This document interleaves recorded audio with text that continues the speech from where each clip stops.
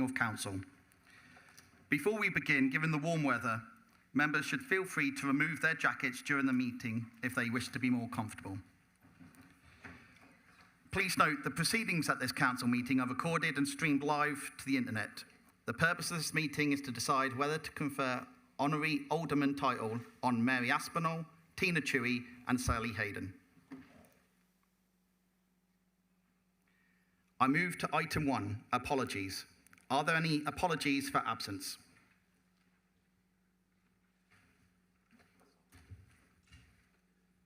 Thank you, Lord Mayor. We have apologies from councillors O'Rourke and Nay. Are there any further apologies? Thank you. Item 2, declarations of interest. There is a dispensation in place that allows all councillors to speak and vote in respect to ceremonial honours given to councillors. Are there any interests in relation to the single item on the agenda? Thank you. Item 3, appointment of honorary alderman. Councillor Tudor Evans, OBE, Leader of the Council, I understand you are introducing the motion. Thank you, Lord Mayor.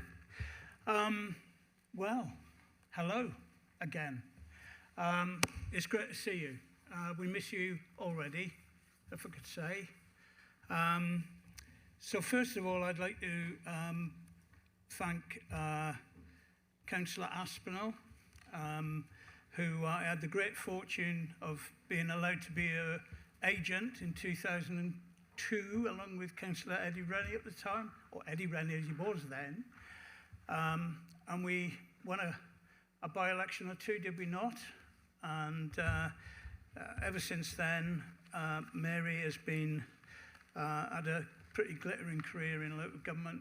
I think it's fair to say, Lord Mayor, Health and Wellbeing Board, obviously the CDC that she was present at the other day when it was opened, and Meadowview, which we're looking forward to seeing you at when we open that fairly shortly, Mary.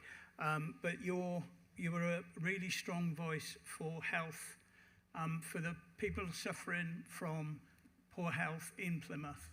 You were passionate about it, you were fearless about it, you were a strong voice about it at every occasion that you had. And a voice for the disabled.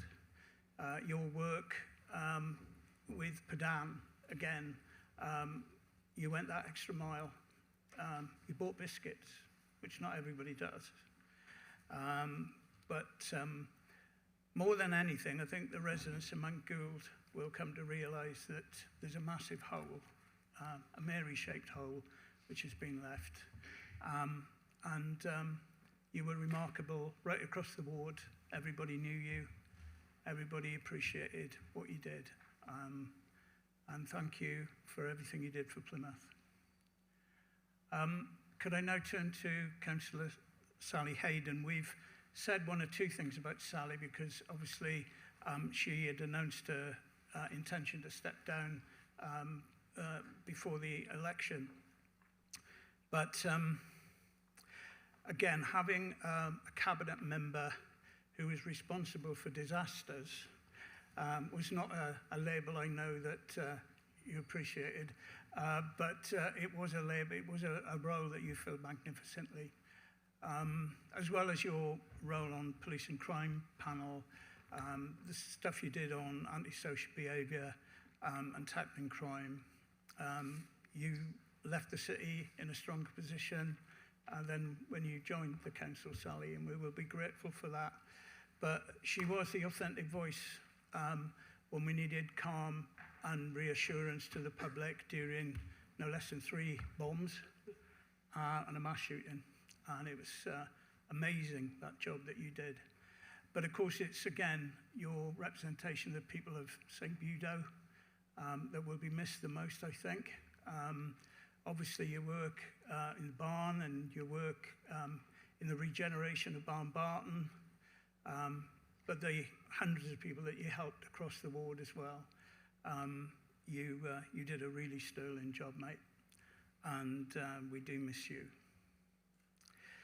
Finally, my dear ward colleague, former ward colleague, but still my friend, Tina Tui.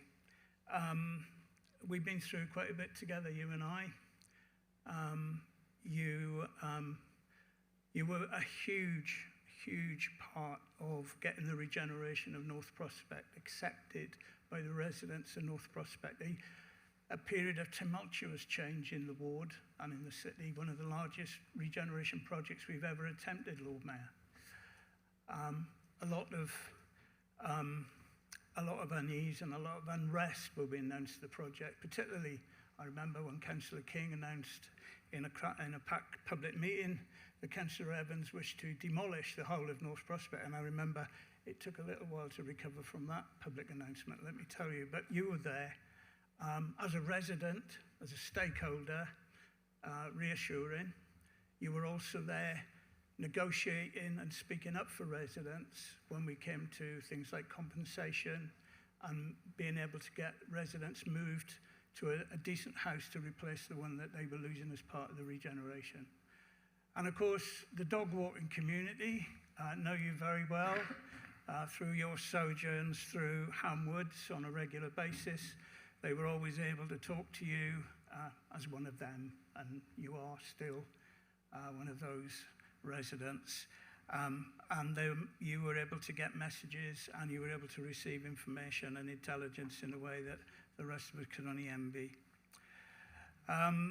So I want to thank you, Tina, for everything you did for Ham Ward, but you were also a magnificent Lord Mayor, and you represented our city so brilliantly in that year, along with Freya, of course, who was with you as your consort. You had a lot of adventures in that year. You saw a lot of things, but again, you were a brilliant ambassador and a brilliant voice for the city of Plymouth. So deep was your knowledge, not just of current events, but of our history as well, which you relayed on numerous occasions, and I think impressed everybody you met. So to the three of you, thank you. Thank you so much. Perhaps if you get the chance, you'll do it all again. I don't know. But not everybody, though everybody gets to stand for election, it's not everybody who does it time after time after time, which you three have done. I haven't added up all the years of service, but it must be quite a lot, more than we probably want to admit. And but I know your service was lengthy and profound. So I thank you, and this is a very well-deserved award. Thank you.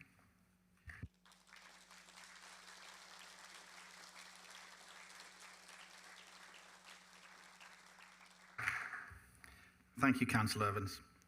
Councillor Ricketts, I understand you will be seconding the motion and would like to say a few words. Thank you, my Lord Mayor. Good afternoon.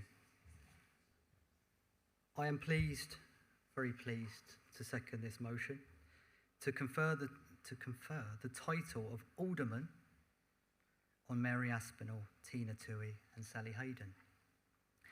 Each has given many years of dedicated public service to this council and to the residents of Plymouth, and it is entirely fitting that we formally recognise the scale and impact of that contribution.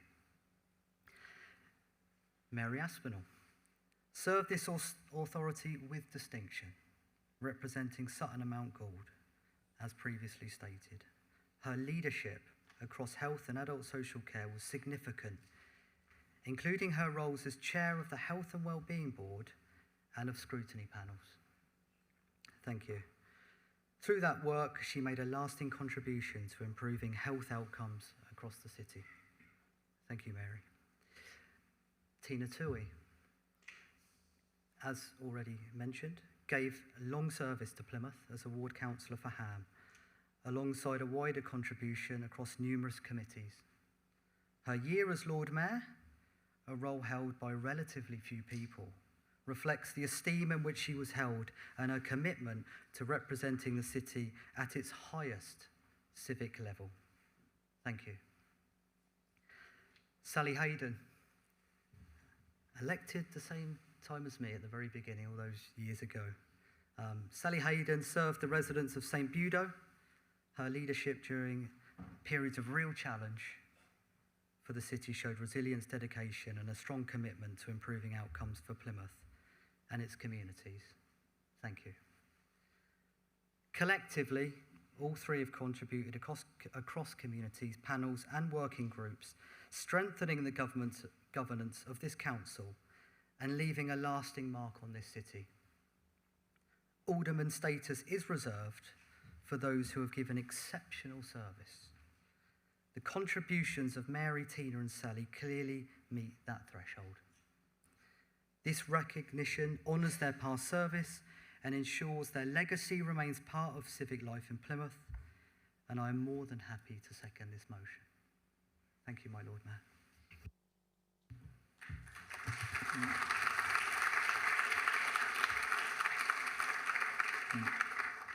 Thank you, Councillor Ricketts. Thank you both. Do any other members wish to speak? Councillor Sudan. Thank you. I'm going to stand up. Thank you, Lord Mayor. I'm going to stand up and just talk about my ex-ward colleague, Mary Aspinall, over there. Certainly going to miss her in the ward, but also on the benches here. Mary is a voice of reason. She's extremely respectful and hardworking, and she's shown that through her entire career as a councillor. I want to talk about her role as Lord Mayor, and it's also really lovely that she has both of her daughters here today. One of them was her consort, and the other one is all the way over from New Zealand. So I think it's really fitting that this ceremony happens today. Mary was a great Lord Mayor. She upholds everything you want in a council. She's respectful, she listens to people, she's extremely inclusive, and she uses her life experiences both in the health service and her own mobility issues to really bring that to the fore.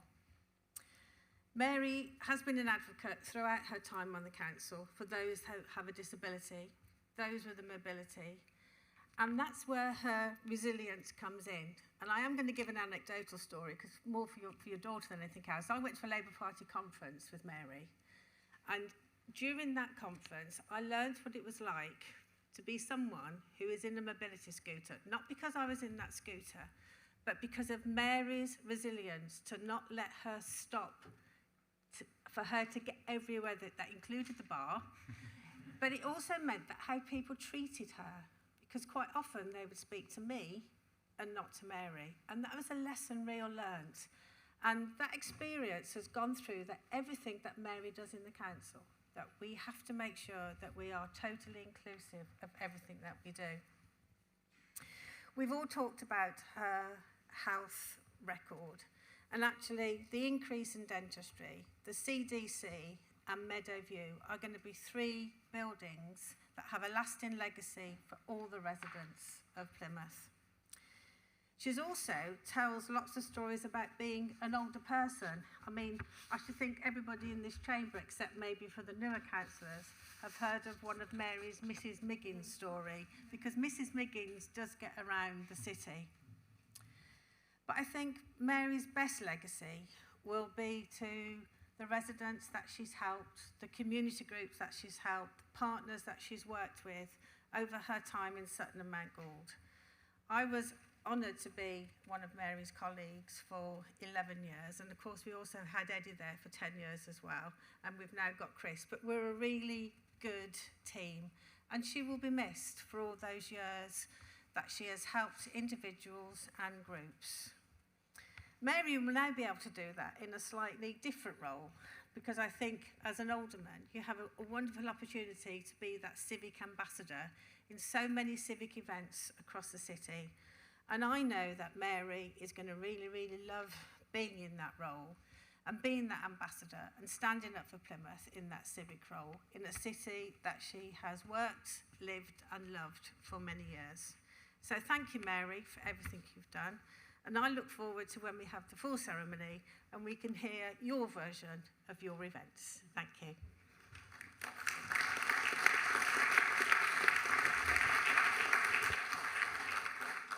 Thank you, Councillor Dan.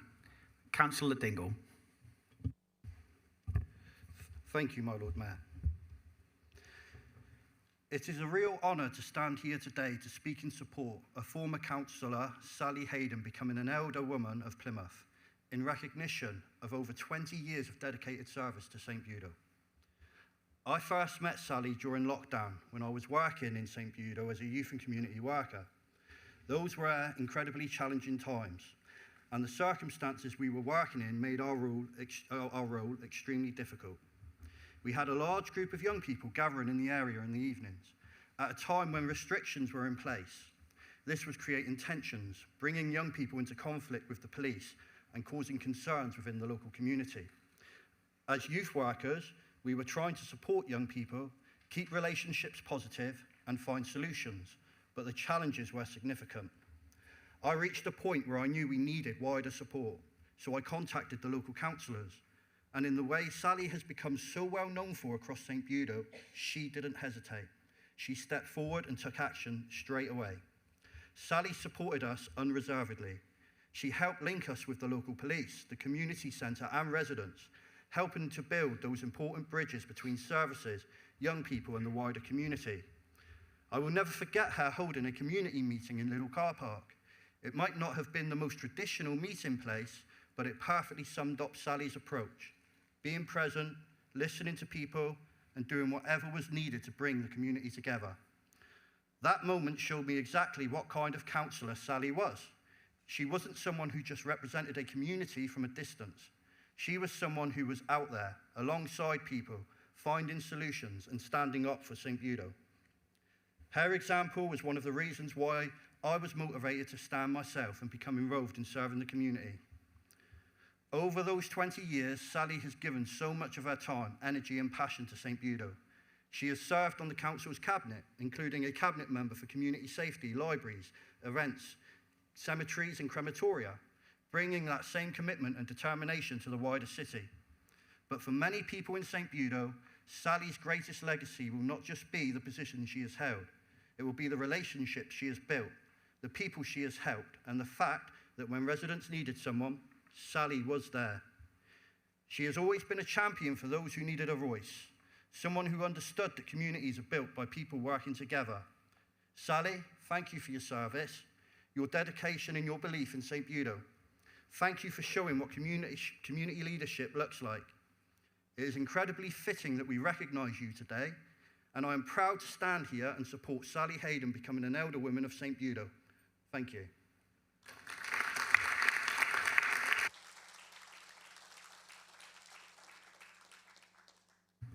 Thank you, Councillor Dingle. Councillor Taylor. Thank you, Lord Mayor. It is a real pleasure to speak in support of the nomination for Tina Toohey, who it has been become increasingly clear in the last few weeks is the one who restored a little bit of order to Team Ham, because the leader has gone a bit rogue since your departure, Tina. Since 2009, Tina has dedicated herself to public service as a councillor for the people of Plymouth and her neighbours in the ward of Ham.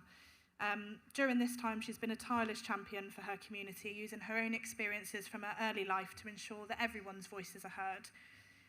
She didn't wait to get elected to become a champion for her community. In fact, there are fewer people more closely associated with North Prospect as Tina. Having lived there for more than 40 years, she became part of the fabric of our wonderful corner of the city, not only witnessing the area's transformation, but playing an important part in it as the regeneration has taken place. That included running the museum on Cookworthy Road, where people were able to share their memories and experiences of North Prospect, and was hugely valued. Her service to Plymouth reached highest office as Lord Mayor, and throughout that year, Tina represented our city with warmth and genuine pride, celebrating the people, organisations and volunteers, all of them, without exception, who make Plymouth such a special place, and I know that she enjoyed it immensely. On a personal note, it's been a privilege to serve alongside Tina as one of the councillors for Ham. She is an incredibly intelligent, very reliable and deeply interesting woman. I've learned a great deal from her, as her knowledge of the history of the ward genuinely has no limits. She has always put the people that we have represented together in North Prospect, Pennycross, Westermill, Camel's Head, Beacon Park and Lower Ham first, and that is perhaps the greatest compliment that can be paid to anybody in public life. As Councillor Ricketts said, the title of Alderman is reserved for those who have given distinguished service to the City of Plymouth. Tina's many years of dedicated service, her commitment to Ham Ward and her neighbours, as well as her outstanding year as Lord Mayor, make her thoroughly deserving of that honour. You will always be a member of Team Ham, Tina, but our loss is Darla's gain, as you now get to spend more time in the woods and at Western Mill playing fields with her. Thank you for your service, and can I be the second to offer you my warmest congratulations on becoming an Alderman of the City of Plymouth.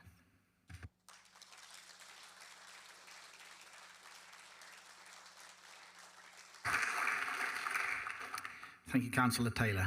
Councillor Beer. Thank you, my Lord Mayor.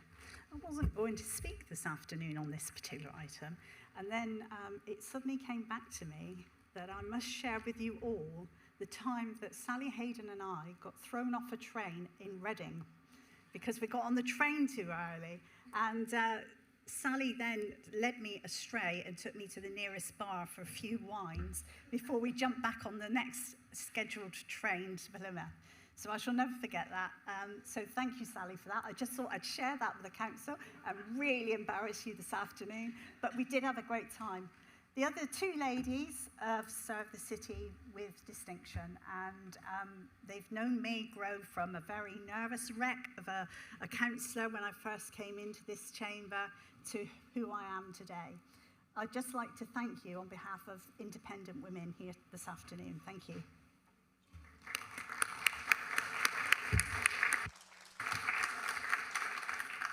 Thank you, Councillor Beer. Is there any other members that wish to speak?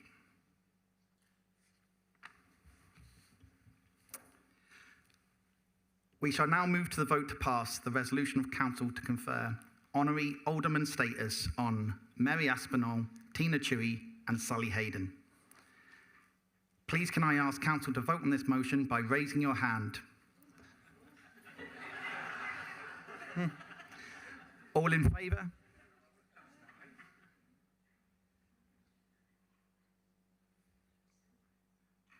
Any against? The result of the vote is unanimous in favour.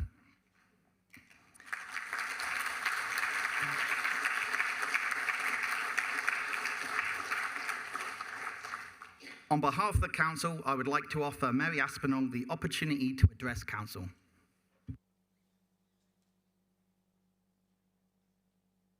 My Lord Mayor, thank you for this opportunity. After 30 years of working within the NHS, I had to take ill health retirement. What was I going to do? One day in 2002, I foolishly gave the leader a lift. And during that time, we knew a by-election was being called. So there's me driving down Lipson Road, Tudor in the passenger seat, and he says to me, "Do you fancy standing in the by-election?" Well, what can you say? You're a captive audience. So my answer was yes. Even with my ill health problems then, I knew that it was a by-election. I had a year to find out whether I liked being a councillor or not. And in some respect, it was an easy-ish year because we were in opposition for that first year, so I was able to learn a lot. But yes, I said yes. And as they say, the rest is history. 24 years being on this council has been the most wonderful experience. But it's been past experience of working within the NHS that has given me, as everybody says, that learning and that ability to work between the two fields. And I know Maria will now take up that cudgel and go with it and make sure that we improve the services and the relationship and keep that going. So, what am I going to miss? Well, I think the thought of actually having some time when I can spend time with family, and certainly with Claire being over at the moment from New Zealand this last month has been wonderful to have that extra time with her. And obviously Kate has been a most wonderful support for me when we were the deputies and then as Lord Mayor. And I thank Pauline and obviously posthumously Brian for giving me that opportunity to be their deputies and to give me that opportunity then to be Lord Mayor later on. This city is a wonderful city. And I'm sure Mark Coker as my deputy during that year and Sally as the other member of that team will have learned to appreciate what Plymouth's got to offer and how much respect there is for the Lord Mayoralty. And we mustn't lose that. We must keep that going. And I really hope you have a wonderful year this year, Lord Mayor. And certainly, from my perspective, I'm there. If I can be of help, don't hesitate to shout, because you only, well, I say you only get that chance once to do it, and you need to do it well. And Angela, my best wishes to you for this year. I'm sure you will be an able supporter of the Lord Mayor, and you know so much about the city already that you'll maximise the effect. Thank you.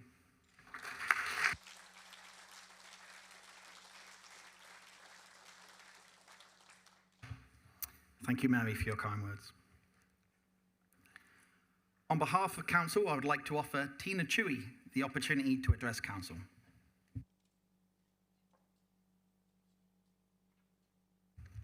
I hope you can hear me.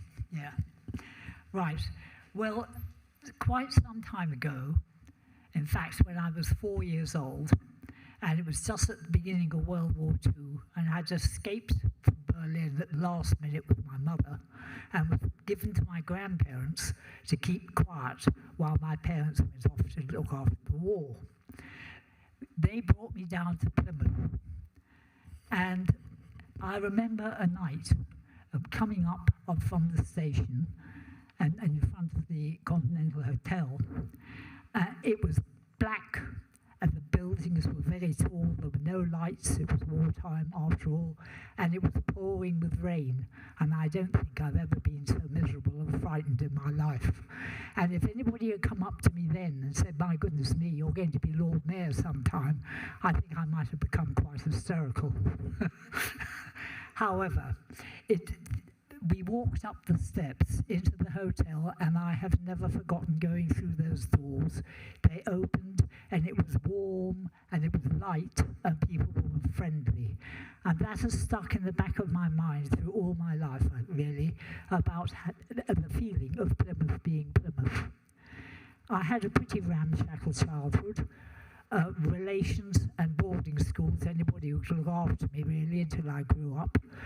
And when I met my husband, and we were in London, where I lived most of the time, and we wanted somewhere to bring up our children, I said, "We'll go to Plymouth." And walking up from the station and stopping up at the top of that rise and looking across the city to the Hoe, it was absolutely marvellous, and I knew I'd come home. And whatever I have done or not done since, Plymouth has always been in my home. And I do think that it also has helped me, my background has sort of helped me to get involved in North Prospect. The first time I went there, I looked at the houses and said, "That's where I want to live." And having had a disturbed upbringing, I wasn't expecting much, and I did find and learn about and live with the warmth of the people.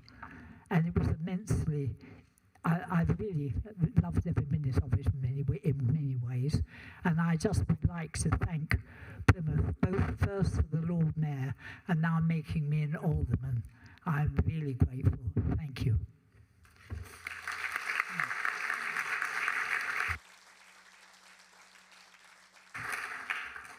Thank you, Tina. On behalf of Council, I would like to offer Sally Hayden the opportunity to address Council.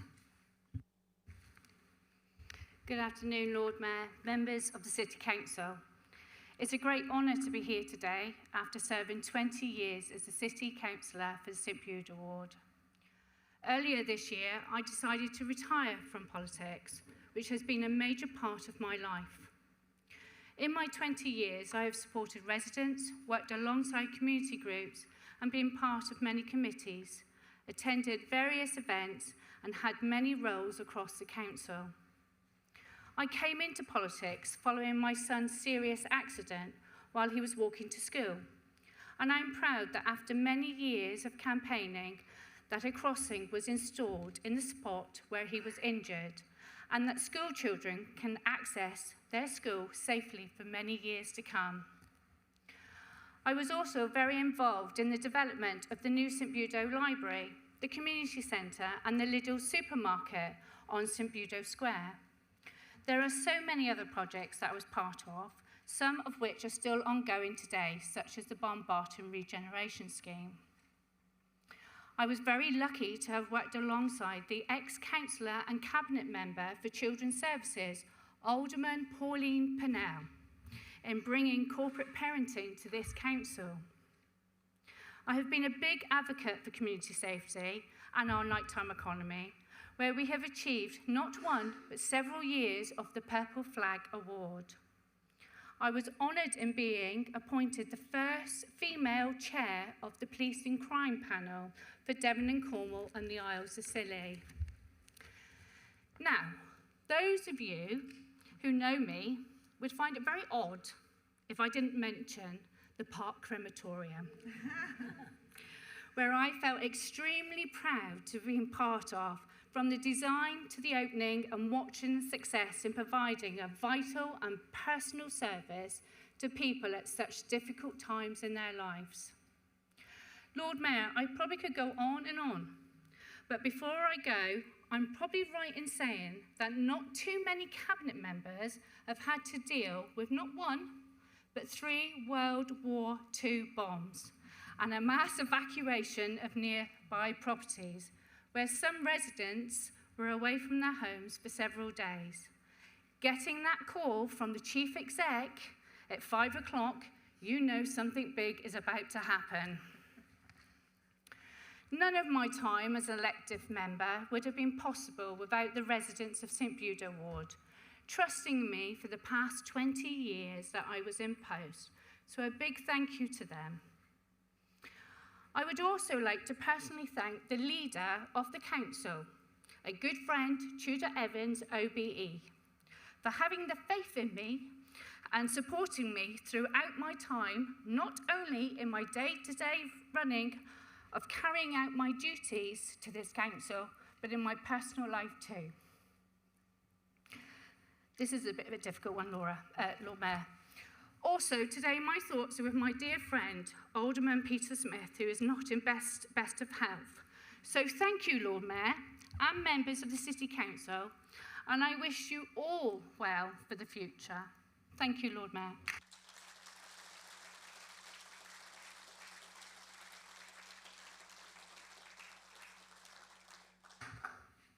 Thank you, Sally. I would like to pass my own personal thanks for all of your service to Plymouth. That now concludes the EGM. I will now move straight into the slightly delayed council meeting.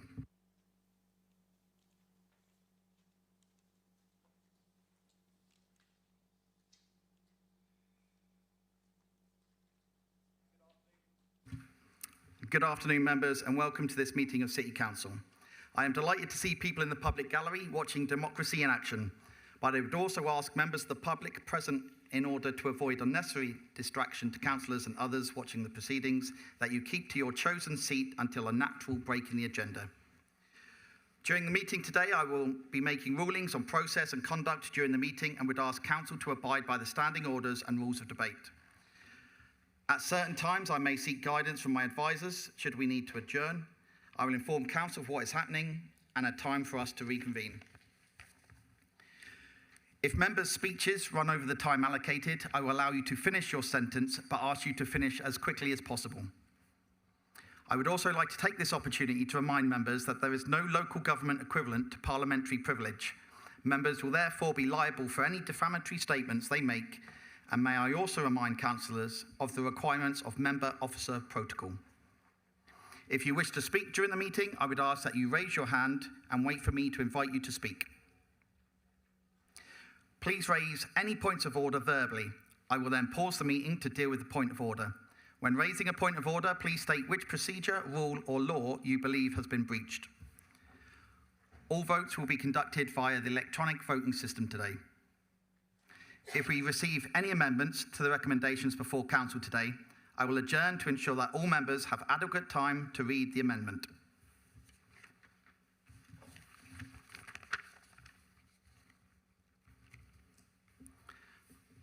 I move to item 1, apologies. Are there any apologies for absence? Thank you, Lord Mayor. We have apologies from councillors O'Rourke and Ney. Thank you. Can I ask, is there any further apologies?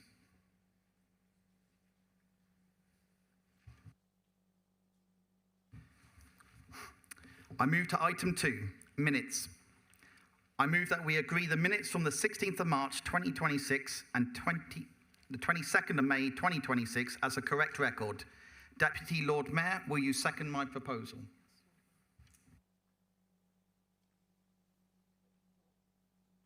Yes, Lord Mayor. Thank you. Does anyone else wish to speak?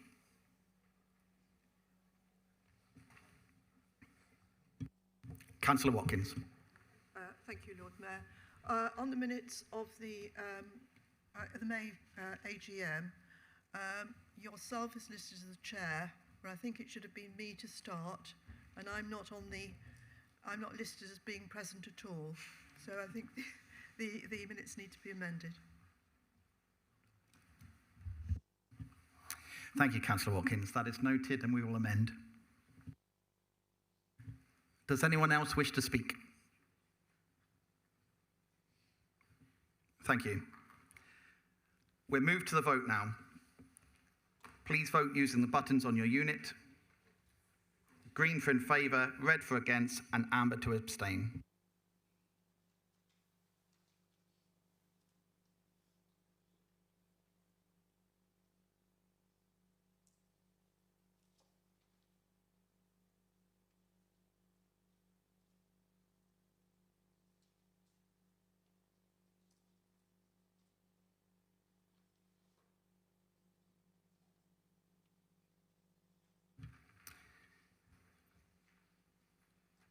The minutes are passed.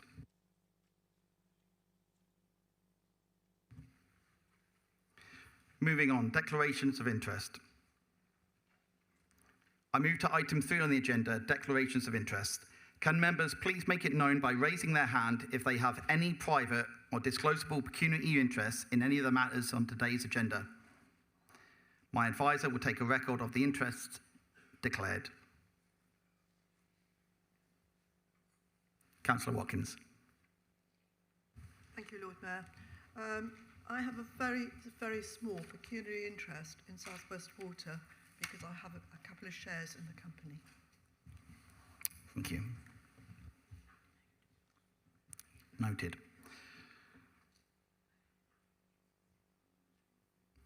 Any others to declare? Thank you, members.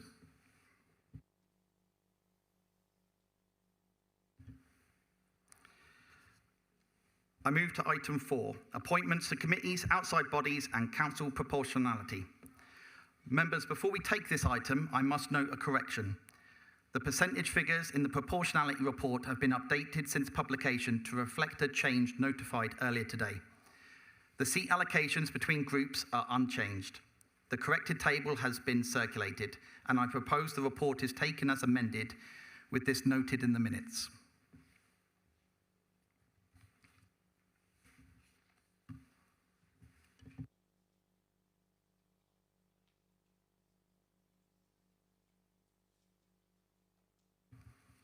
I will now move to my advisor to make a notes. Thank you, Lord Mayor. To note, the following changes have been made to appointments and outside bodies. Councillor Cresswell has stepped down from the Natural Infrastructure and Growth Scrutiny Panel, and Councillor Morton has been appointed in her place. Councillor Cresswell has also stepped down from the Health and Adult Social Care Scrutiny Panel, with Councillor Freeman joining the panel in her place. Councillor Mahoney has been appointed to the Alford Bequest, replacing Alison Rainsford. Councillor Cresswell is no longer a member of the Millfields Trust following notification from the Trust regarding a change in its requirements. Councillor Allen has stepped down from the Wolseley Trust. Councillors Bannerman and Riley are now members. And Councillor Cudahy has stepped down from the Plymouth Waterfront Partnership, and Councillor Dan has joined the partnership. And finally, Councillor Cresswell takes Councillor Gilmore's seat on the Housing and Community Services Scrutiny Panel. Thank you. Thank you. I now move the report as amended and recommendations as set out in the report. Oh, apologies. Councillor Cresswell. I think there's a little bit of confusion there about Councillor Allen hasn't stepped down from the Wolseley Trust. I think it's still remaining. Thank you. That is noted. Any further comments? I now move the report as amended and recommendations as set out in the report. Deputy Lord Mayor, can I ask you to second the motion? Yes, Lord Mayor. Thank you, Deputy Lord Mayor. Does any further members wish to speak? Council will note the report.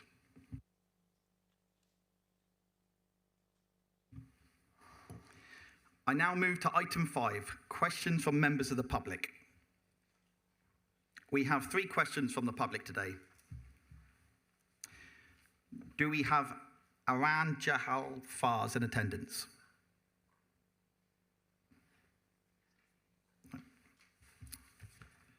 Then we will move on. Mr. Matt Surtees, would you like to ask your question?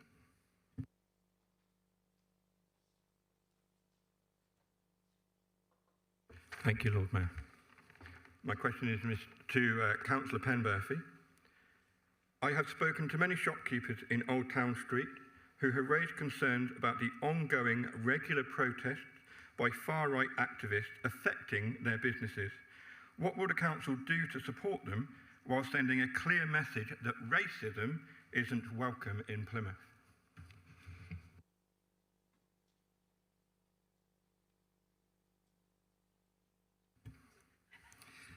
Councillor Penberthy to reply.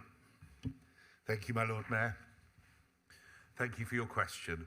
The Council takes any concerns raised by local businesses very seriously. We are aware that some businesses in the Old Town Street area have reported a detrimental impact on their businesses linked to recent protest activity. We continue to work closely with Devon and Cornwall Police, the City Centre Company and local partners to understand these concerns, monitor the situation and ensure that issues are identified and responded to appropriately. Where businesses experience disruption or feel concerned, support is available through established channels, including policing teams, the Council's Community Safety Team, and the City Centre Company. We are engaging with partners to ensure affected businesses are aware of these routes and can access advice, reassurance, and support. Plymouth City Council remains committed to working towards a city where everyone feels welcome, included, and safe. The Council is clear that racism, hate, and discrimination have no place here. We will continue to promote our strong anti-racism values, support community cohesion, and work with partners to recognise that while protests may be lawful, it can still have a significant and harmful impact on individuals and communities, and to ensure that any behaviour causing fear, intimidation, or harm is addressed. We remain committed to keeping our city safe, supporting our local businesses, and standing firm in our message that Plymouth is a city where everyone should be welcomed and treated with respect. Thank you, Lord Mayor. Thank you. I've been informed we do not have Mr. Nick Crawley in attendance, and those not in attendance will have their answers and questions forwarded to them. Thank you. That concludes questions from the members of the public. I now move to item 6, announcements. It is my sad duty to inform the Council of the death of former councillor Michael John Foster, who passed away on the 1st of June 2026. Mr. Foster served the city as a councillor for Egg Buckland Ward from 2000 to 2003 and for Moorview Ward from 2006 to 2010. On behalf of the Council, I extend our sincere condolences to his family at this difficult time.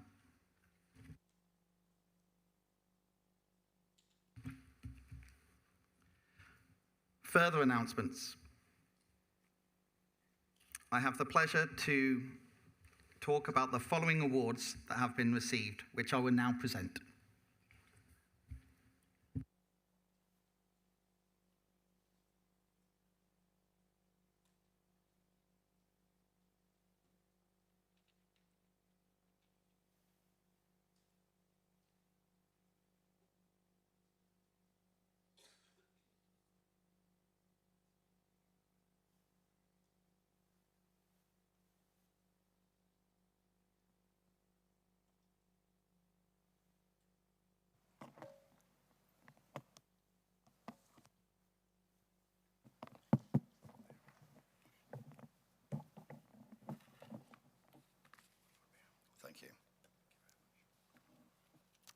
that on?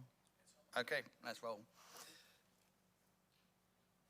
The following awards have been received, which I will now present. Victoria Pomeroy, the Box, the Art Fund Museum of the Year. This prestigious national award recognises everything that makes the Box so special. Its bold ambition, inspiring exhibitions, commitment to our communities, and the way it tells Plymouth stories to audiences from across the UK and beyond. Described by the judges as a true jewel in the crown of the Southwest, the Box has welcomed more than 1.3 million visitors since opening and now works with 89% of Plymouth schools, demonstrating the incredible impact culture can have on a city. An incredible achievement for all those involved.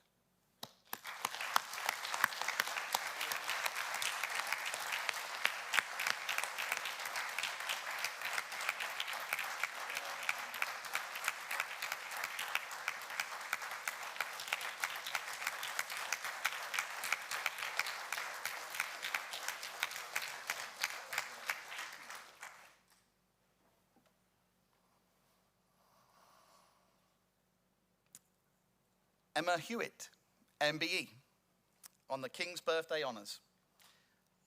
I am delighted to congratulate Emma Hewitt, who has been awarded an MBE in the King's Birthday Honours. This wonderful recognition reflects her exceptional contribution to skills in Plymouth, championing collective approaches that have helped out thousands of residents access training, education, and jobs, and strengthening our city's workforce for the future. A richly deserved honour, and we are very proud.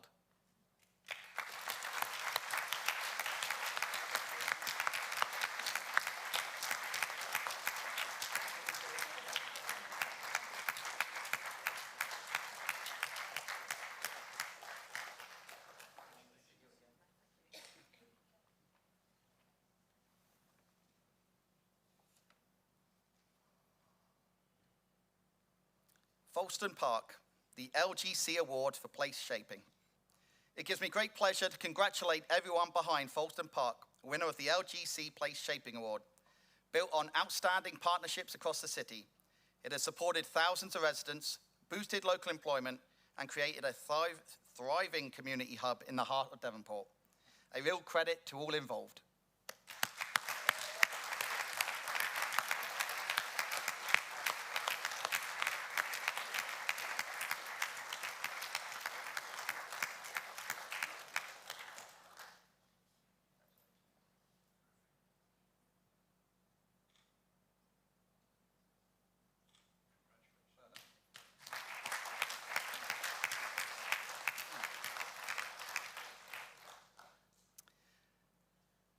Apprentice of the Year at the LGA Awards. I'm proud to congratulate Victoria Grant and Katie Howlett, named runners-up for the LGA Apprentice of the Year.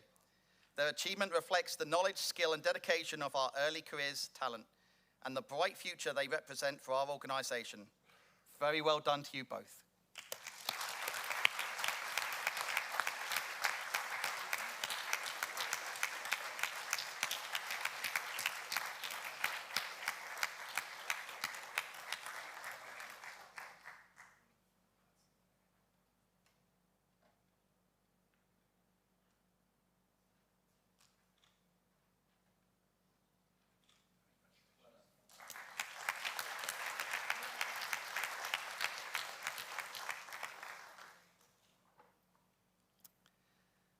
Plymouth Sound National Marine Park. We will not be presenting. That's great, thank you.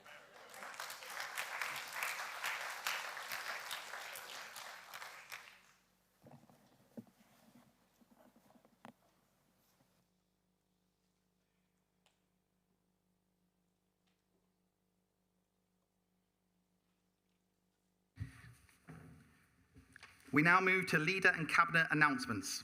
Leader, do you have any announcements? Thank you, Lord Mayor. I just wanted to bring the council up to date with a few things that's been going on. I would say that The year that's coming up can best be described as a year of real delivery, real momentum, and real impact for Plymouth. Just a little look back to 25-26, we invested an extraordinary amount, 126 million into our city. And that doesn't just reflect ambition, but action. And what's even more impressive is that 60% of that money came from external funding, money that we've successfully brought into the city to support our priorities. That includes 20 million from the local regeneration fund for transformative projects like the City Centre Skills Hub, our National Marine Park and the Freeport, alongside 11.3 million from the Levelling Up Fund, 14.3 million in the Freeport for seed funding, and 9 million to accelerate the transition to zero emission transport. And this investment, Lord Mayor, is changing Plymouth and changing lives. We are delivering for some of our most vulnerable young people with new residential care provision that allows children to stay in Plymouth, close to their communities. A £1.1 million investment is not just about buildings, it's about better outcomes, it's about stability, it's about doing the right thing financially, but also morally. Our Freeport has gone from strength to strength with 13.5 million invested this year alone in projects like the Mill Bay Terminal, Langage, Deep Lane, and our innovation area, of course. And this is a regional success story, attracting global businesses, cutting-edge industries, and high-quality jobs, putting Plymouth firmly on the map. Across the city centre, we are continuing to reshape and reinvigorate Plymouth, with over 11 million invested in strategic developments. The Guildhall being part of that, of course, and the Civic Centre, which will preserve our heritage while preparing for the future. And nowhere is our identity as Britain Ocean City more evident than in the 6.8 million invested in the National Marine Park. From Tyneside to Mountbatten, we're opening up our waterfront, creating opportunities for residents and visitors alike to connect with one of our best natural assets. Now, at the same time, we are delivering on climate and sustainability with 12 million invested in sustainable transport. We now have 50 new electric double-decker buses on our streets, meaning nearly half the city's bus fleet is decarbonised. This is real progress, recognised nationally through an MJ Award nomination, though for some strange reason it didn't win. We are also investing in our natural environment, planting thousands of trees and expanding green spaces, part of an ambitious programme that will see over 500,000 trees planted across the region. This is about leaving a greener, healthier Plymouth for generations to come. Our Better Places programme, backed with 22.4 million, is transforming the heart of the city from Armada Way to Royal Parade, making Plymouth more attractive, more accessible and more vibrant for residents, businesses and visitors. And importantly, perhaps most importantly, we're delivering new homes at Broadland Gardens, our first direct council development in 40 years. We told you before, Councillor Penberthy was proud to say that we won an award for that, and the vast majority of those homes are already sold. Alongside this, new social and affordable housing is coming across multiple sites, which will help families tackling housing need and also making the best use of our city's assets. Taken together, this is what delivery looks like. This is a council investing in its people, investing in its place, and building a Plymouth that is stronger, greener, and more inclusive.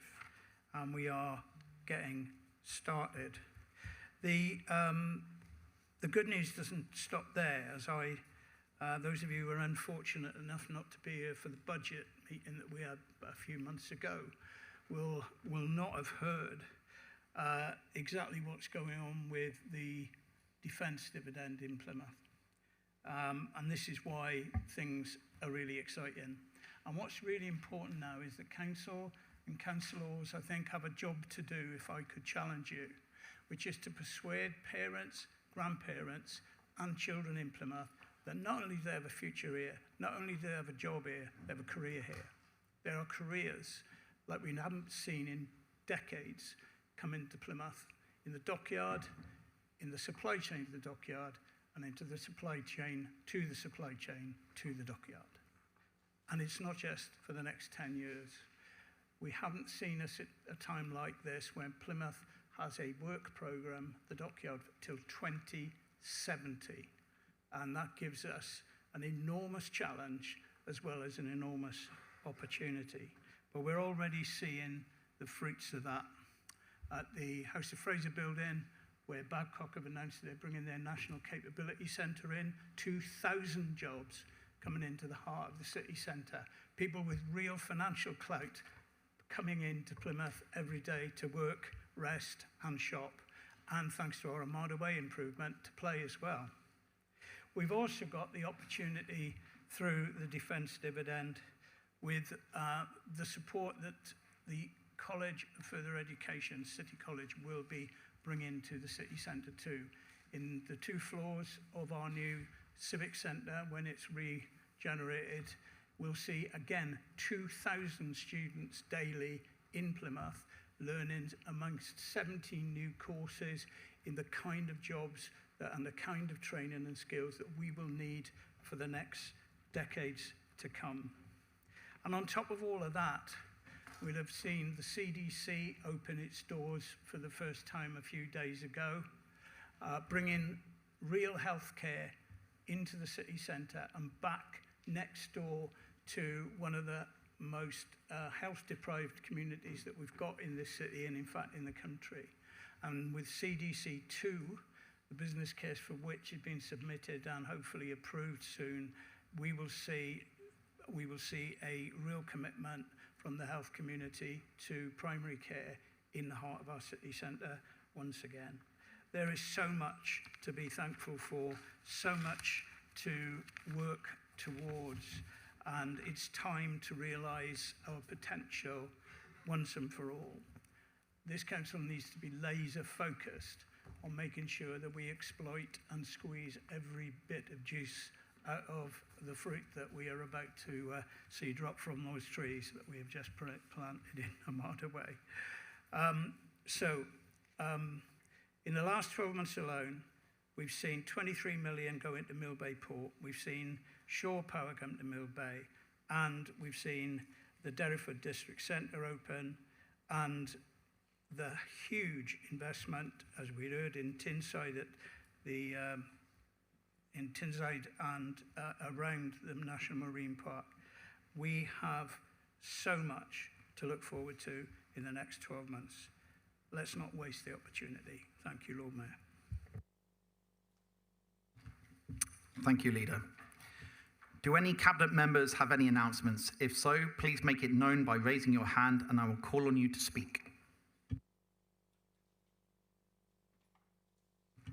Councillor Lang. Oh, thank you, Lord Mayor. I want to talk about the award that you've just seen that Victoria Pomeroy received on Thursday night, at an absolutely amazing night at the Cutty Sark in London. To put this in context, this is the biggest museum prize in the world, and the box has won it. And it absolutely belongs to Victoria, to the box staff, and our incredible volunteers. They make everybody incredibly welcome, which is so important, particularly to those people who don't believe they belong in a place like the box. From the minute they arrive, it's their place as much as anybody else's. And that's it. The box is everybody's, and it's free. I also want to talk about those whose vision, more than a decade ago, means that the box exists today to win accolades of this extraordinary nature. So I'm talking about David Draffen, I'm talking about Tudor Evans, and also Phil Gibby from Arts Council England, who had that belief all those years ago and could see what the box could be. And I also want to mention former council leader Ian Bowyer, who supported the box all the way, and it's important to note that. And it's also testament to the bravery of this council who continues to invest in culture, because we know that our residents value it. And we know that outsiders looking in are envious of what we have here in terms of culture. I can't really put into words how thrilled I am about us winning that award. I think it's still sinking in, and what it means for Plymouth and for culture here in our city and for everyone at the Box team to know that their commitment and their passion has been so highly valued. And I'm excited to see what the next 5 years bring. Thank you, Lord Mayor.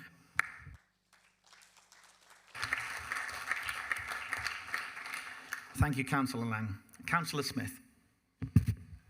Thank you, Lord Mayor. I just wanted to begin my announcements talking about the City Living Framework consultation, which is a piece of work that members will have heard about a lot. The public have heard about it, this work that we're doing to bring lots of homes into the city centre. We're now at a really exciting phase where we're going to be launching our consultation this week so that we can really get the views of the public about what they want to see as we try to bring more homes into our city centre. So I just wanted to flag that with all of you and make sure you really encourage your residents to make sure they're there. We've got a pop-up city living hub taking over the Central Library on Friday from 12 till 6. And then all day on Saturday with the Armada Way opening party, we'll have engagement sessions there. And then it will move on to 10 more sessions throughout July. And that's also going to include workshops for stakeholders across the city, but also members' workshops too. You'll be getting emails about those soon, so please keep an eye out and please really engage in that process, because it's a really exciting moment for the city. And I was pleased to hear that we had a good visit with one of our scrutiny committees last week, going around the city, looking at the sites that we're talking about. So please do engage in that process. Also really pleased to say that the housing team are moving their front desk service to Hyde Park House next month. I know there's been some concern about whether the temporary place they've had on Derry's Cross is really the right place for them. So really pleased that we've been able to get that move over the line and make sure that we're delivering housing services to people who need it in the best possible environment too. And I just want to end touching on some of the really good work that the events team are doing. It's a really busy time of year for them. Flavourfest was a massive success again. Footfall was up almost 20% on last year, and more than 302,000 people visited the city centre across that week, which is the biggest number of this year. They had some real challenges getting that on with the final stage of Armada Way getting in the way of their usual space, so that was a great success to see. Last week they were busy setting up Armed Forces Day in some completely unbearable temperatures on the Hoe, but I saw lots of councillors up there and I think we'll all agree it was a really, really good day. And finally, today, the Wimbledon event starts in town, so they were busy setting up that last week as well. So that's a really lovely space in the city centre for people to come out, enjoy the sun, watch the tennis. So I just wanted to pay tribute to the work the events team are doing. Thank you, Lord Mayor. Thank you, Councillor Smith. Councillor Taylor. Thank you, Lord Mayor. Like Councillor Lang, I would just like to follow up on the award that was presented for Folkestone Park today. Since opening its doors, Folkestone Park has done an incredible job right in the centre of Devonport, really serving not only the people who live there but people across the city. Over 12,000 local people have been supported and over 18,000 hours of community provision have been facilitated on that site since it opened just over a year ago. And 70% of those who have been supported are from the top 30 most deprived areas nationally, not just in this city. So I just wanted to put a marker in the sand and talk about some of the other partners that were involved in Folkestone Park. Plymouth Argyle Football Club, Plymouth Albion, Argyle Community Trust, Plymouth Petonk, City of Plymouth Athletics Club, DCL, and Stoke Damwell Community College all played a massive part in bringing Folkestone to life. Alongside officers of this council, and it is them, I'd just like to name check a few of those people. Councillor Sudan, who stewarded the project from start to completion, Councillor Mark Coker for the work that he did as a Devonport councillor, but also officers Chris Duggan and the projects team, David Draffen, Professor Steve Madden, Ruth Harrell and the public health team, Ruth Didymus, Martin Butler, Alison Critchfield and the legal team, Dan Thorning, Rachel Penfound, Leanne from the Community Builders, and last but by no means least, our own Liz Slater, who collected the award, who very often in this council goes under the radar for the incredible amount of work that she does in the role that she does. We are incredibly lucky to have her, and we should let her know that of every available opportunity. I'll be writing today to all of the partners who are involved to thank them, but just wanted to highlight that amongst those brilliant partners are our own staff who have done a superb job in making Folkestone Park happen. Thank you. Thank you, Councillor Taylor. Councillor Lawson. Thank you, Lord Mayor. I just want to talk a little bit more about the Community Diagnostic Centre and expand on the facilities that are being offered there. This facility has been successfully completed and now fully operational under University Hospitals NHS Trust. Located on Western Approach in Plymouth City Centre, the 22 million centre is already providing a wide range of vital diagnostic tests, scans and checks within a convenient community-based setting. The facility is expected to deliver approximately 135,000 diagnostic tests each year, with a capacity for up to 330 appointments per day, making an important contribution to reducing waiting times and enhancing patient experience. The CDC is equipped with state-of-the-art diagnostic technology, including 2 MRI scanners, 2 CT scanners, one of which is a specialist cardiac CT scanner, and 2 X-ray rooms. Additionally, services available at the centre include ultrasound, phlebotomy, lung function testing and audiology. The centre is now open 7 days a week from 8 a.m. to 8 p.m, ensuring flexible and accessible care for residents. Members are also advised that the planning application has been submitted to Plymouth City Council for a second community diagnostic centre at Colin Campbell Court. This proposed facility will complement the Western Approach Centre by providing a further range of integrated acute, primary and community diagnostic services. This development forms part of the continued regeneration of Plymouth West End, supporting the transformation of Colin Campbell Court into a hub for modern healthcare provision. It will improve access to diagnostic services closer to where people live, work and shop, supporting crucially earlier diagnosis, preventative care and helping to address health inequalities. This scheme also contributes to the wider revitalisation of the city through the ongoing partnership between the NHS and Plymouth City Council. Thank you, Lord Mayor. Thank you, Councillor Lawson. Councillor Stevens. Thank you, Lord Mayor. In response to residents who tell us what they see when they step outside their front doors, we have listened on this side of the chamber. I'm thrilled to announce that this Labour administration is launching Project Pothole to invest an additional £4 million in a mixture of treatment processes to maximise the number of potholes that are filled. We are building a programme for additional investment in defect repairs and resurfacing that are deliverable within the year 26-27. There will be an especially focused investment in residential roads. We will run a robust communications plan to ensure residents are aware of the action we are taking. And we will aim to fill in 20,000 potholes, more than double the annual average. And this is a significant proportion of the potholes previously allowed to form because of the Conservative governments and local Conservative councils' slashed investment over many years. We will also include a pothole accumulator on the website. So if you're interested in data, you can sit in front of your laptop and look at the numbers ticking over. Run localised resident communications and a high-quality video footage to inform residents what we're up to. Our street services and highway teams have created a package of 8 investment approaches to improve carriageway quality, including innovative repairs such as Road Mender, which utilises recycled tyres with zero wastes arising, Velocity, additional gully cleansing, many of you will be pleased to know after last year's floods, which has the capacity to remove surface water from roads and back lanes, increased seek and repair teams, we'll invest in surface dressing, surface preservation treatments and resurfacing. Funding will also enable traditional repairs to pick up other repairs within the vicinity of the one reported. So since April this year, we have filled in 2,362 potholes as business as usual before our Project Pothole literally hits the streets.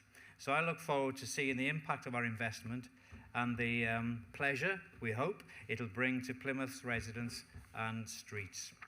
And just to remind you that the Plymouth local plan is about to start underway in earnest. And I hope you'll be able to attend the briefings you've all had via an email. That will take place on site here tomorrow or on email on Wednesday.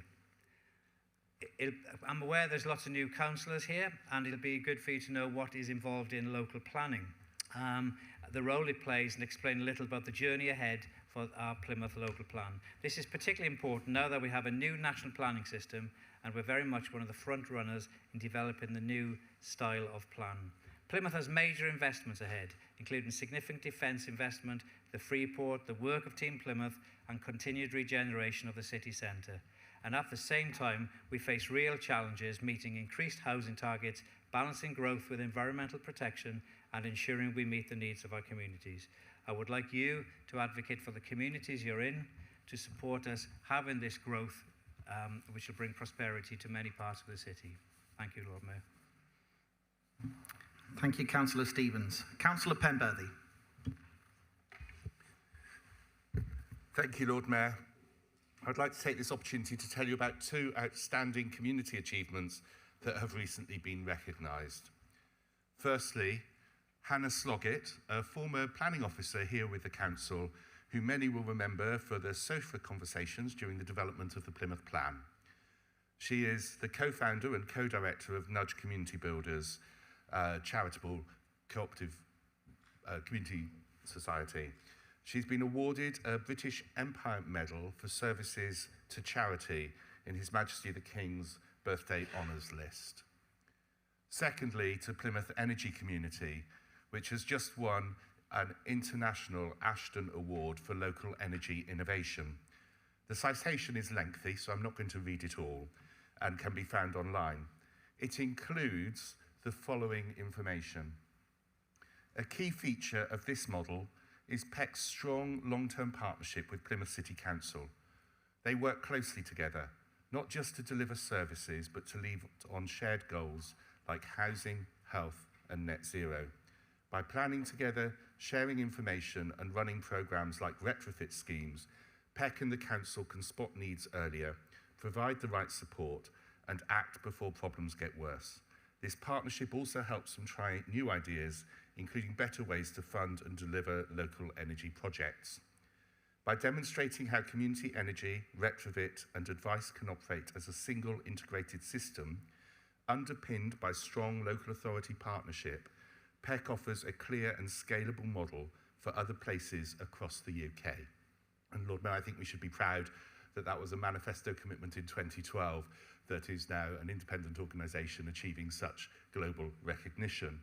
Those are just two of the examples. We know so many more in the city, but it's good to see them being recognised at national and global level. And I'm sure you'll join me in congratulating these community champions for the recognition they've received. Thank you, Councillor Penberthy. Do any other Cabinet members or chairs of committees have any announcements? If so, please raise your hand.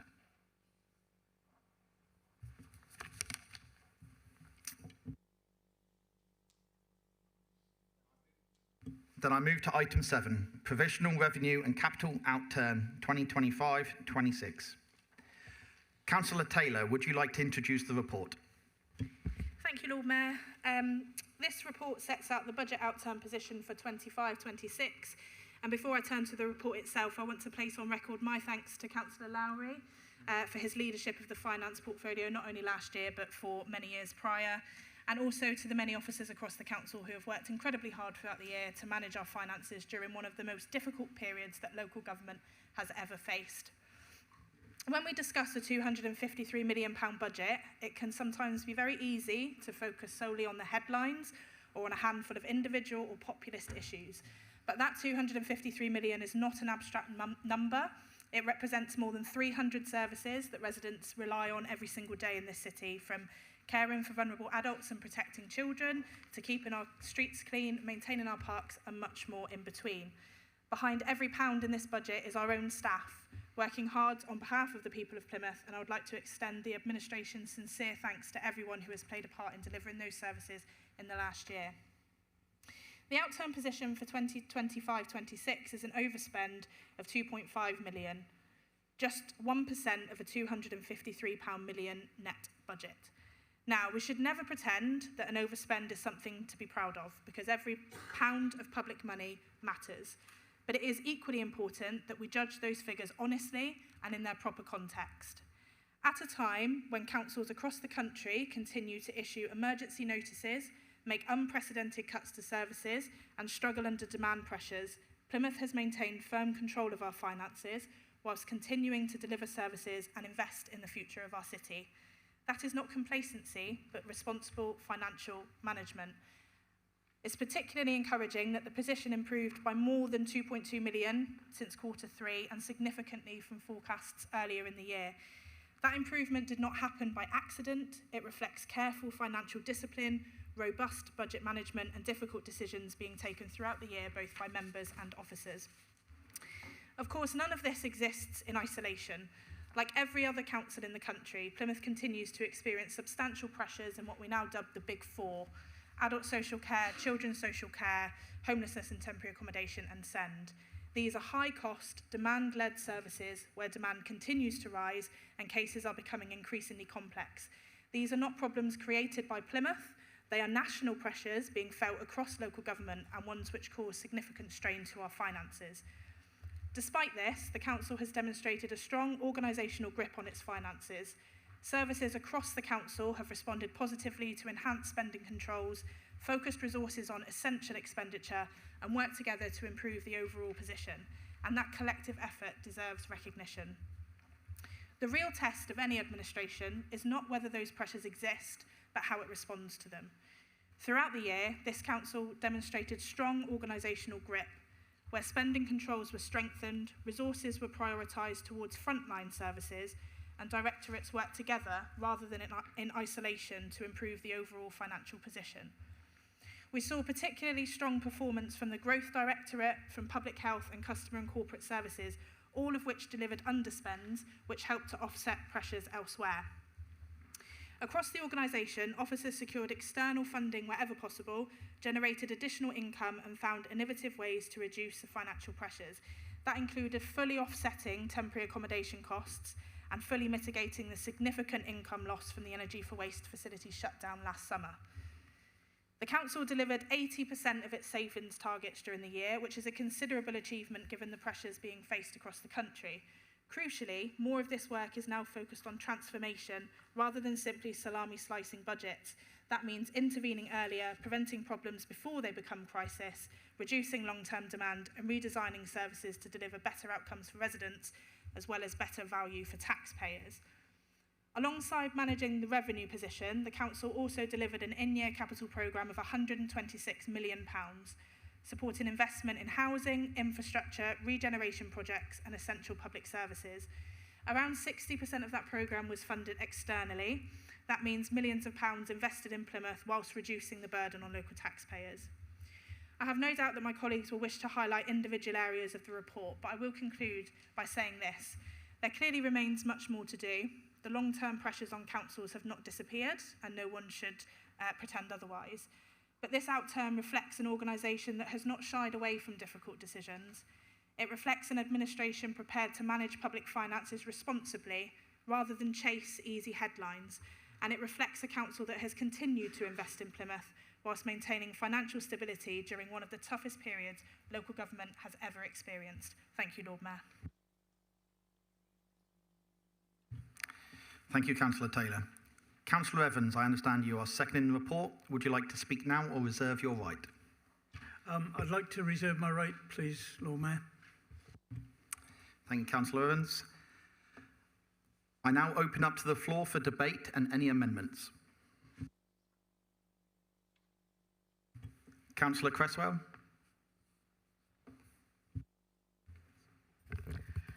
My Lord Mayor and members of the Council, I want to draw your attention to paragraph 1.5, which refers to the DSG, the Dedicated Schools Grant, is reporting an in-year deficit of just over 32.5 million. This adds to a brought forward cumulative deficit of just under 18.5 million, resulting in a total cumulative deficit of just over 51 million at the end of the year.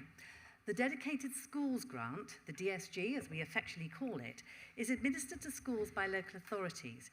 Even in these days of MATs, multi-academy trusts, and its local authorities with their vast experience and knowledge, ability and talent who do this, working in partnership with our schools, our academy trusts and our maintained schools leaders. It is made up of 4 sections: the schools block, the largest proportion going directly to schools, the early years block, the central school services block, and the high needs block. The overspend in the high needs block element, and this is the funding of special educational needs, SEND.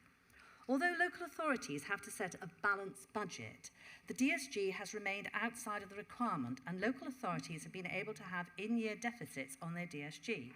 This has been essential because of the funding of SEND has been a major pressure on local authorities. All local authorities are in the same situation. There really are no easy answers, and we're talking here about some of our most vulnerable children and young people. Now, this Labour government is trying to find a way forward and a solution by working with local authorities like ours and others of all political persuasions, working with and listening to parents and professionals and experts. The challenges here are great, and they're not easy. There is no quick fix. If there was, someone would have done something about it a long time ago. So what the government is proposing is that 90% of this cumulative deficit will be funded through the High Needs Stability Grant.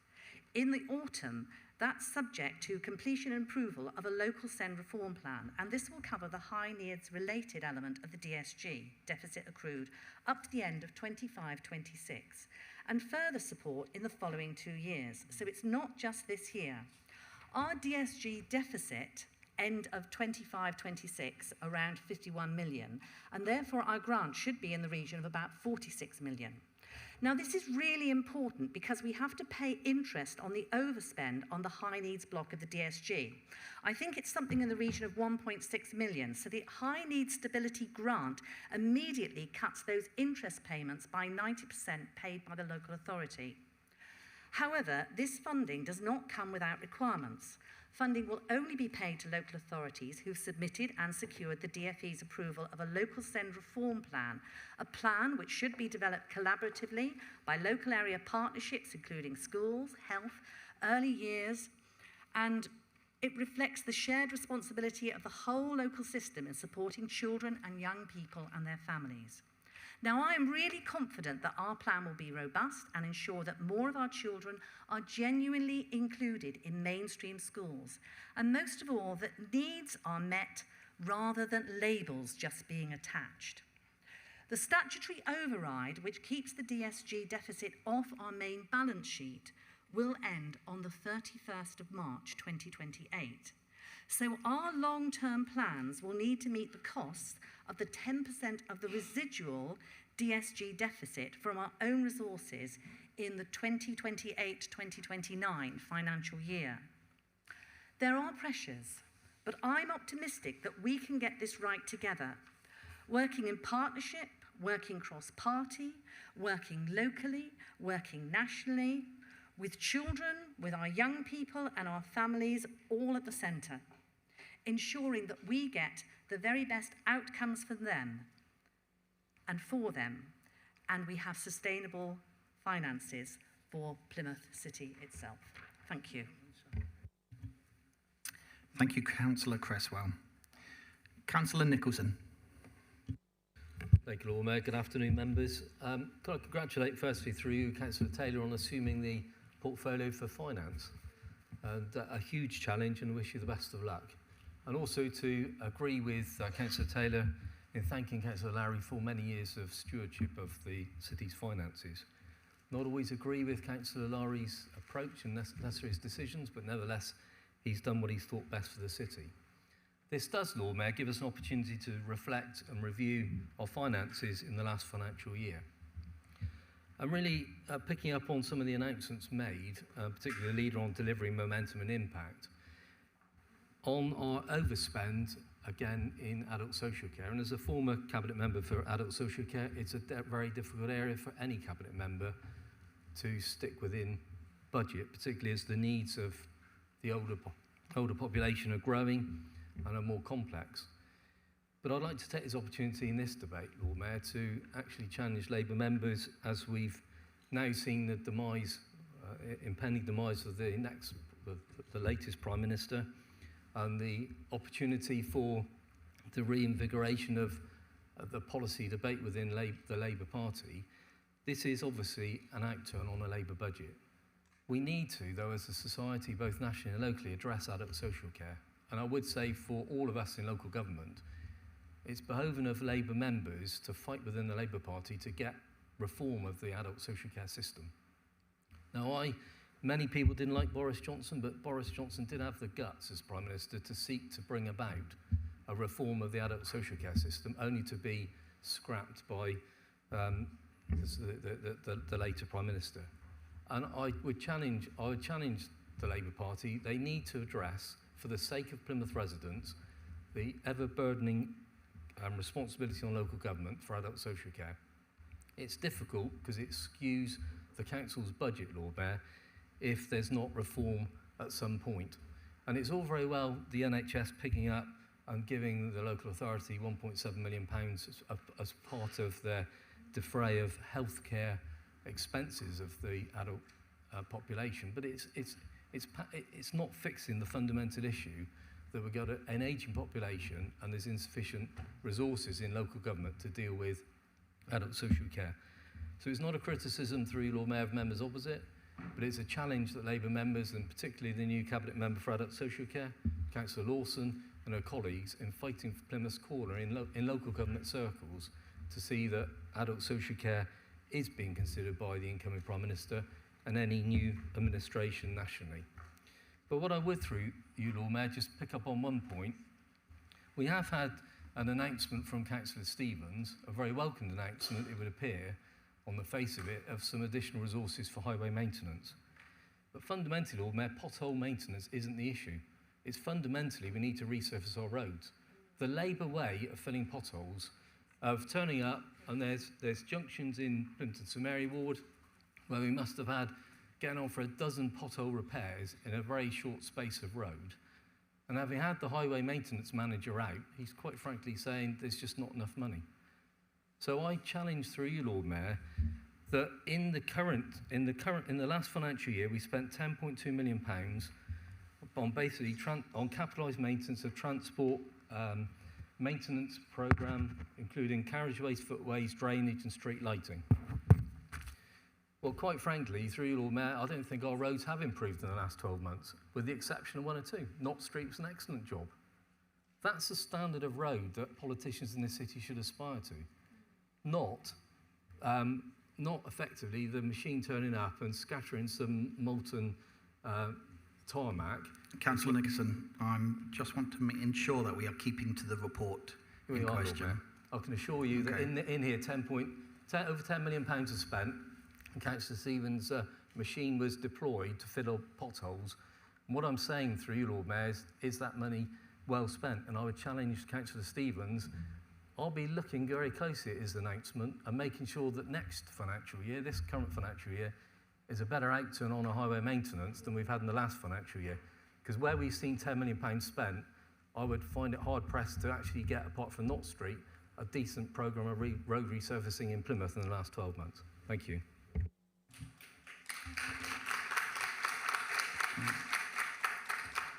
Thank you, Councillor Nicholson. Councillor Wood. Thank you, my Lord Mayor. The budgets for adult and children's services have risen over the last few years, but have also then overspent. And indeed, you report that the savings targets in these areas have also not been met. The challenges in providing adult and children's services after the pandemic have been enormous and are felt right across the country, as you note, not just here in Plymouth, but nationwide. Given that of every £100 we spend, £44 of it goes towards caring for adults who need our help, and £28 helping children and young people get the best start in life. This is clearly a very significant level of council expenditure and an incredibly important part which directly affects people's lives. How are you seeking to make further difficult savings without negatively impacting on the standard of service received by those who require it? It'd be very useful if, when summing up, some of that could be touched upon. I appreciate it may not be able to be touched on entirely, but you could always write to us afterwards. Thank you. Thank you, Councillor Wood. Councillor Stevens. Thank you, Lord Mayor. Just in response to Councillor Nicholson, please, I will see and hope to see an improvement in the coming year because of the investment made. We can't have the surface of Knott Street apply to every residential street. You're well aware that the volume of traffic and wear and tear on Knott Street is very different to many residential streets. So for new members who may not be aware of this, you have to have different road surfacing types for different localities. But I'll just assure you, there is a huge commitment from this council, from the highways team. Councillor Stevens. To bring about... Again, I come back. Thank you. We are talking about the report, not road specifics. Thank you. Councillor Mahoney. Thank you, my Lord Mayor. Thank you to all those who've produced the report and the hard work that goes behind it. And I'm very grateful for Councillor Cresswell's contribution because I'd already asterisked this item to comment upon. I was initially alarmed by the huge increase in the in-year deficit in the last year, which to me is quite astounding as the previous cumulative deficit was only 18 million and it's now over 50. And I was fully aware that the government was probably going to write off 90% of the debts that have hitherto been incurred. But I would appreciate some clarification as to what goes forward. If this budget spend is going to increase as much as it seems to have in the last year, are we sure that the government is going to write off 90% or any of it in the future? And even if only 90% is written off, it still leaves an increasing 10%, increasing amount of 10% for us to find from our resources.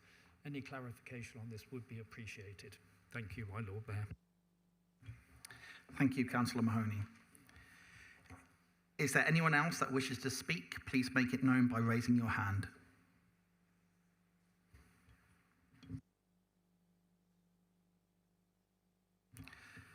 Councillor Evans, I'll come back to you to second the report.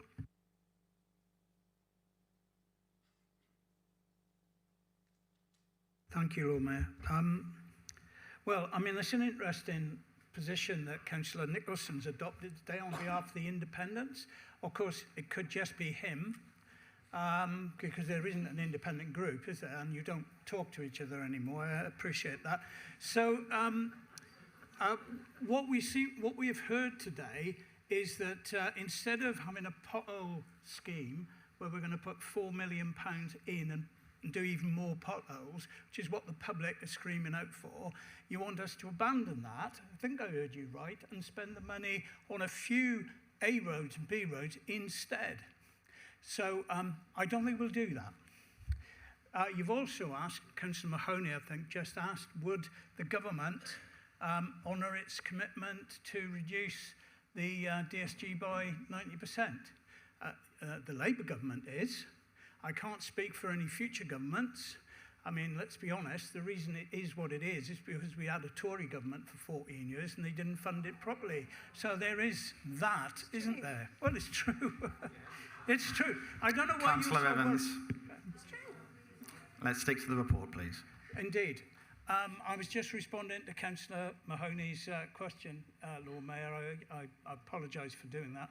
And then, I mean, we have this... I couldn't really understand. I want to add to Councillor Taylor's thanks to Councillor Lowry, because, you know, what is not said is the remarkable success in his stewardship of the finances, and I'm sure he'd be the first to admit, and the officers of this council who have worked hard, and the cabinet who have worked hard, and the scrutiny committees who have worked hard to keep the budget on track. Let's be clear about this. We keep talking about the net budget of £253 million, which is what we've got to say in order to set a council tax. That isn't the amount of money the council spends in a year. The amount the council spends, the gross budget for the authority is £669 million. Now, that overspend that was reported in there represents not 1%, not 0.5%, but 0.38% of all spending in terms of the overspend. This is a remarkable thing. I mean, I can't speak for everybody in this room, but in my case, I'd be happy domestically if I had an annual overspend of 0.38%. It'd certainly cause a lot less discussion around the dinner table. So let's be clear. This is a significant achievement, and it is in the face of the back end of a sustained programme of austerity for 14 years.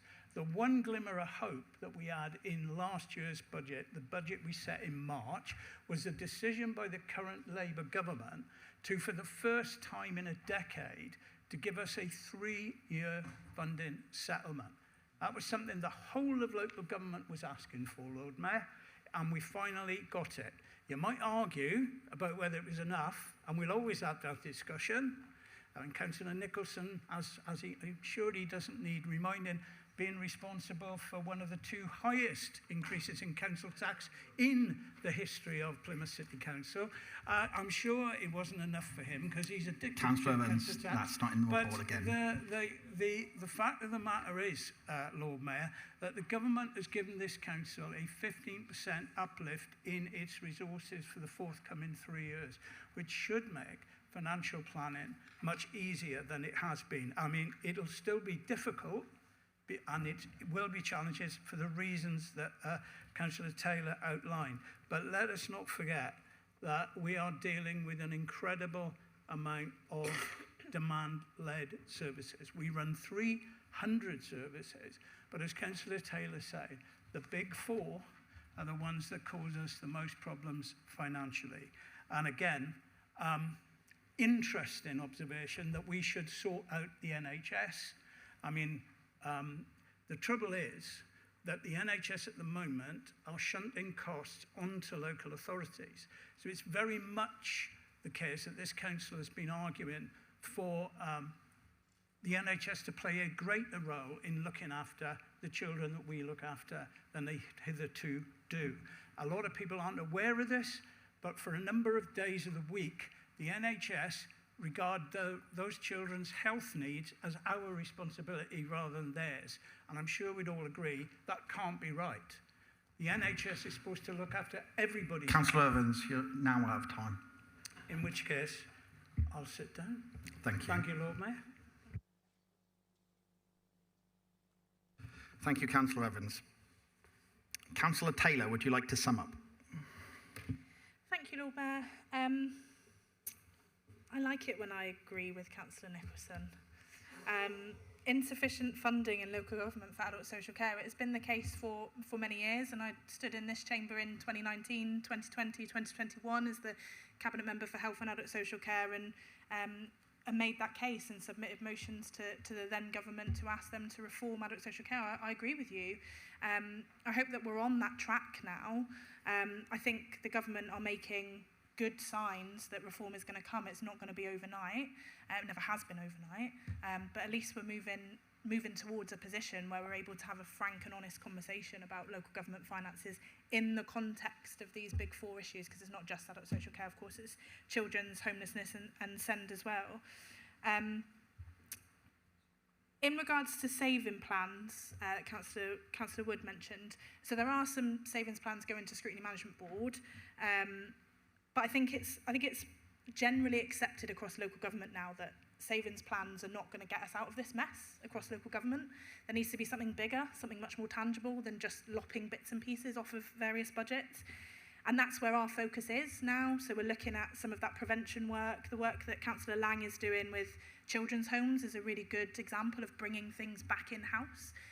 Is not only A, the best thing to do for those children, but B, is actually a financially really sensible decision to make as an authority.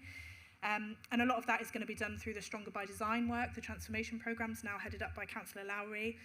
There's some business cases coming forward on the back of that, and I think he and I, having previously had that portfolio, will look to them with some interest, because I think it's good to know if we're on track, if anyone else has identified something we've missed. My feeling is that they haven't. But it might give us an opportunity to look again at how we can reform entire services in the entire council rather than just knock bits and pieces off. That shift to prevention is going to be fundamental to that. as is growth generation. I think realistically we're in a position where we need to look at how we can generate a little bit more income, but again that isn't quick, it isn't easy, and it isn't natural, I think it's fair to say, in local government that we focus on that. And alongside all of that comes changes from government, naturally. What happens up there impacts us massively. Councillor Evans mentioned the 3-year budget settlement. Hopefully that will be transformative. We're at the very start of that process, so it will be interested to see how that looks next year when we've had another year under our belt. But also some more practical measures. Councillor Creswell mentioned the SEND reforms. Reforms like that from government will reduce reliance on independent special school placements, which are on average 3 times as costly as state school placements. So all of these things combined together, there is no one simple, easy answer. And if I could present you with a piece of paper that had a list of things that we could do to solve the problem, God knows that's what I would do. But gone are those days now. Those days were limping on the last time I was in the Cabinet. They're well and truly behind us now. So this is about a culture change, and that is what we'll be focusing on for the next year. Thank you, Lord Mayor. Thank you, Councillor Taylor. Council will note the report. I move to item 8, Scrutiny Annual Report 2025-26. Councillor Coker, would you like to introduce the report?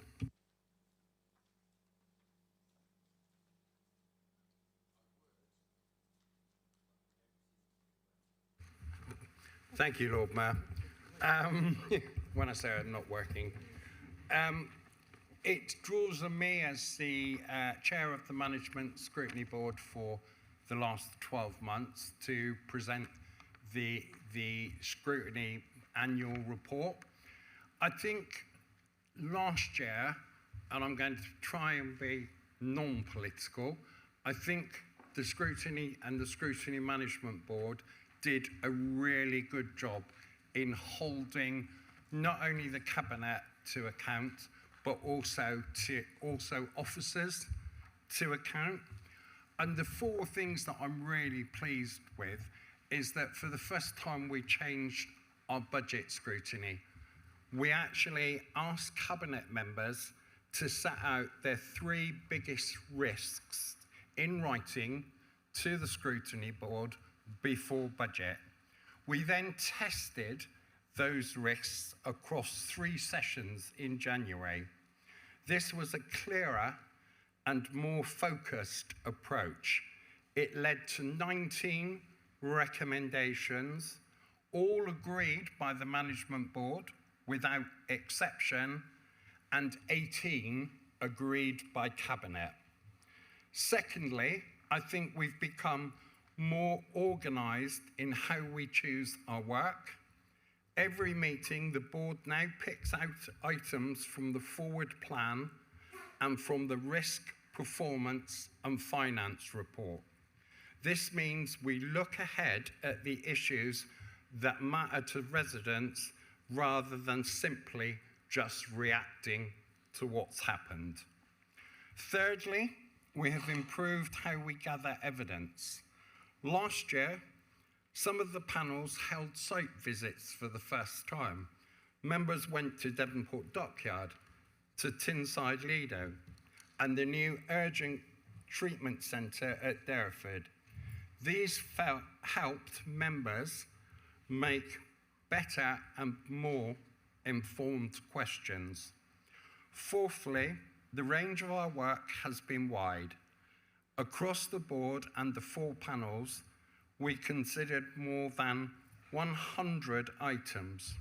Those included cybersecurity, homelessness, winter planning in our hospitals, support for children, and the future growth of our city. Our young people also put their questions directly to Cabinet members, which is exactly how it should be. I would like to thank my fellow chairs last year, all the panel members, and the officers and Cabinet members for the support that they gave us and accepting the challenges that we gave to them. Therefore, I recommend we accept my report. Thank you. Thank you, Councillor Coker. Councillor Murphy, I understand you're seconding the report. Would you like to speak now or reserve your right? Thank you, my Lord Mayor. I reserve my right to speak. I now open up to the floor for debate and any amendments. Is there anyone else if anyone wishes to speak, please make it known by raising your hand. Councillor Noble.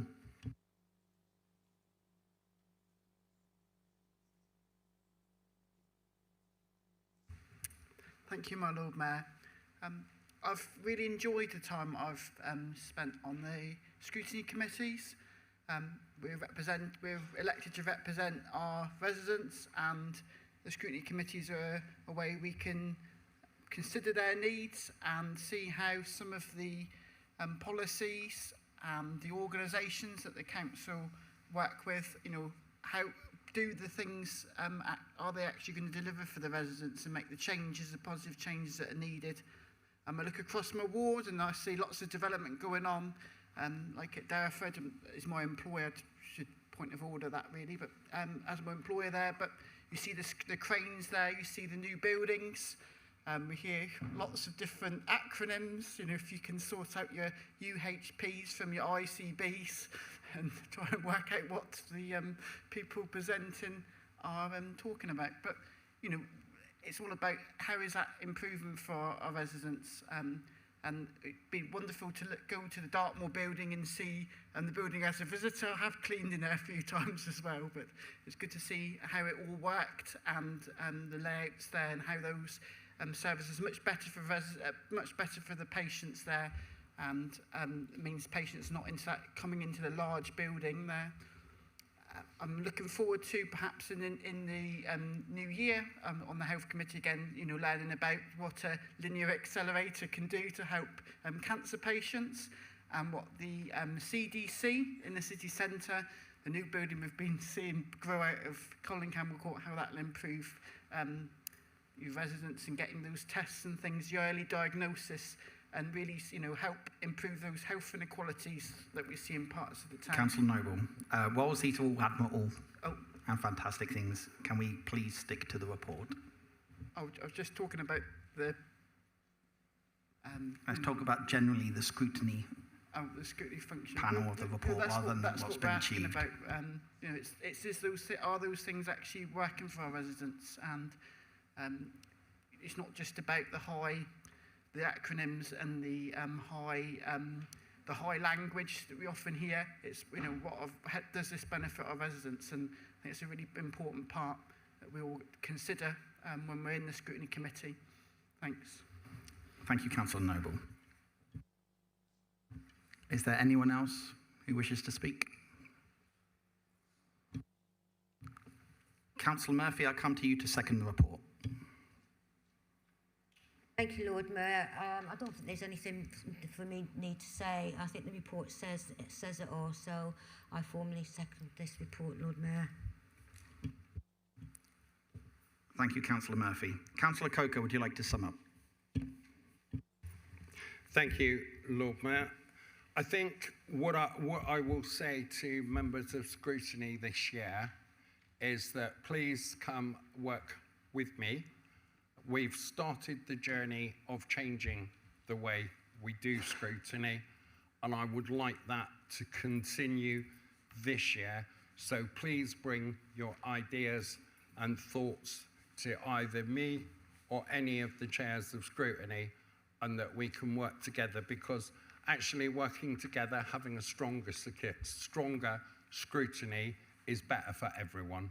So thank you, Lord Mayor. Thank you, Councillor Coker. Council will note the report.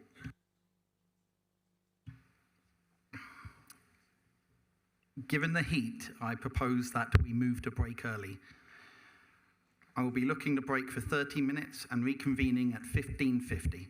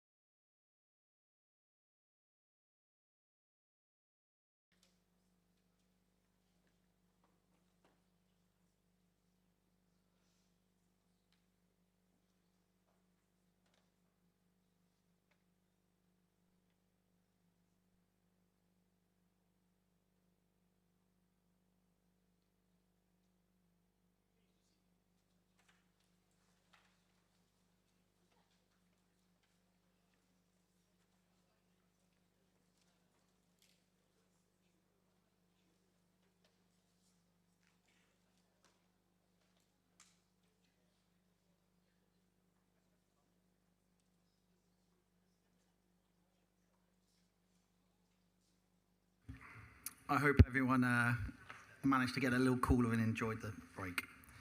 We will now move on to motions on notice. There is a maximum time limit to motions on notice of 2 hours.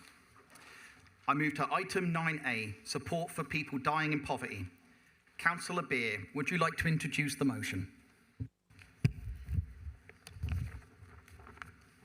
Thank you, my Lord Mayor, for allowing me to speak on my motion today. This is an issue that is extremely close to my heart. I speak not only as a councillor, but from lived experience, having faced bereavement within my own family, my daughter, my brother, and my sister. Today, I ask a simple but profound question. What can we do as a council to better support those in palliative and end-of-life care and to ease the immense pressures faced at such a critical time? First, we must recognise the reality many families face. A terminal diagnosis does not only bring emotional devastation, it brings sufficient financial hardship as well. People frequently give up work, and in many cases, a loved one must stop working to provide care at home. From personal experience, I can tell you that practical costs during this time are considerable. Heating and food become essential, but expensive. Heating often needs to stay on constantly, even during warmer days, due to the patient's condition. Food becomes unpredictable. Someone may suddenly feel able to eat, only for that food to go to waste when they cannot eat it. These costs quickly mount up, as do the pressures. Added to this are rising fuel costs, travel to appointments, vehicle maintenance if a family is fortunate to have access to transport at all, and these are not luxuries, Lord Mayor, these are necessities.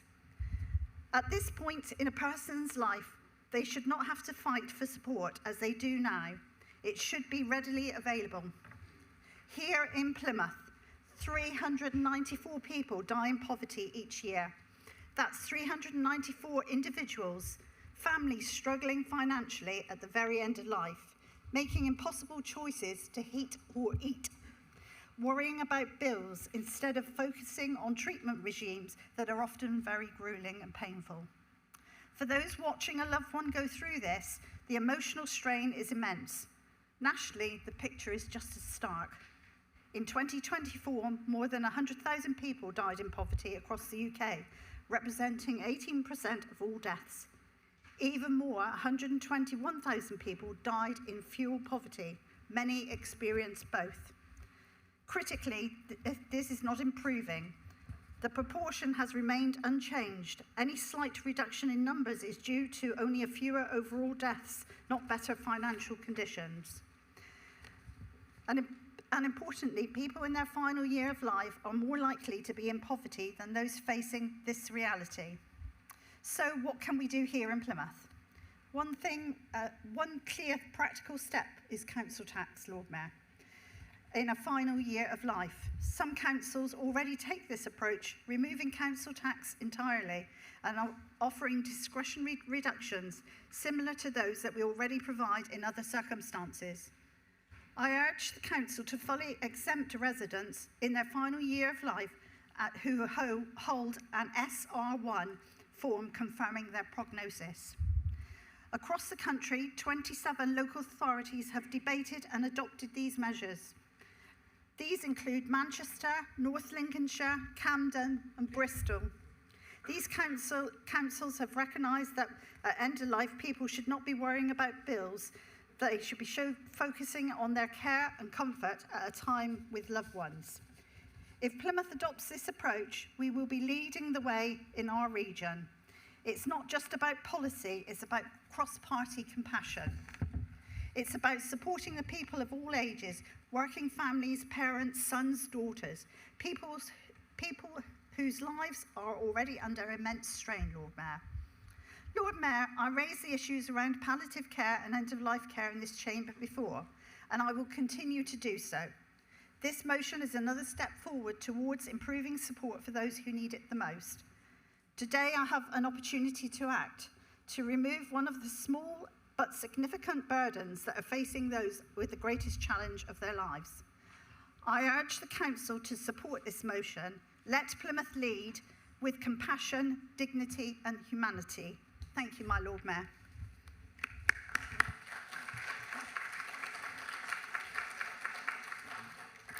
Thank you, Councillor Beer. Councillor Loveridge, I understand you will second the motion. Yes, my Lord Mayor. Would you like to speak now or reserve your right? I'll speak now if I may. Please. Thank you, my Lord Mayor. I am pleased to second this motion in full council on a cross-party basis. Many of us in this chamber will have experienced, either personally or through someone we love, the heartbreak of a terminal illness. When a person is told that they are nearing the end of their life, their world can change overnight. Families are suddenly faced with emotional distress, hospital appointments, care responsibilities, and the uncertainty of how much time they have left together. This should not be a political issue. Compassion, dignity, support of end of life are values that transcend party politics and unite us across this chamber. My Lord Mayor, a number of local authorities across the UK have already introduced 100% council tax reductions or exemptions for households where a person has been diagnosed with a terminal illness and a life expectancy of 12 months or less.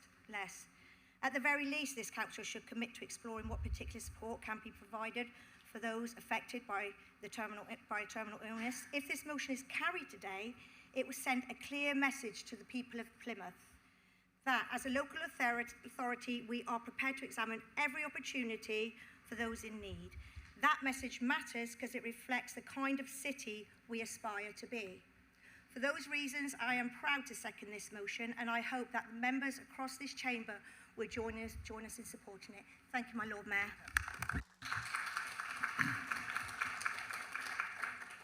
Thank you, Councillor Loveridge. Does anyone else wish to speak? Councillor Penberthy.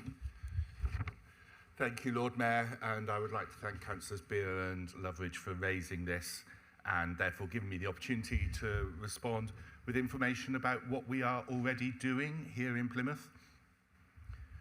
I believe that not only should no one die in poverty, I believe that no one should live in poverty either.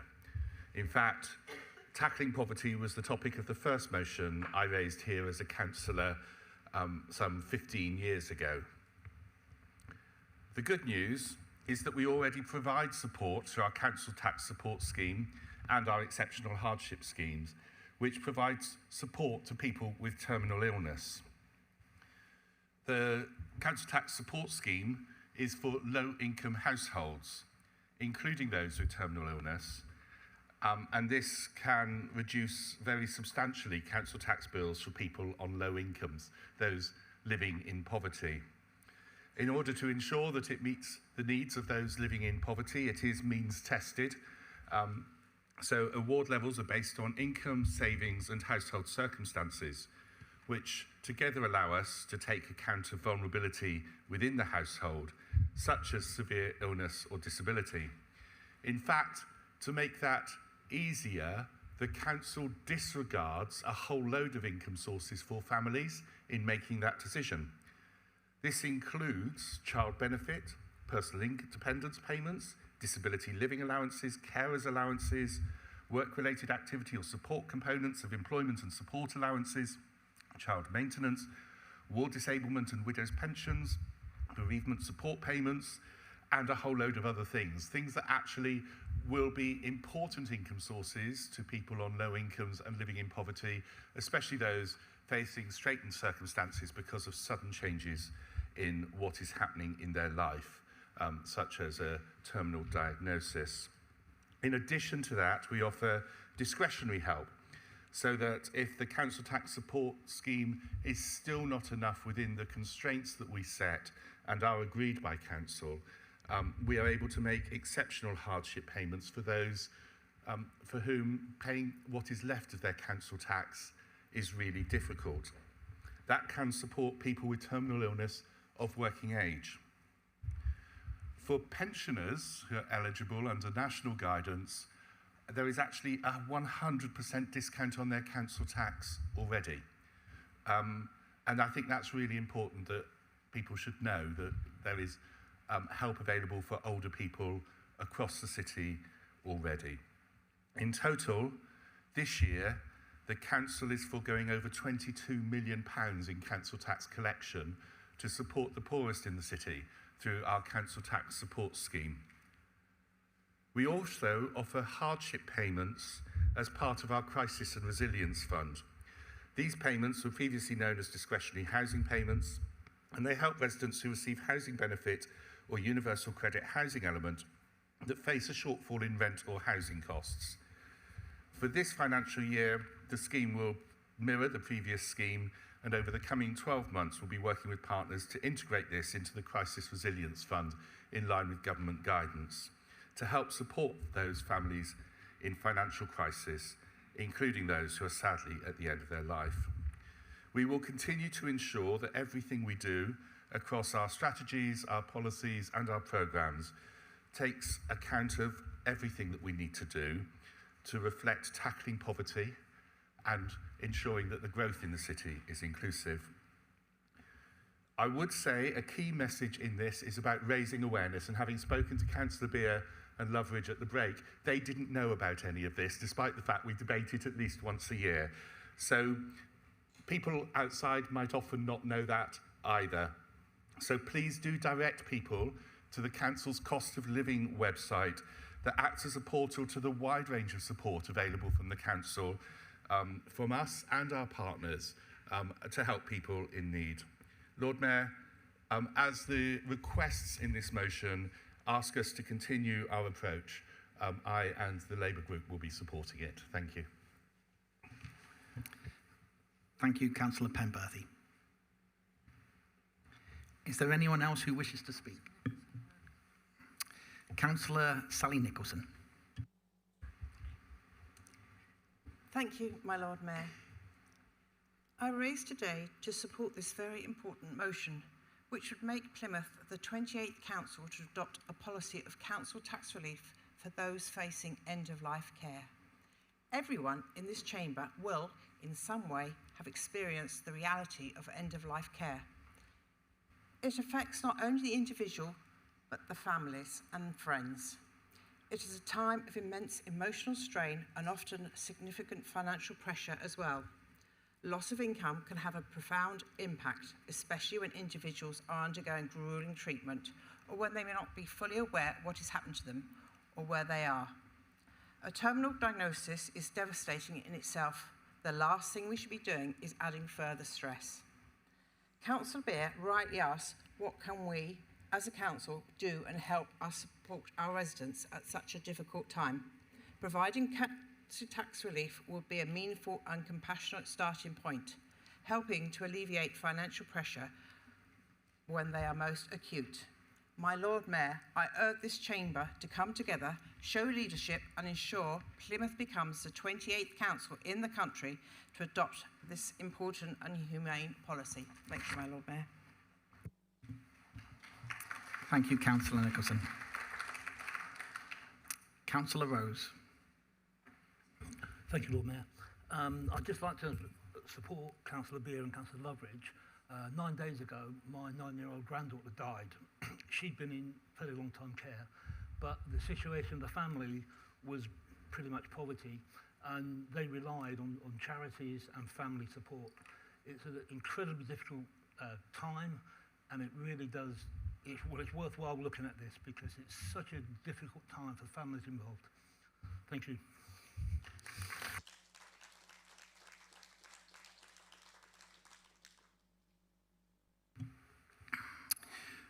Councillor Rose, I am sorry to hear about your granddaughter, but congratulations on your maiden speech, and I'm sure you made her very proud. Councillor Tyler. Thank you, Lord Mayor. I want to put this motion on notice to Councillor Beer. I would like to support that. Having lost my husband early this year through cancer, it was a very difficult time. There's no help out there for people that are working. We were both on a low income of only 30,000, which isn't enough. I had to give up work to look after my husband, and we were struggling. We had no help. He had cancer for 4 years, and we had no help with any bills of any council tax or any heating or any electric or water rates. And the trips that we had to go to hospital twice in a week, 3 times a week, was the amount of petrol that we were paying for. We did have help with parking, which was great, but we had no help with petrol. And I was throwing away an awful lot of food because I was going shopping every day because people's fancy food, different times of the day, what they fancy one day to another day is different. So one day you want yogurts, another day he'll want something else. And you rightly said, I was throwing a lot of food away for waste, so there was no help for us whatsoever in the 4 years that he was ill. So I'd like to support this motion and notice. Thank you.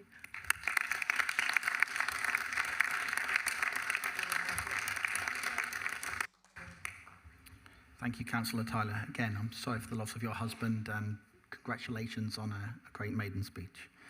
I have Councillor Patrick Nicholson next.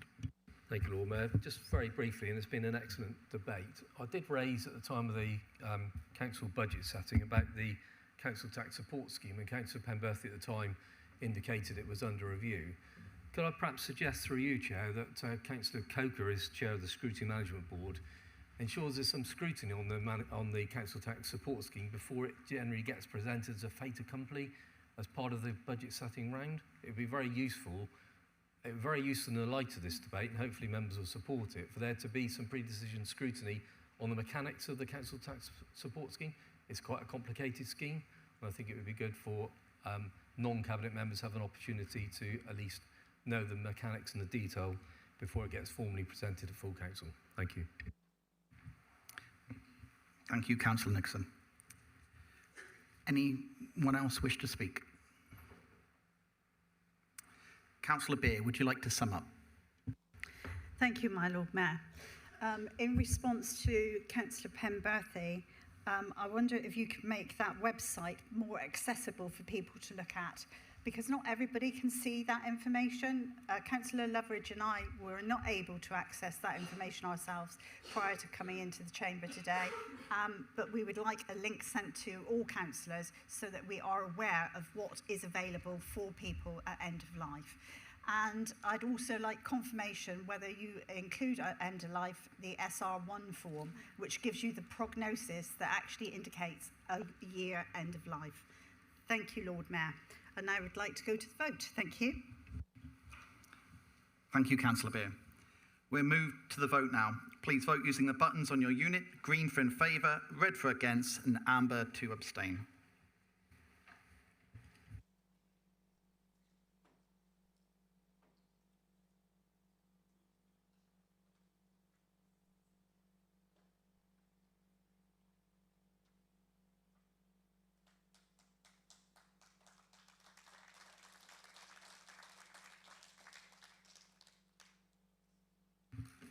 The motion is therefore carried.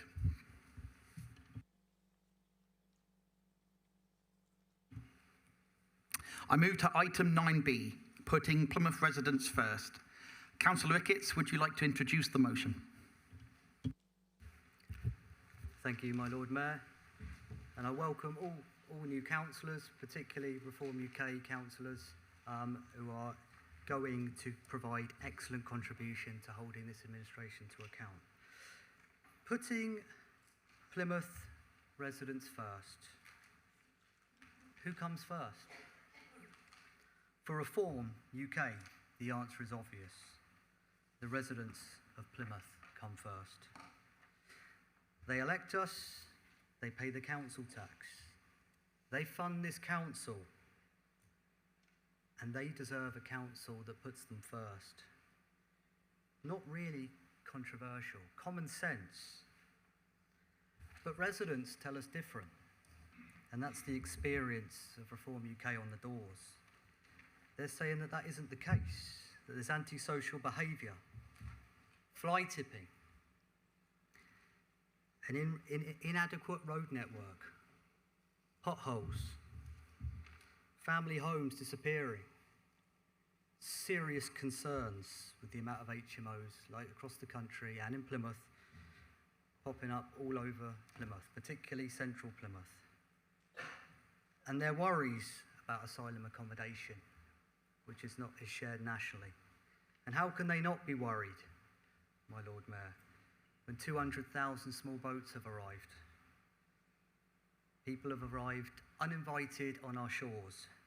Young men who predominantly we know nothing about. It's been 76,000 small boats. 76,000 since Keir Starmer, the worst Prime Minister we've ever had, came into office. And 2,000 just this June. Residents across the country in Plymouth, quite rightly, have serious concerns about what's happening to their country and their community. And we need to listen to that as a local authority.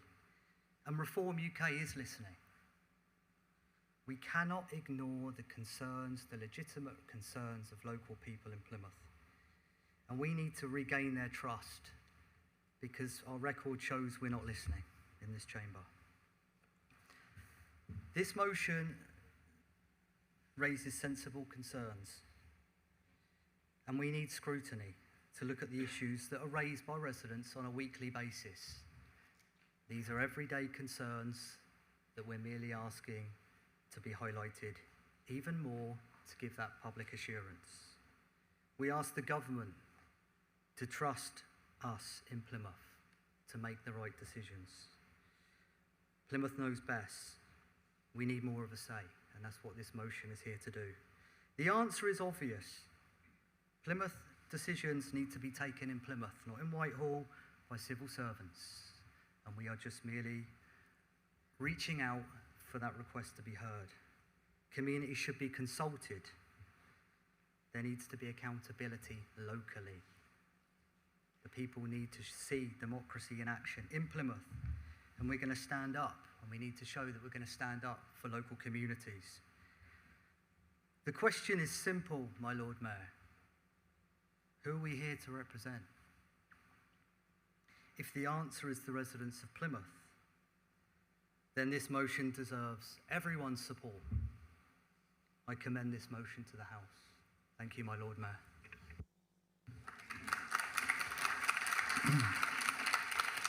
Thank you, Councillor Ricketts. Councillor Riley, I understand you will second the motion. I will indeed. Would you like to speak now or reserve your right? I will speak now. Please. Lord Mayor, fellow councillors, I speak today on a motion placed about Plymouth residents. Plymouth City Council exists first and foremost to serve the residents of Plymouth.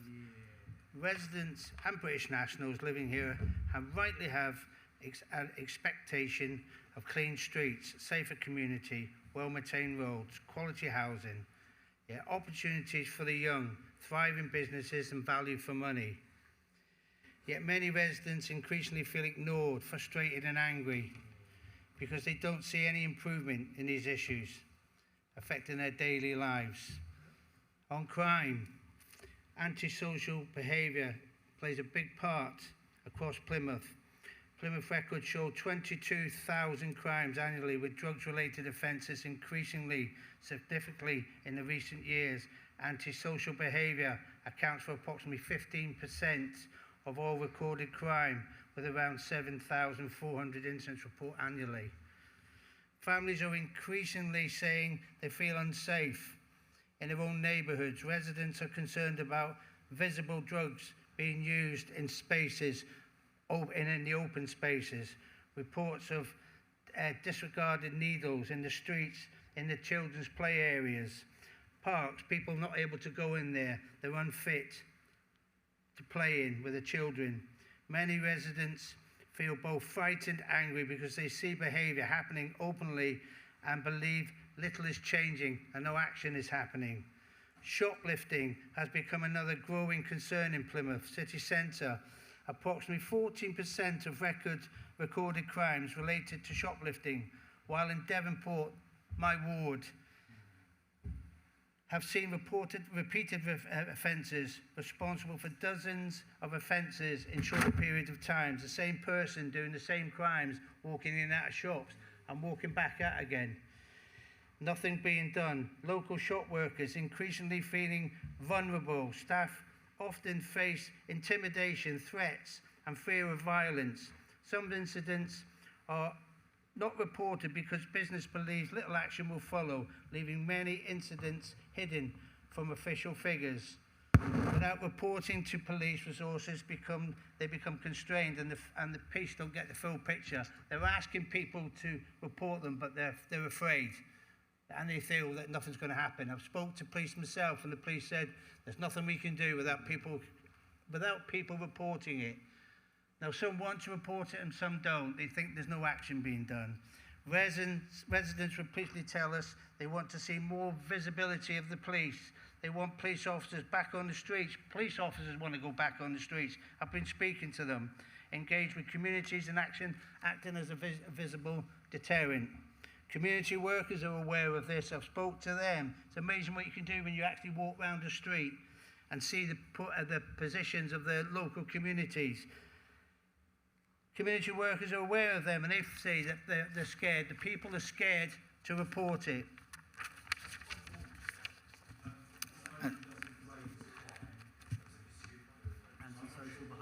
Antisocial behaviour. Stand by. Antisocial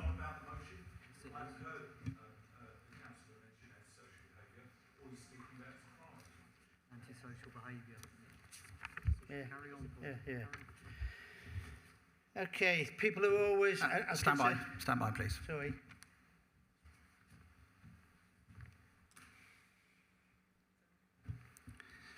Councillor Cudley, request kindly you please use your mic when speaking. Secondly, it is about the motion, so I'm going to allow it to carry on. Please carry on. Housing and HMO's accommodation, housing pressures across Plymouth are becoming unsustainable. Plymouth currently has approximately 18,000 social homes, yet only 874 homes were let last year, with over 7,700, nearly 800 people on the waiting list waiting for years. We have a two-tier system.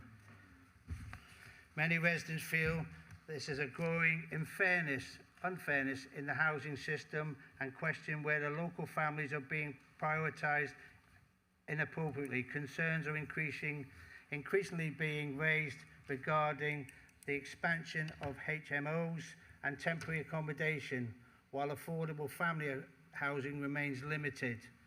Large residential family homes are increasingly being converted into multiple occupancy accommodation, changing the character of the community and increasing pressure on local services. National figures show that there's over 2,000 veteran households were assessed, and yet there's only there's over 14% still waiting for homes. Veterans are not being housed. They're left on the street. For a city of Plymouth military heritage, many residents believe we should be asking serious questions about whether veterans and local families are receiving the support Councillor Riley, deserves. you're out of time. If you'd like to finish your sentence. We need to listen to our communities. We need to walk around more. There's lots of things happening out there, and it's okay sitting in your offices, but it's not Thank you, happening. Councillor Riley. Thank you very Appreciate it. much.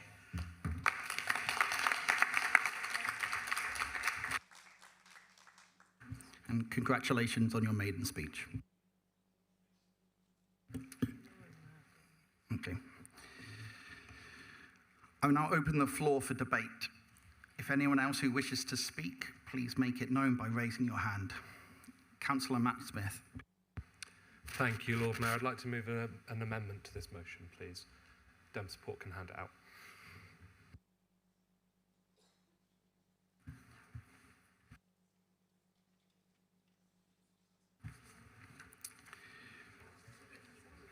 We will hand out the amendment circulated in writing, then we will adjourn for 20 minutes and reconvene.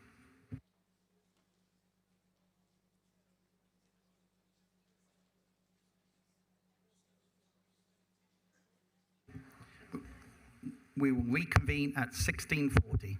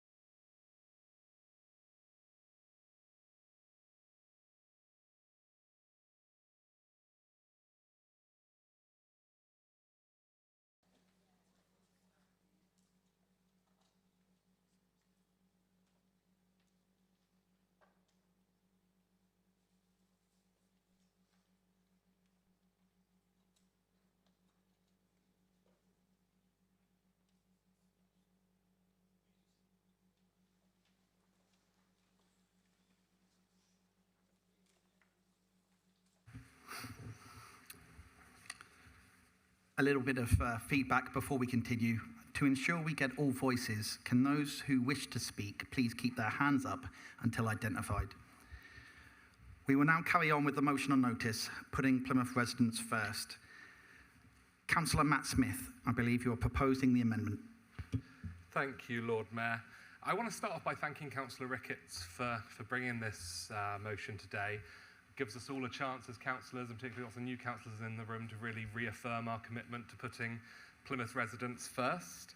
That's clearly the intention of the substantive motion, but I think our amendment just kind of tightens that up a little bit and makes it a lot more clear about who we are actually talking about when we say that we're putting Plymouth residents first. For some reason, the original text of this motion excluded some people in our city. Firstly, it unfairly singled out people who aren't British nationals and suggested that they should be excluded from the service that we give to the city as councillors. That is unacceptable. There are thousands of people in this city who are not British nationals who contribute to our society, to our city, to our economy in a really meaningful, important way. And for a motion to try and exclude them would send a really unacceptable message to them. So we've tightened that bit up. Secondly, the original motion also excluded people who maybe don't live in what you might refer to as traditional family housing.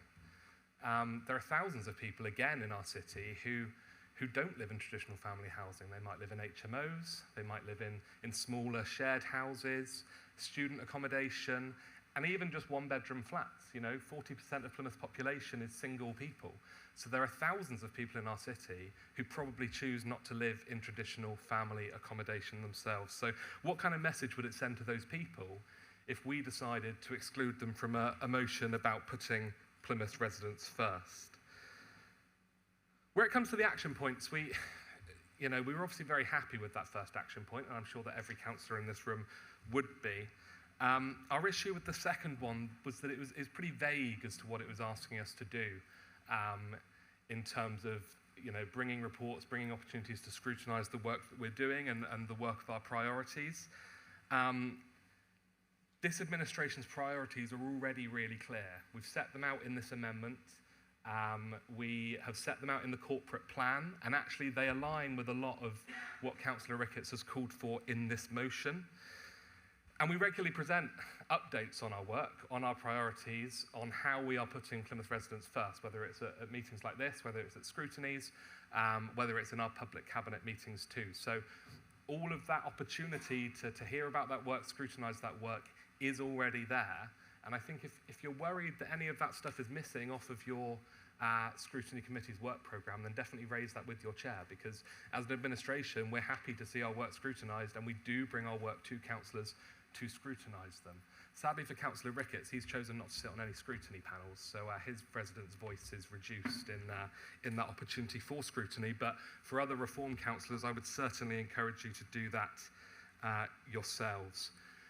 And I think finally, on the third point of that original motion, it's asking for something that really we broadly already have as a city in terms of our powers to stop change of use for houses going to HMOs, whether it's for asylum accommodation or any type of HMO, as Councillor Ricketts knows, because he brings every HMO in his ward to planning committee for them to hear that one. So not only does that point about asylum accommodation really detract from what the spirit of this motion should all be about, it also is completely irrelevant.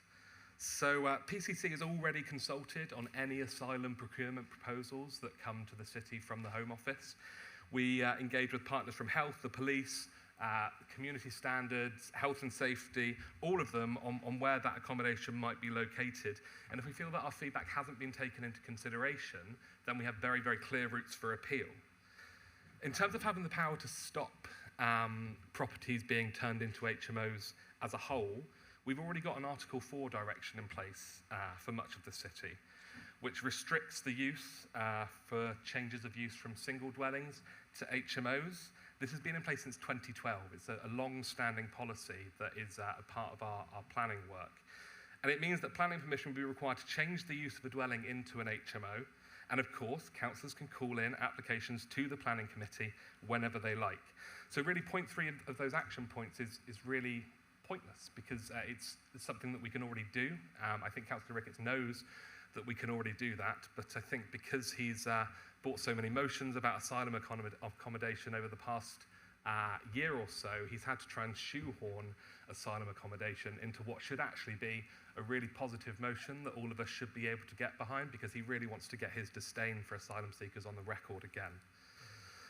We're not going to put up Councillor with that. Smith, can you finish your sentence, please? I can. We're not going to put up with that. There should be a positive, unifying motion that gives us all the opportunity to reaffirm our commitment to our city and our residents, and anybody in this chamber would be foolish not to vote for it. Thank you, Councillor Smith.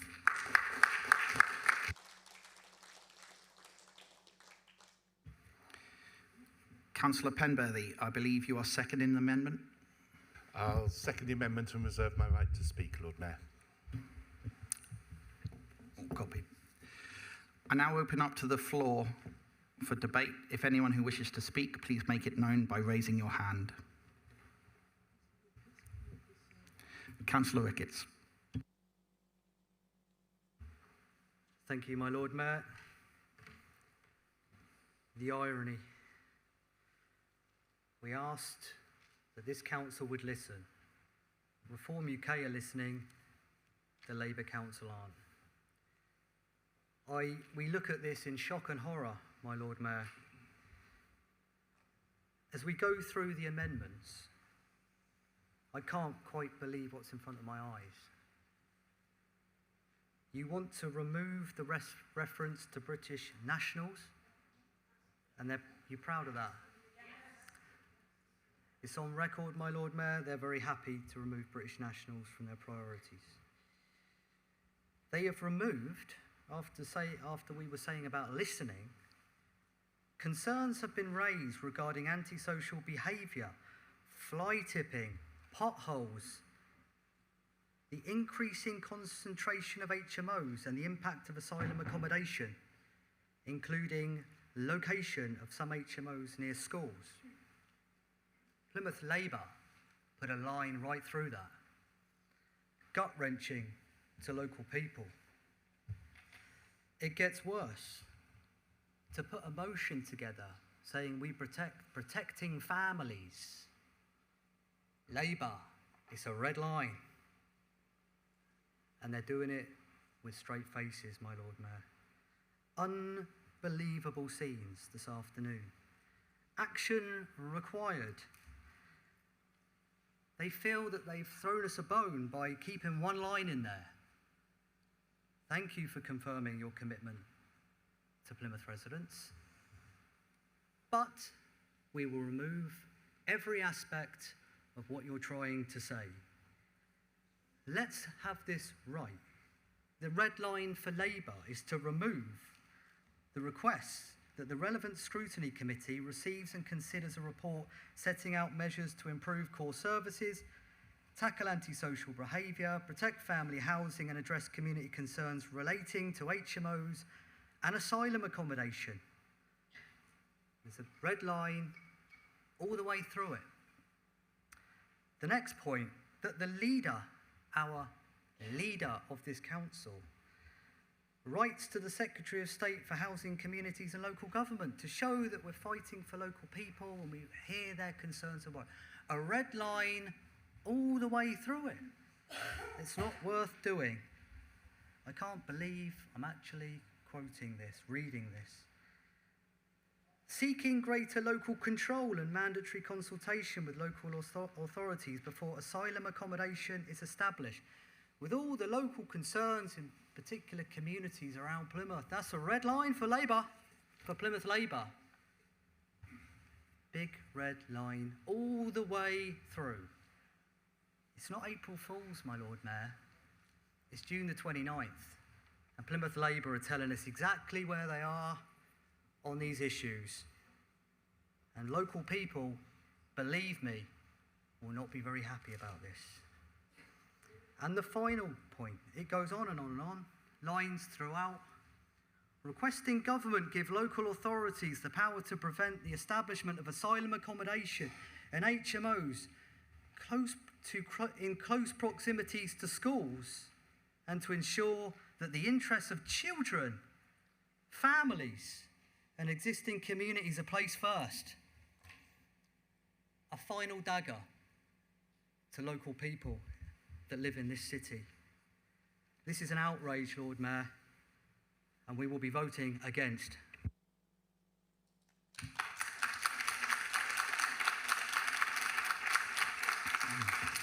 Thank you, Councillor Ricketts. Councillor Patrick Nicholson.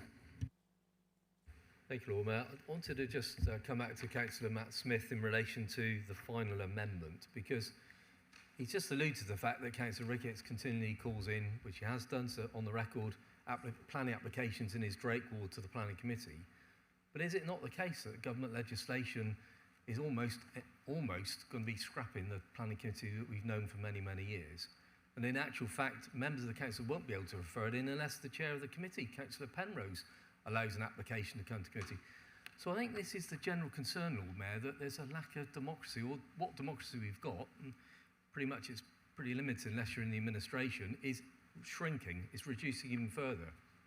And I would suggest Councillor Smith looks at the planning reforms, because those words really they're not a suitable replacement for the proposer's wish to see democracy in relation to the matters that they're raising this afternoon. That's just wheezy words of waffle that you're suggesting there, knowing only too well, and you're a pretty astute councillor, that actually nationally the Labour Party is destroying the planning system. And much of the issues we have on the high streets of this city and throughout the country is through government scrapping planning control. So I would suggest actually you think very carefully that your amendment isn't actually in the best interest of the city, because the planning process is being destroyed under the Labour Party. Thank you, Councillor Nicholson. Councillor Cook. Hi, I just wanted to agree with Councillor Ricketts really and say that the crossing out of the and British nationals is quite concerning, and the protecting the family and replacing it with providing good quality housing doesn't really stand up. So that was it really.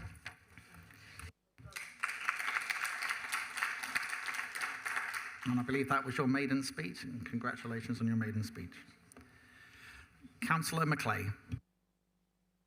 Thank you, Lord Mayor. It's as if Councillor Riley read my speech in advance, calling for getting out in your ward and hearing stories from people on the ground, because that's exactly what I'm going to share with you now. About a year or so ago, I met Irina at a litter pick and counsellor surgery in Chadderwood. She's a refugee who at the time had just arrived from Ukraine. Through gestures, smiles, and questionably translated fragments for Google, we shared stories about home and what we loved about Plymouth. On our litter pick, Irina was hyper-vigilant, constantly on the lookout for vapes, which is great, I thought, because if you didn't know, the batteries of them are super combustible and can cause a lot of damage to our waste management facilities if not handled properly. That isn't why she was on the lookout for them, though. She was looking for vapes to send the batteries home to Ukraine, where a team of women re-engineer them into torches for soldiers in the front line. Our rubbish is a lifeline for them. Irina left that event with some leftover cake and a geranium for her window grown by one of our other volunteers. She told us that the red flowers were just like the ones she had outside her kitchen window in Ukraine. She missed that view, those flowers, and her home. I left that event with my faith and goodness and humanity restored, but homesick for the view and the home that I'd left behind, grateful that for those that I love are waiting for me just 8 hours up the road. You see, we both came to Plymouth under very different circumstances, but we were looking for the same thing: safety and a fresh start. This is my home, this is Irina's home, and Plymouth is our home. Plymouth is a city whose history is filled with people crossing the seas to arrive and leave our shores in search of a different life. And I know I'd rather be alongside someone who has fled unimaginable circumstances to build community here than those who are trying to divide us. I will admit that life is tough right now, as you've alluded to. Wages are stagnant, bills are up, our NHS is struggling, housing is unaffordable, tensions in our communities are running high, and we are all swimming harder just to stay afloat. And for that, I can see why we are tempted to turn against each other when we're told that group are the reason for our problems. They aren't. There are people getting rich out there in our asylum system, and I will tell you, it is not the people who are on £7 a day. Instead, maybe we should look at the 7.3 billion that Clearwater, a private company, is pocketing from Home Office asylum contracts. Graham King, the asylum king and founder of Clearsprings, makes £3.5 million a day. Meanwhile, the vulnerable people in his care are subject to poor conditions with evidence of poor nutrition, poor hygiene, and rationing of period products and toilet paper. We are in here arguing over the crumbs of leftovers from a system that is set to fail of everyone apart from a select few. The enemy here isn't asylum seekers, it's war and armed conflict, persecution, targeted discrimination, disease, human rights violation, climate change, and the gangs, governments, and companies extracting money and the humanity from it all. No one flees their home, leaves their lives behind, and risks their lives unless they have to.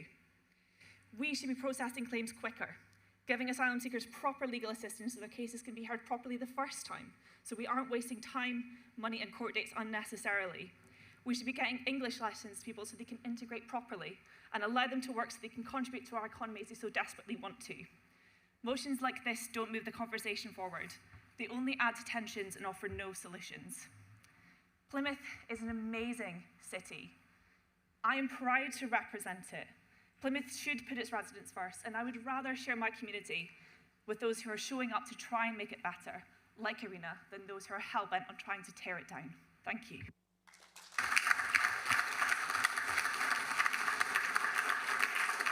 Thank you, Councillor McLean. Councillor Tyler. Thank you, Lord Mayor. I would just like to say that I support Councillor Ricketts on the motion of notice, and I'm absolutely outrageous that the crossing out of British nationals has been crossed out. The plan for 2012, to me, is out of date. It all needs to be redone again. We are now in 2026, and we've had thousands and thousands of young men coming over into our country. These are not genuine people seeking asylum. These are young men that are looking for trouble, and our national security is at risk, and we really need to look into what's going on. Thank you, Lord Mayor. Thank you, Councillor Tyler.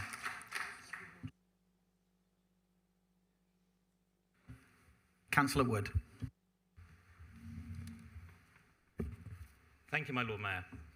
I find this motion and the amendment difficult because I'm elected to serve all the residents of Plymouth. That includes the Nigerian nurse. It includes the Jamaican sub-lieutenant serving with the Royal Navy. It includes those who've come here from the United States, as my wife did, or from Australia or New Zealand, of who I've got mates. In your first motion to full council as the official opposition, you've chosen to put together a host of issues in one single, which is quite divisive motion. And you knew that, and you did it deliberately. And there was no need, when we are trying to work together to improve the city for everybody who lives here. That is the purpose of us being here, to try to improve the lives of everyone in the city. You don't need to walk in the door in the first day and throw a grenade in to try to make everyone in here have a row. It's not necessary. We're here to work together. It's not necessary. Now, I do recognise that there are some concerns with the number of HMOs, but Councillor Smith is absolutely right to highlight that Article 4 has already been introduced. I introduced it in South Gloucestershire. It is a very important tool in the planning system, which was not mentioned in your motion. I know there are some concerns about those who have arrived on our shores without any documentation, but there are not concerns about those who have arrived here from Ukraine and are currently working here. There is not concerns about those who've worked here, who are living here and working in adult social care. You haven't mentioned that in your motion. You've just highlighted the negativity, which is not required. I also have some concerns about the amendment, and I say this because it appears that a substantive part of the original motion has been removed.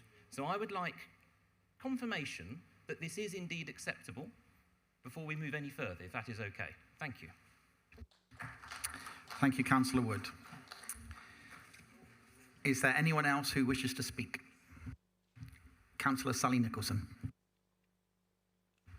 Thank you, my Lord Mayor. I just want to share with you, I heard from a resident recently, and just to go through, I'm not talking about any particular, it's just the HMO houses themselves. I'll be supporting this motion by Councillor Ricketts. My tenant lives next door to an HMO house. He has a disabled daughter who suffers significantly from PTSD and has been subject to excessive noise, antisocial behaviour from the HMO tenants over a number of years. He also raises concerns about the young children and their parents' behaviour with no safeguarding in place.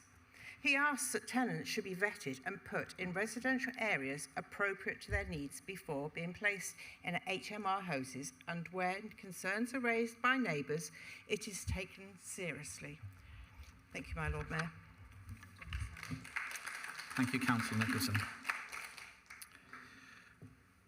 Councillor Smith. Thank you, Lord Mayor. I've only got a few short points to make. Firstly, I think we need to differentiate between genuine asylum seekers who are coming from appalling situations and others who are coming here illegally, are not coming from any place of danger. Last time I checked... Point of order, Lord Mayor. This debate is on the amendment. It does not make specific reference to asylum seekers and therefore is irrelevant to this debate. Stand.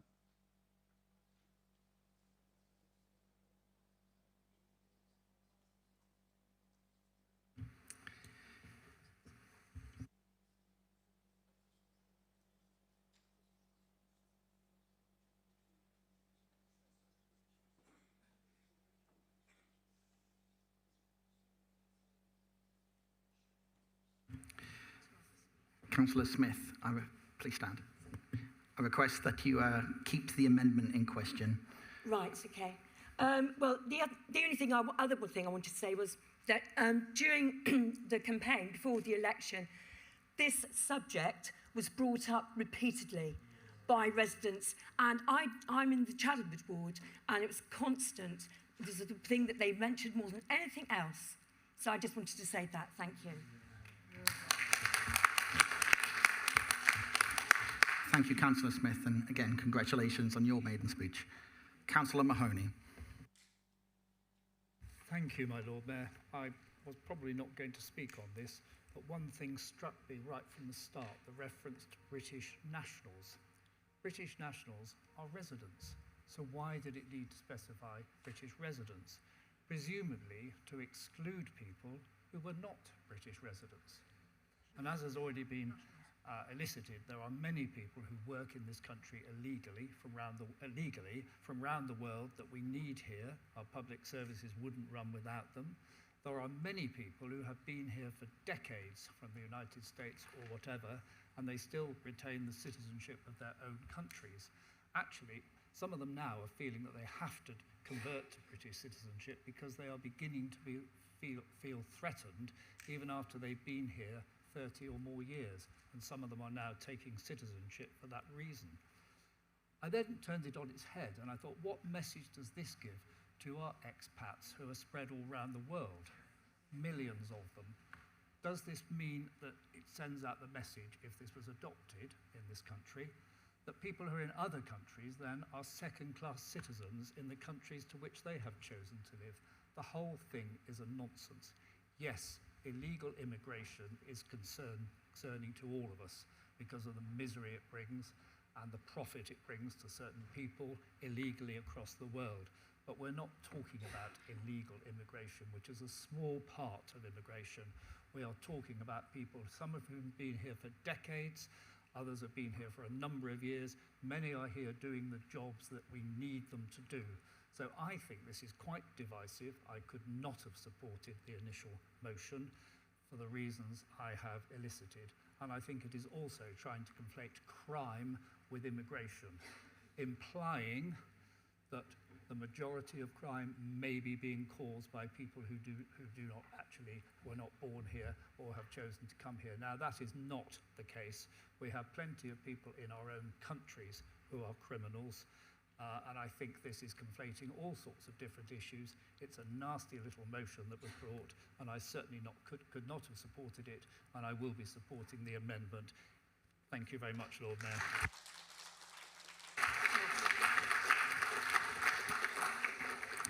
Thank you, Councillor Mahoney. I do owe you an apology. Despite your many years in this chamber, and I had to take reference on it, you spoke earlier and I didn't congratulate you on your maiden speech since being re-elected. Councillor McCarthy. Thank you, my Lord Mayor. I'd like to reiterate that I agree very much with Councillor Mahoney on this point. You know, we've heard with this new council sitting today, Reform come in, making a lot of statements, a lot of bold statements, my Lord Mayor, that they're here to listen to the people. And I would put it to the people of Plymouth to ask themselves, are they really? Because just a quick reaction, I can think of 5 million reasons why they don't put Plymouth people first, as they don't put the people of our country first. Thanks, Lord Mayor. Thank you, Councillor McCarthy. Councillor Lang. Thank you, and I'll be brief, and I agree with Councillor Mahoney, this is a nasty little motion. And I think a reminder to all of you sat over there, regardless of whether people were born here, regardless of people voted for you or not, your job is to represent all your residents. So when we say putting Plymouth residents first, that's what we mean. It doesn't matter whether they were born here. It doesn't matter whether they were born across the world and have chosen to come here because they like the look of Plymouth and they're allowed to stay here, whether they've chosen to work here and support our public services. The very idea, when you're doing your walks, Councillor Riley, will you only support those people in your ward who can show you a passport and show you where they were born? Councillor Riley. Well, that's what this boils down Stop, to. please, Councillor Lang. 2 points. One, when addressing me, please stand up. Second, we don't interrupt people during their speeches. Councillor Lang, carry on. I'll finish, but that's what this boils down to. You're only going to help people who are British. You're only going to help people who vote Reform. That's not your role, and you need to remember that. Thank you, Lord Mayor.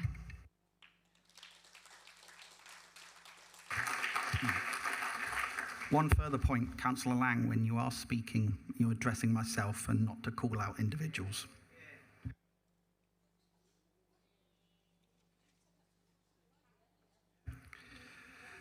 Councillor Brisdale. My Lord Mayor, I just wanted to briefly address the fact that when Councillor Lang quite rightly said that we are voted in to represent everyone, that is something that every single one of us in this chamber has agreed to do and signed up to. Councillor's Code of Conduct 4.3, in accordance with the public trust placed in me on all occasions, I treat all persons fairly and with respect. And I just wanted to draw attention to the all persons part of that. What this motion does isn't seeking to cross out any individual groups of people. What it's doing is extending this not just to families, but to all people, to people who live by themselves, to people that might be widowed, for instance. And in terms of other bits as well, this is about making sure it's not just on British nationals, it's for everyone. That might be dual citizens, that might be people who've only recently moved here. We are obliged under the Councillor's Code of Conduct to represent everyone and treat everyone fairly and equally. And I hope that the new group and the new opposition group will bear that in mind in future. Thank you, my Lord Mayor. Thank you, Councillor Brisdale. Is there anyone else who wishes to speak? Then I move to Councillor Penberthy to second the amendment. Thank you, my Lord Mayor. I think the very valuable contributions from Councillors Macleay, Mahoney and Wood show that this isn't an issue of the right or the left. This is an issue of humanity. And this amendment is seeking to bring humanity into this conversation. It isn't about conflating lots of different issues to create stereotypes that stigmatise. It's about the residents of Plymouth. The Oxford English Dictionary defines a resident as a person who lives in a particular place or has their home there. That's about 265,000 people in Plymouth. Doesn't matter where they come from, Doesn't matter what they look like, doesn't matter how old or how young they are, whether they have a disability or not, or anything else. It's about 265,000 odd people who are residents in Plymouth. On Saturday, I had the privilege of being part of the Deputy Lord Mayor's party at Armed Forces Day, and I'm sure she and the Lord Mayor's chaplain will remember an Irish gentleman who stopped us all to have a conversation that he really didn't want to stop having, to say thank you to the city for the welcome we had given him and how much he valued being part of Plymouth as someone who wasn't from Britain. What made it even more special was that the Deputy Lord Mayor had conferred citizenship on his Filipino wife just a few weeks ago. A family who are British, but a family from Ireland and from the Philippines who are bringing up their son as a proud Jana. People who live in Plymouth and have made their home here. I'm sure we could talk about investors and entrepreneurs, people supporting our defence and our health, who might not be British nationals, but for whom this city would be poorer if they weren't here.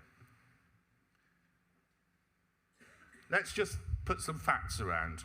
Veterans make up just over 8% of the city's population and less than 4% of the city's waiting list for housing, and that includes all homeless veterans. And in fact, homeless veterans are a similar, very small proportion of those homeless and in temporary accommodation. We do well by our veterans. We were one of the very first councils to give them a bump on the waiting list, and we continue to do support. In fact, we've done 2 veteran self-builds as part of that. So it is a fallacy to say that housing in Plymouth does not support our veterans. It does. Allocations on the housing waiting list requires a local connection. It puts Plymouth people first. As Councillor Smith said, single people make up about 40% of this city's population. Interestingly, another 40% are made up of couples with no children. That's 80% of the city's population, around 200,000 people who don't need to live in a family home in the traditional sense of a house with multiple bedrooms. For single people, HMOs and shared housing might be the appropriate solution. But if we're going to talk about every house in Plymouth needing to be suitable for a family, where are they all going to come from? Because there are substantially more people living in Plymouth in converted flats and in HMOs because they are single and couples than living in family homes, despite the fact we have more family homes than there are families, according to that traditional perspective. You need to do some sums and get your facts right. This motion identifies that the scrutiny work programmes that are already being seen in this current cycle of scrutiny meetings includes far more than that motion originally suggested. In fact, there's a lot more on the list now than there was on the list originally proposed, and I look forward to Councillor Coker leading a scrutiny process this year that will hold the executive to account. Councillor Riley, the only way police know that crime is going to happen or is happening in an area or antisocial behaviour is happening is if people report it. If people don't report it, the police can't respond. Doesn't matter who is the victim, everyone should be reporting crime and everyone should be reporting antisocial behaviour. And you should make sure that everyone in your community who is the victim of crime or antisocial behaviour reports it. As well as reporting to the police, antisocial behaviour Councillor and fly Penberley, can you tipping. finish your sentence, please? Antisocial behaviour and fly tipping are one of many things that can be reported direct to the council. Please encourage everyone in your community to do it. I will support the amendment. Thank you, my Lord Mayor. Thank you, Councillor Penberley.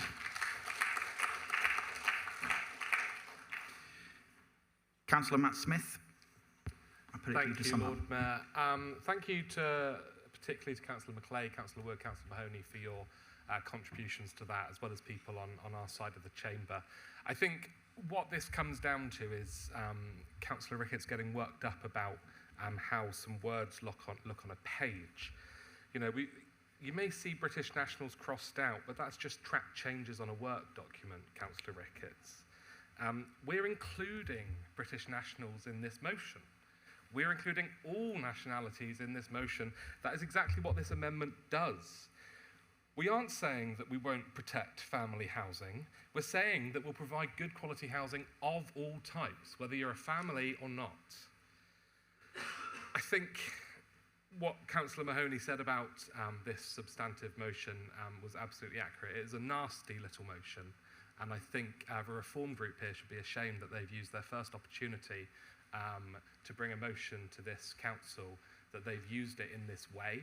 It's a lazy motion that tries to put every issue that the council deals with under the sun into one single motion. It was never going to be effective as a motion. And if I was a Reform councillor today, I'd be asking myself, is Councillor Ricketts really the best we've got?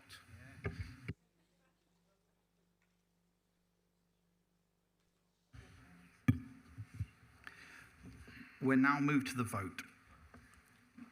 Please vote using your buttons on the amendment. We will now move to the vote on the amendment. Please vote using your buttons on your unit. Green for in favour, red for against, and amber to abstain.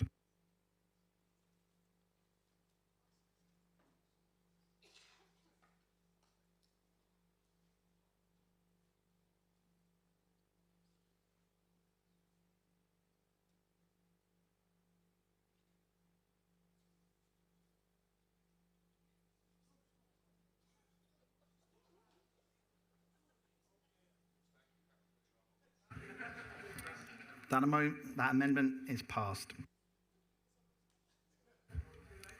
We will now... My Lord Mayor, sorry. It's too late. I pushed the wrong button by mistake. Sorry. Sorry, my Lord Mayor, I pushed the wrong button by mistake. Sorry. Oh. No, noted, thank you. All right, thank you.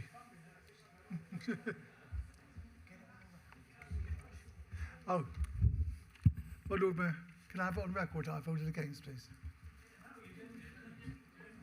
I'm afraid we can't do that.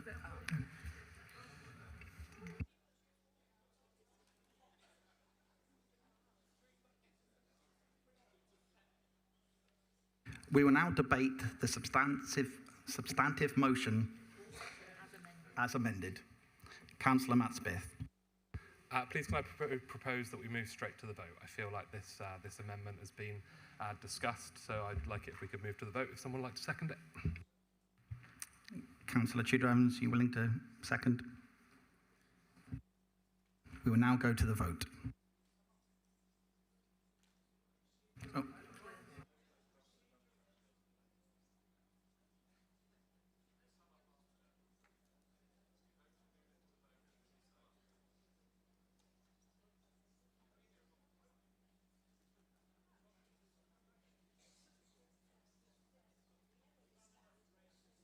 Councillor Ricketts, we're voting about going to the vote. It's been called for a vote. It's been seconded. We vote to go to the vote. Then you can sum up.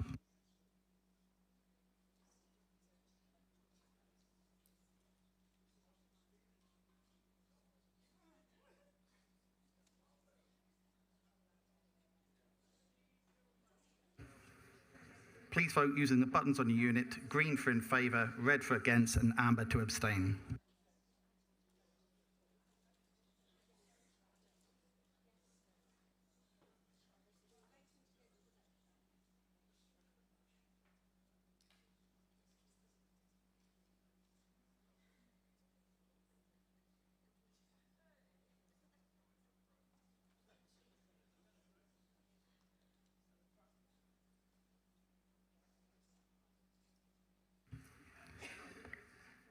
That has passed. Councillor Ricketts, would you like to sum up? Thank you, my Lord Mayor. It's hot in here today. So, following the conversations with the amendments that Reform UK locally shocked, to say the least, about, I want to make it absolutely crystal clear.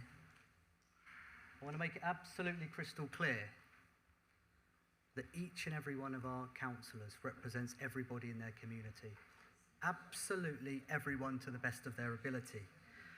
But we will make no apologies locally and nationally, to put British nationals and British citizens first. Absolutely. And it's a nonsense that any country in the world wouldn't put their own citizens first. So to us, it's common sense. This country has enough problems, Point of order, Lord Mayor. Stand by, Councillor Ricketts. Councillor Bryce-Dow, please state which procedure, rule or law you believe has been breached. I will refer to exactly what I referred to earlier, 4.3 in the Councillor's Code of Conduct. It would be against the law for the Council to put British nationals above dual nationals or people with other citizenship.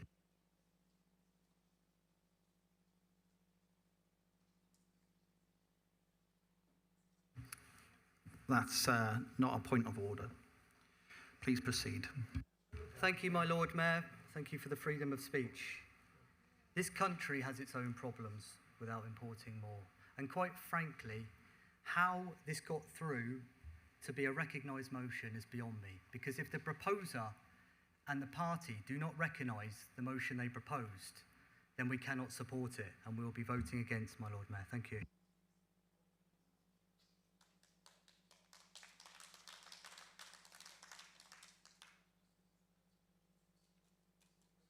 We will now move to the vote on the motion as amended. Please vote using your buttons on your unit: green for in favour, red for against, and amber to abstain.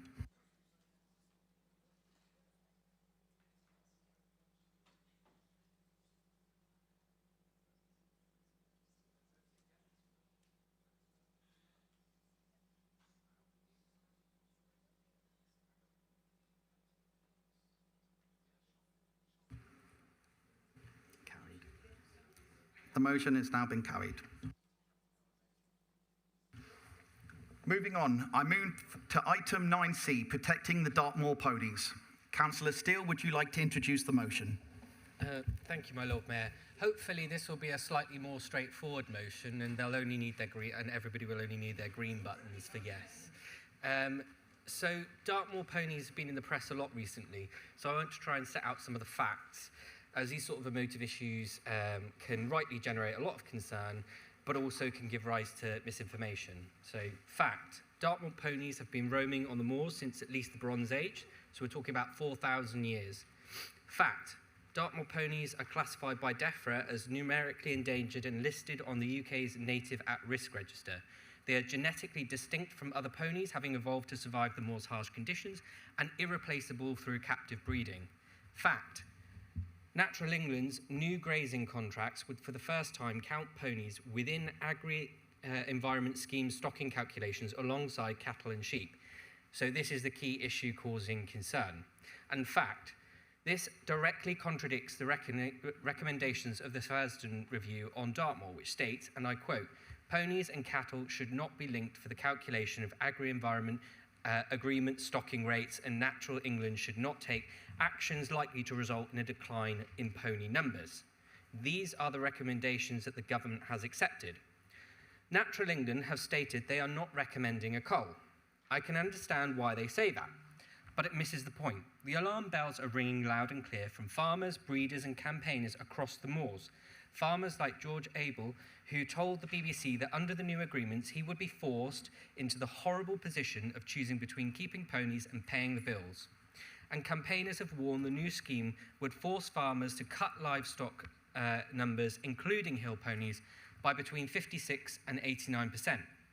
Natural England's own strategy talks about recovering nature, building resilience and tackling the root causes of decline. Dartmoor ponies are one of the few animals that graze invasive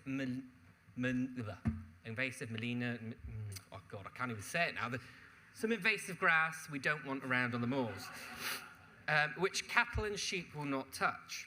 So left unchecked, it suffocates the moor's biodiversity. It is dry and highly flammable. A wildfire on Dartmoor last year destroyed nearly 500 hectares of moorland. Protecting the ponies and protecting the moors are not competing objectives. They are the same objective. A contract design that pushes ponies off the moors does not advance Natural England's own strategy. It undermines it. As a former policymaker, one of those civil servants that certain councillors don't like, I can say categorically that one of the most important parts of effective policymaking is listening. Interesting.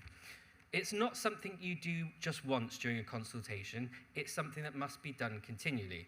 Good policymaking puts people with the knowledge, skills and experience at the centre of the decisions that affect them. In this case, it does feel like Natural England is falling short. I'm glad to say Devon's members of Parliament have listened and taken up the issue. Luke Pollard has been campaigning and Steve Race have been campaigning on this long before it hit the headlines and have written to government urging them to rethink the grazing contracts. And Rebecca Smith, whose constituency covers part of Dartmoor, has spoken out in Parliament on the sustainability of farming on Dartmoor, including the protection of ponies. This is a cross-party concern, and rightly so. Cattle, sheep and ponies grazing together are part of the fabric, livelihood and heritage of the moors. As the Friends of Dartmoor Hill Pony have rightly pointed out, if pony numbers drop because of this policy, there is no going back. Natural England have to get this right the first time. Given the level of concern this is generating, I strongly urge Natural England to pause, listen to the people who know the moors best, and bring their contracts into line with the review their own government commissioned and accepted. I hope all councillors here today will join me in that call. Thank you. Thank you, Councillor Steele. Councillor Morton, I understand you will second the motion. Thank you, Lord Mayor. Would you like to speak now or reserve your right? I'd like to speak now, please, Lord Mayor. Go ahead. Thank you, Lord Mayor. I'm so proud to second this motion. I spent a lot of my life out on the land, outdoors volunteering, so let me be straight about what this is and what it isn't. No one's ordered a cull of the Dartmoor ponies. The government's been clear it doesn't want pony numbers cut, and that matters. They've been listening.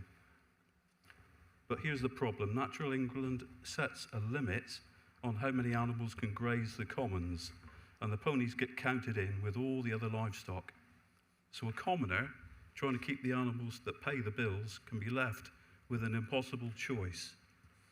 No one orders, it just happens. The ponies are the ones who quietly disappear.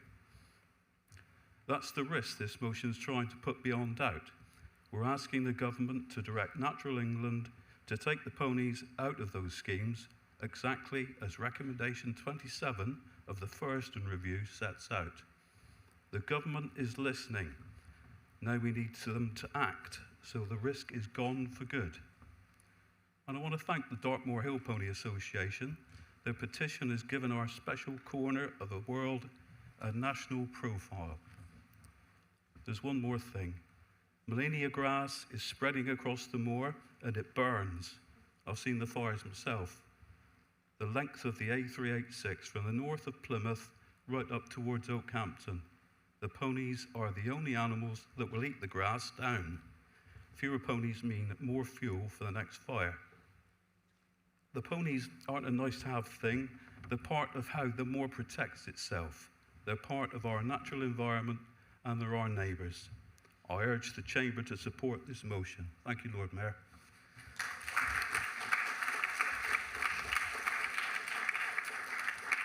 Thank you, Councillor Morton.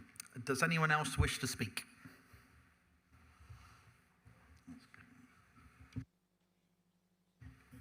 Councillor Tyler. Thank you, Lord Mayor. I can't believe it's the third one on my first day. Just like to say we are listening to what these gentlemen are saying. There is a problem with Dartmoor ponies on the moors. They are only worth £10 when they go for sale, which is a problem. And I do think if there was some kind of grant scheme in place to help the farmers with these Dartmoor ponies, that would be a great idea. There is also a problem with overbreeding where the proper Dartmoor colours are changing over the years, and we need to look at that as well. But I am in support of this motion of notice. Thank you, Lord Mayor. Thank you, Councillor Tyler. Councillor Wood. Thank you, my Lord Mayor. I don't think anybody wants to see the number of ponies on Dartmoor reduced. They're an intrinsic part of a landscape which we all love when we're on the moor. Hiking on the moor is wonderful. Seeing the foals being born is quite incredible, and it's one of the few places in this country you can see something quite fantastic. they need to be protected. I'm really grateful that this motion has been brought forward. As you know, we put forward a slight amendment to include Rebecca Smith on the paragraph 5. I haven't seen, appreciate you've accepted it verbally, I haven't seen it printed that it's been included. So I just want to make sure that all members are aware it's been accepted and exists, because it's not currently on the website, but I don't know if they've read it. So I just want to make sure that's okay. Thank you. Thank you, Councillor Wood. I think we can all confirm it's been agreed. Councillor Macleay. Thank you, Lord Mayor, and to Councillors Steele and Morton for bringing this motion. When I first heard the news about Dartmoor ponies, I thought to myself, oh, there's no way, forgive the pun, that the government would do this. Dartmoor ponies are an iconic part of Dartmoor and a welcome sign on my walks in the moors, less so for my greyhound, who's utterly terrified of the ponies, despite being about the same size of them. So in my reading of this issue, I looked to environmental lawyers and activists, as it can be tricky to see the wood for the trees or the moor from the pony in this case. My research took me down rabbit holes about commoning, conservation, government targets, the diets of Dartmoor ponies, and often led me feeling more confused and conflicted as time went on. Dianca Priest, a nature campaigner in Bristol, has an excellent Substack article on this issue that tackles some of those grey areas head on that I really recommend reading. I think there's much in this motion that members can agree on. Dartmoor ponies are an iconic part of our natural and cultural heritage. Their numbers have declined over many years, and they play a unique role in mitigating the biodiversity of the moor through conservation grazing. Their declining numbers should concern us all. But I also think we should be careful to not oversimplify what is a really genuinely complex issue. For example, the use of the word cull is a really emotive term, and it doesn't really accurately describe what is being proposed. There is no proposal for government-led cull of Dartmoor ponies.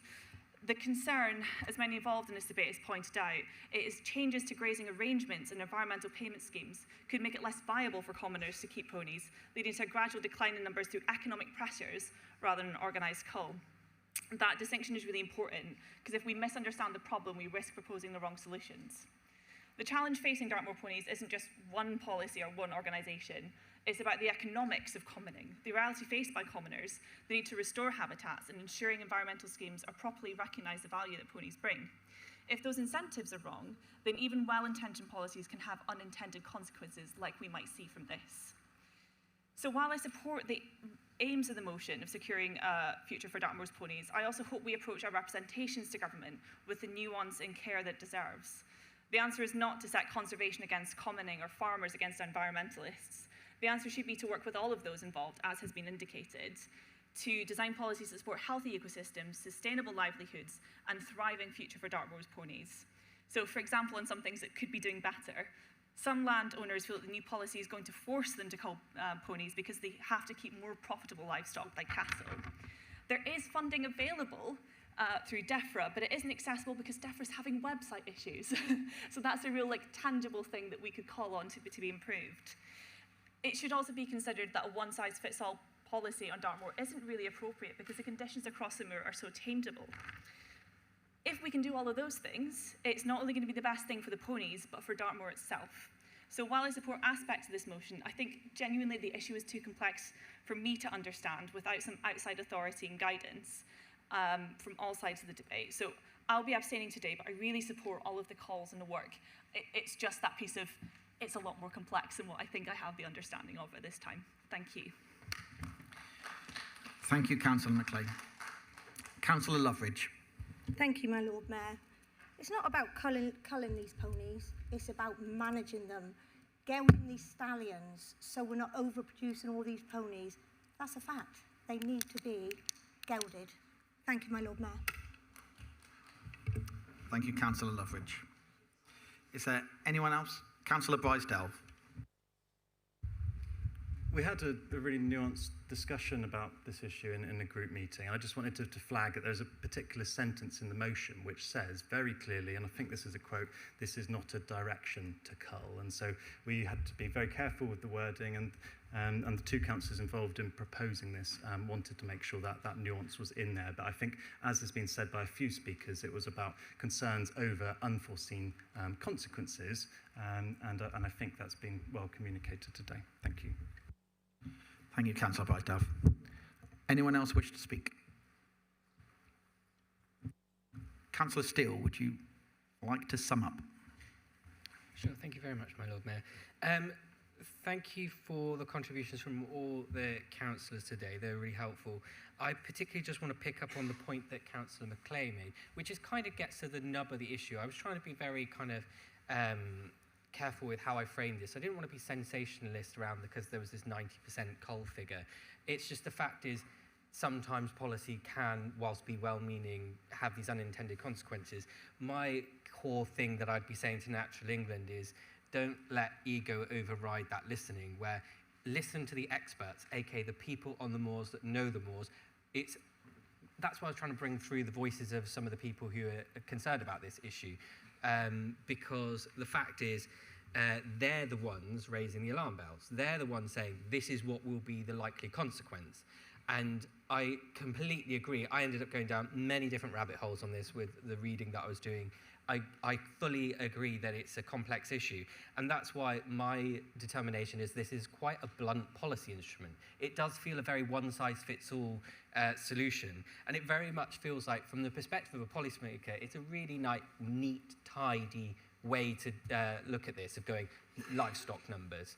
But on the other hand, it's the fact that if we do get this wrong, if it does go ahead, and the consequences that the people who are experts who live and work on the moors are saying is going to happen, then we could end up without not having the Dartmoor ponies, and the fact is we can't get them back once that's happened. So given that these are this is such a complex issue, that's why I'm saying I think they need to pause. They need to step back and think again, because there's this level of pushback from people implies to me that actually there's these consequences that maybe when they were developing the policy, whilst well-meaning, is causing such levels of concern for farmers, breeders, campaigners. So it's a case of encouraging them to sort of stock take before they make a final decision on this. And I think that's the important point, that actually the government isn't powerless in this process. The Secretary of State can either issue guidance or a direction to an arm's length body to make them listen to their kind of steer on this. And the fact is, the Thurston Review was very clear. They said not to include pony numbers in livestock calculation figures. It is, so that's against what the UK government has said they wanted to accept. So I do think there is a real role here in which national government can just provide that clarity and force Natural England to go back to the drawing board, so that we don't end up in a situation where Dartmoor ponies just disappear, like my colleague Councillor Morton said. So yeah, as I say, I urge all members to support me and Councillor Morton on this motion, so we can send a clear message that Plymouth expects the government to honour its commitments with regards to Dartmoor ponies. Thank you. Thank you, Councillor Steele. We'll move to the vote on the motion now. Please vote using the buttons on your unit. Green for in favour, red for against, and amber to abstain.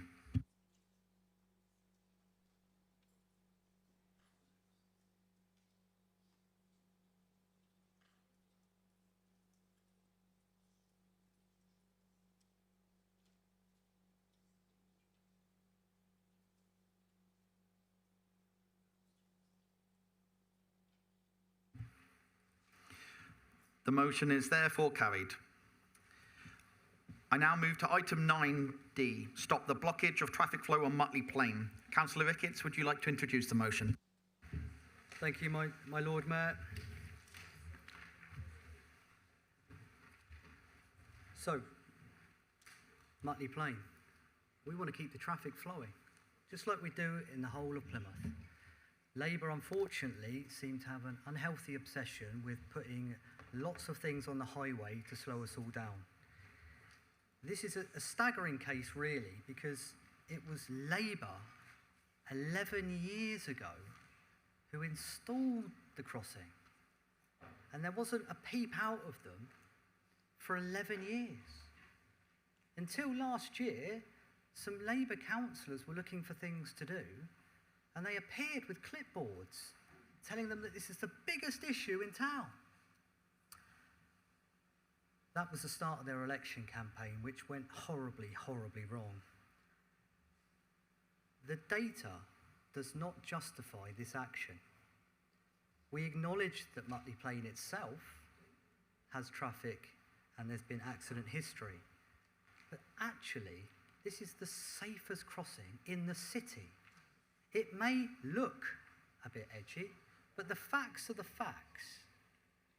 And we want a cabinet member who's led by data, not a gimmick campaign that's going to go on and on and on.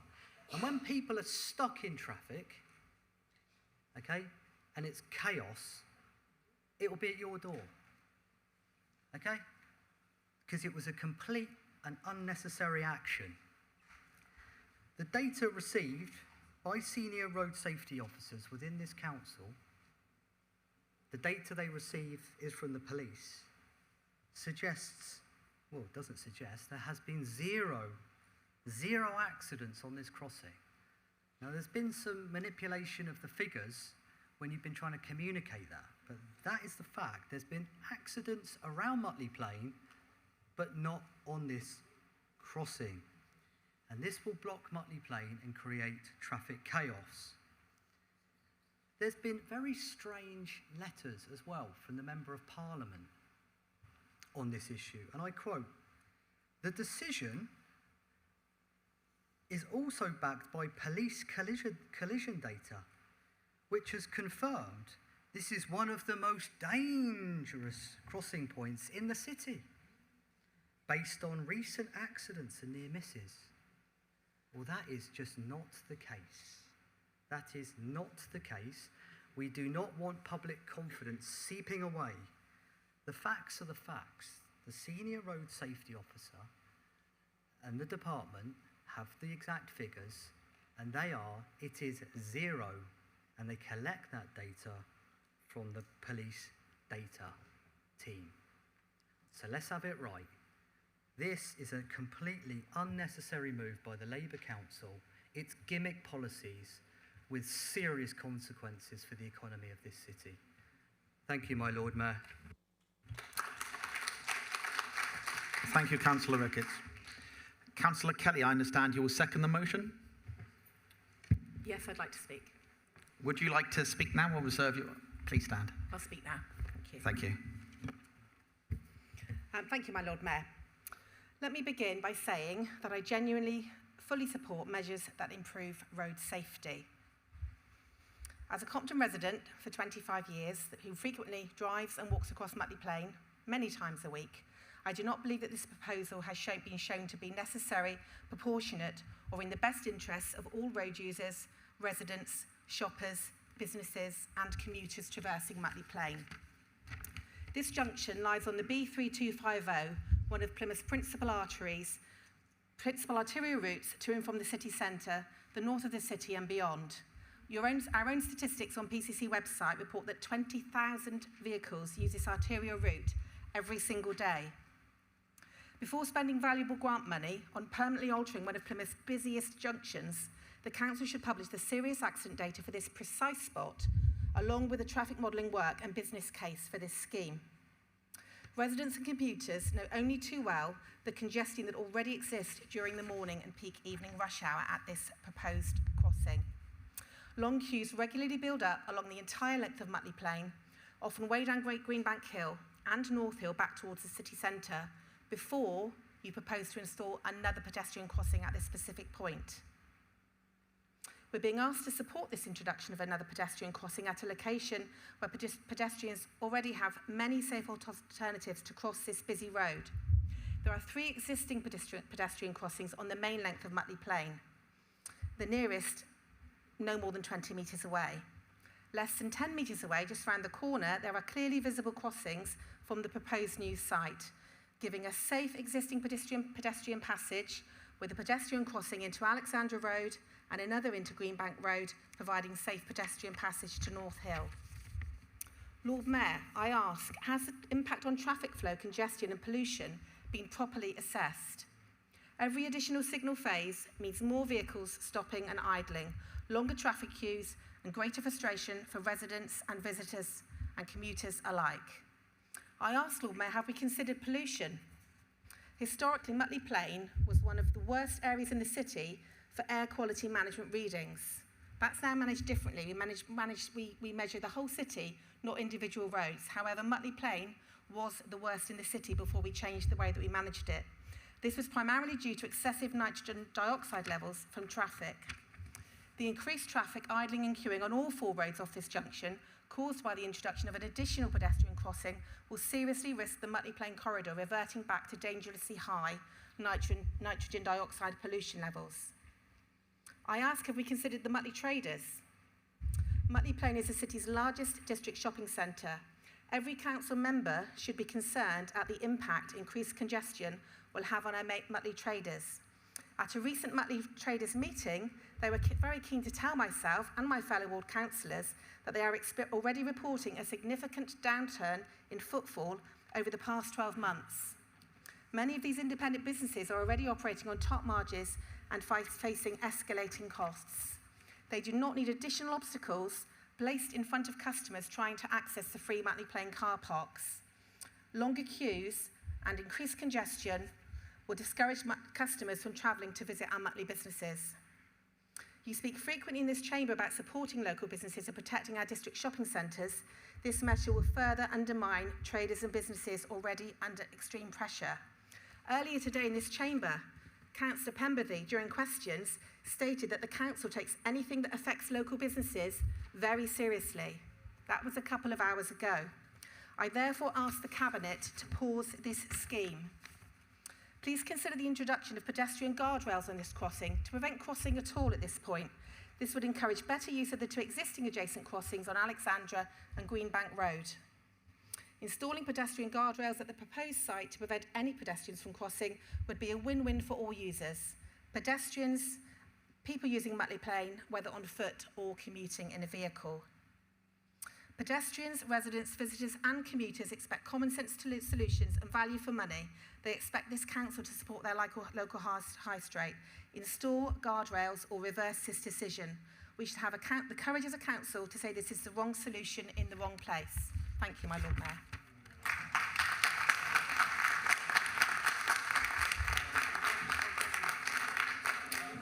Councillor Kelly, I believe that was your maiden speech. Congratulations.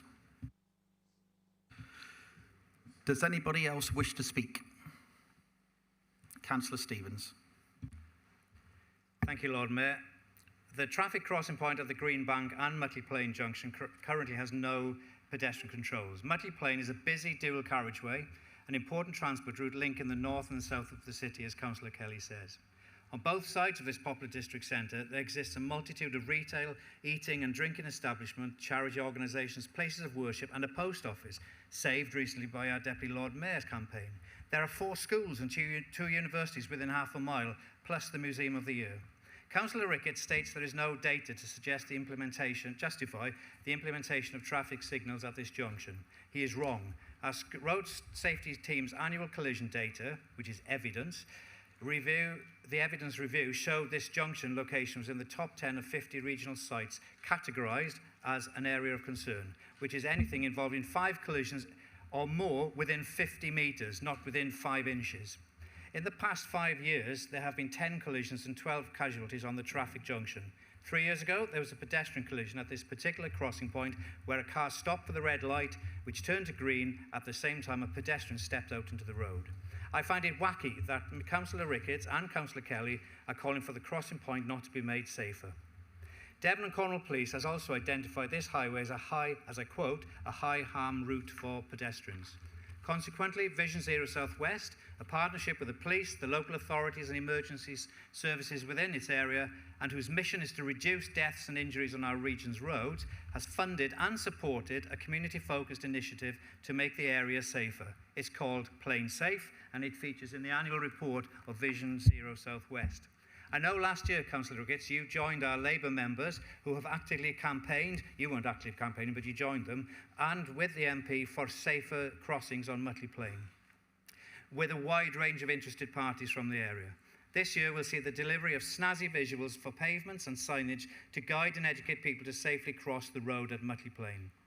During the Plain Safe consultation, the lack of pedestrian phased crossing at this site was mentioned many times over by pedestrians. They said they had to basically take a chance between the light sequencing to cross over at that point. They rightly questioned why on 2 other adjacent junction crossings there are traffic lights and a Pelican crossing with a countdown, and incidentally with no collisions within the last 5-year period. Whereas on this particular junction, there is no pedestrian phase crossing to traverse the dual carriageway. Among the concerned voices were children and families who attend nearby schools such as Hyde Park, Plymouth High School for Girls and Mount Street, a school you are more than familiar with in your ward, Councillor Ricketts. If we are to encourage children and people of all ages to walk more in the interest of public health, we have a duty to make it safer for them to do so. Given the nearby incident data and the voice of pedestrians, the Council and the police carried out an assessment of the lack of controlled crossing facilities at this location.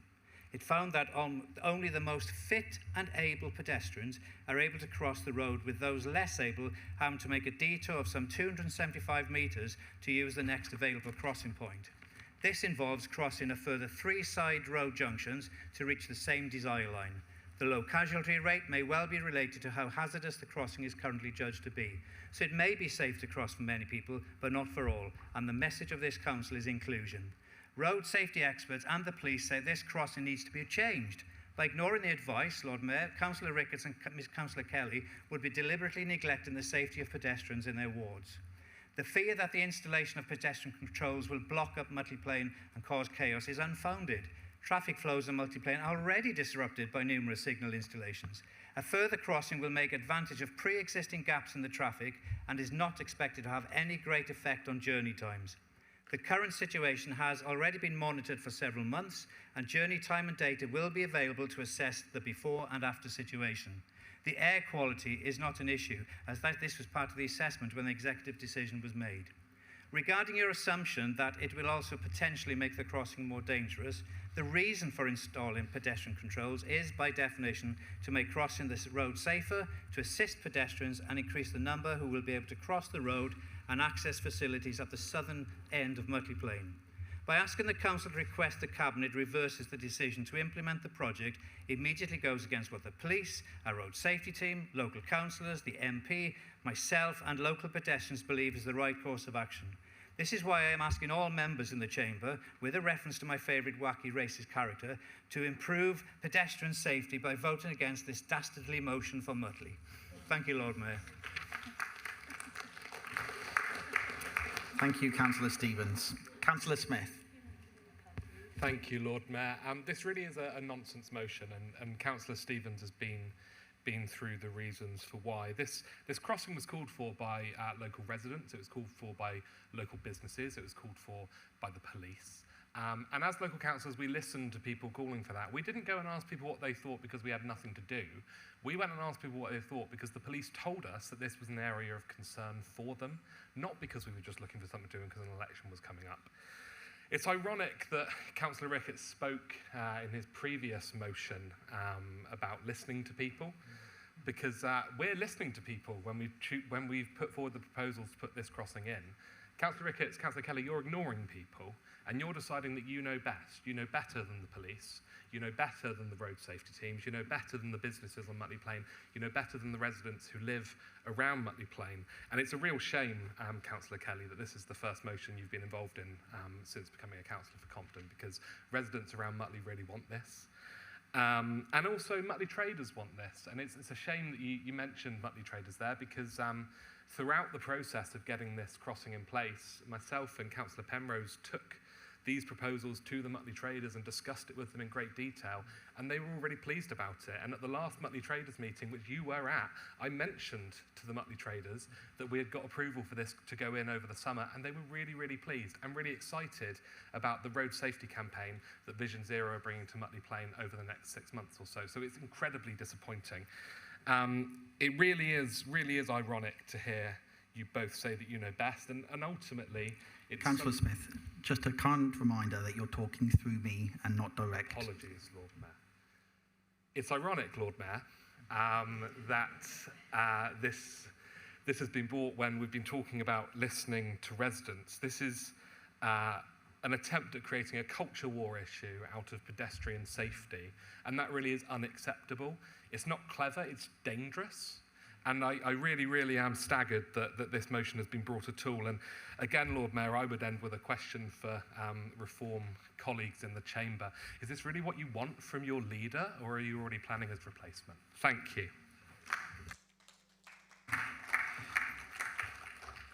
Thank you, Councillor Smith. Councillor Moore. Thank you, Lord Mayor. I have to say you do look resplendent in your robes up there. I'm very impressed today. I'll stick to the motion. Lord Mayor, the importance of these traffic signal crossings once they're in place can't be underrated.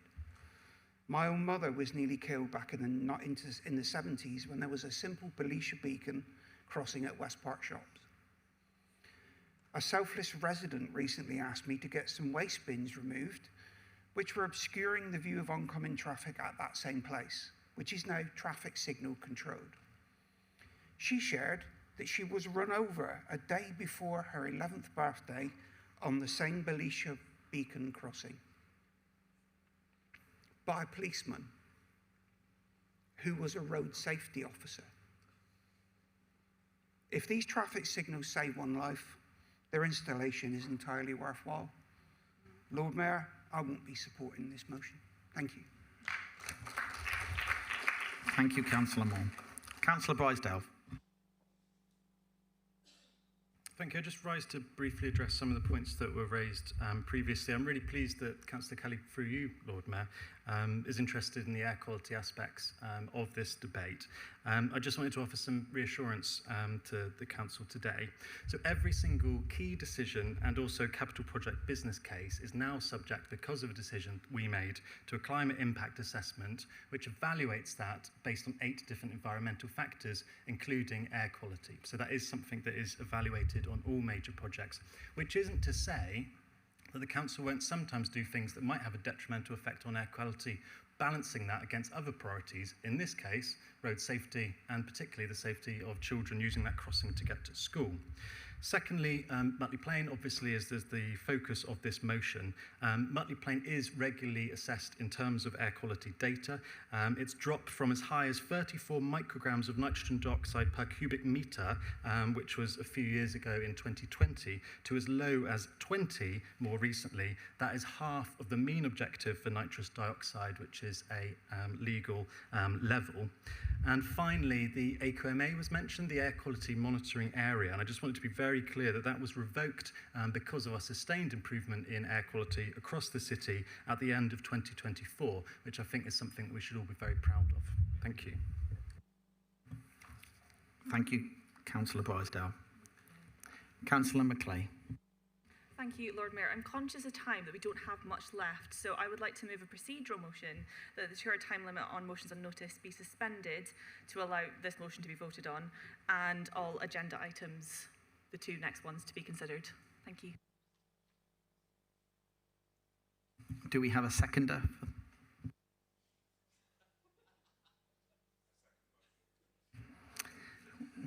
Thank you, Councillor Driver. We will now move to the vote to extend the time and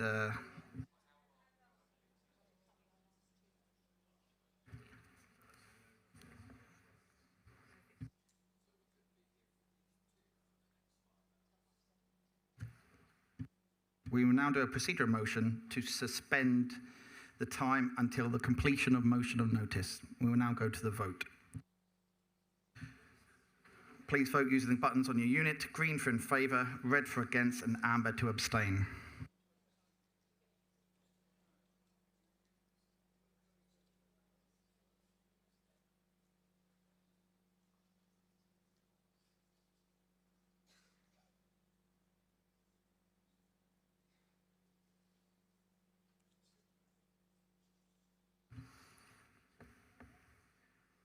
That has been passed.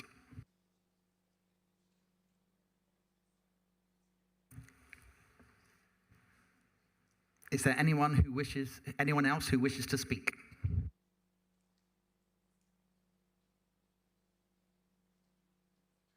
Then, Councillor Ricketts, would you like to sum up? Thank you, my Lord Mayor.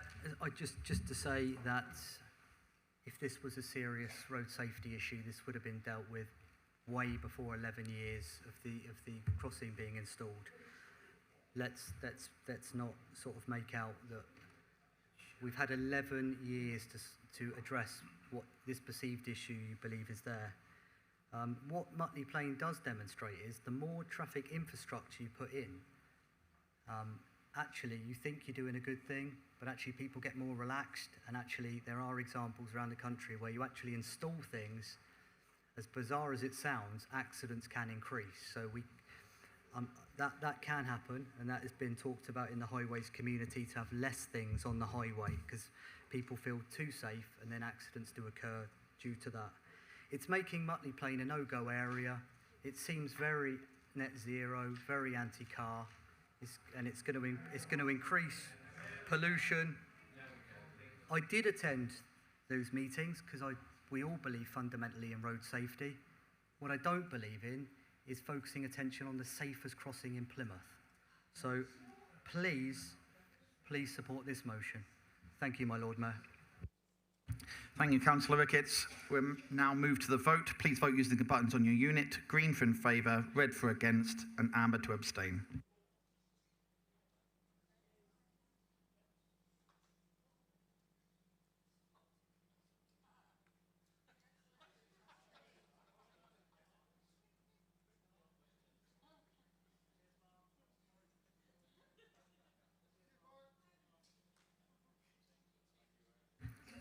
The motion is therefore lost. I now move to item 9E, smells from Southwest Water Treatment Work. Councillor Dan, would you like to introduce the motion? Thank you, Lord Mayor. As I introduce this motion, I want to start by saying thank you to the residents of Sutton and Mount Gord, especially in the communities of Capdown and Prince Rock. Earlier this year, especially in the spring, when a lot of us were walking around our wards, there was this absolutely horrendous smell.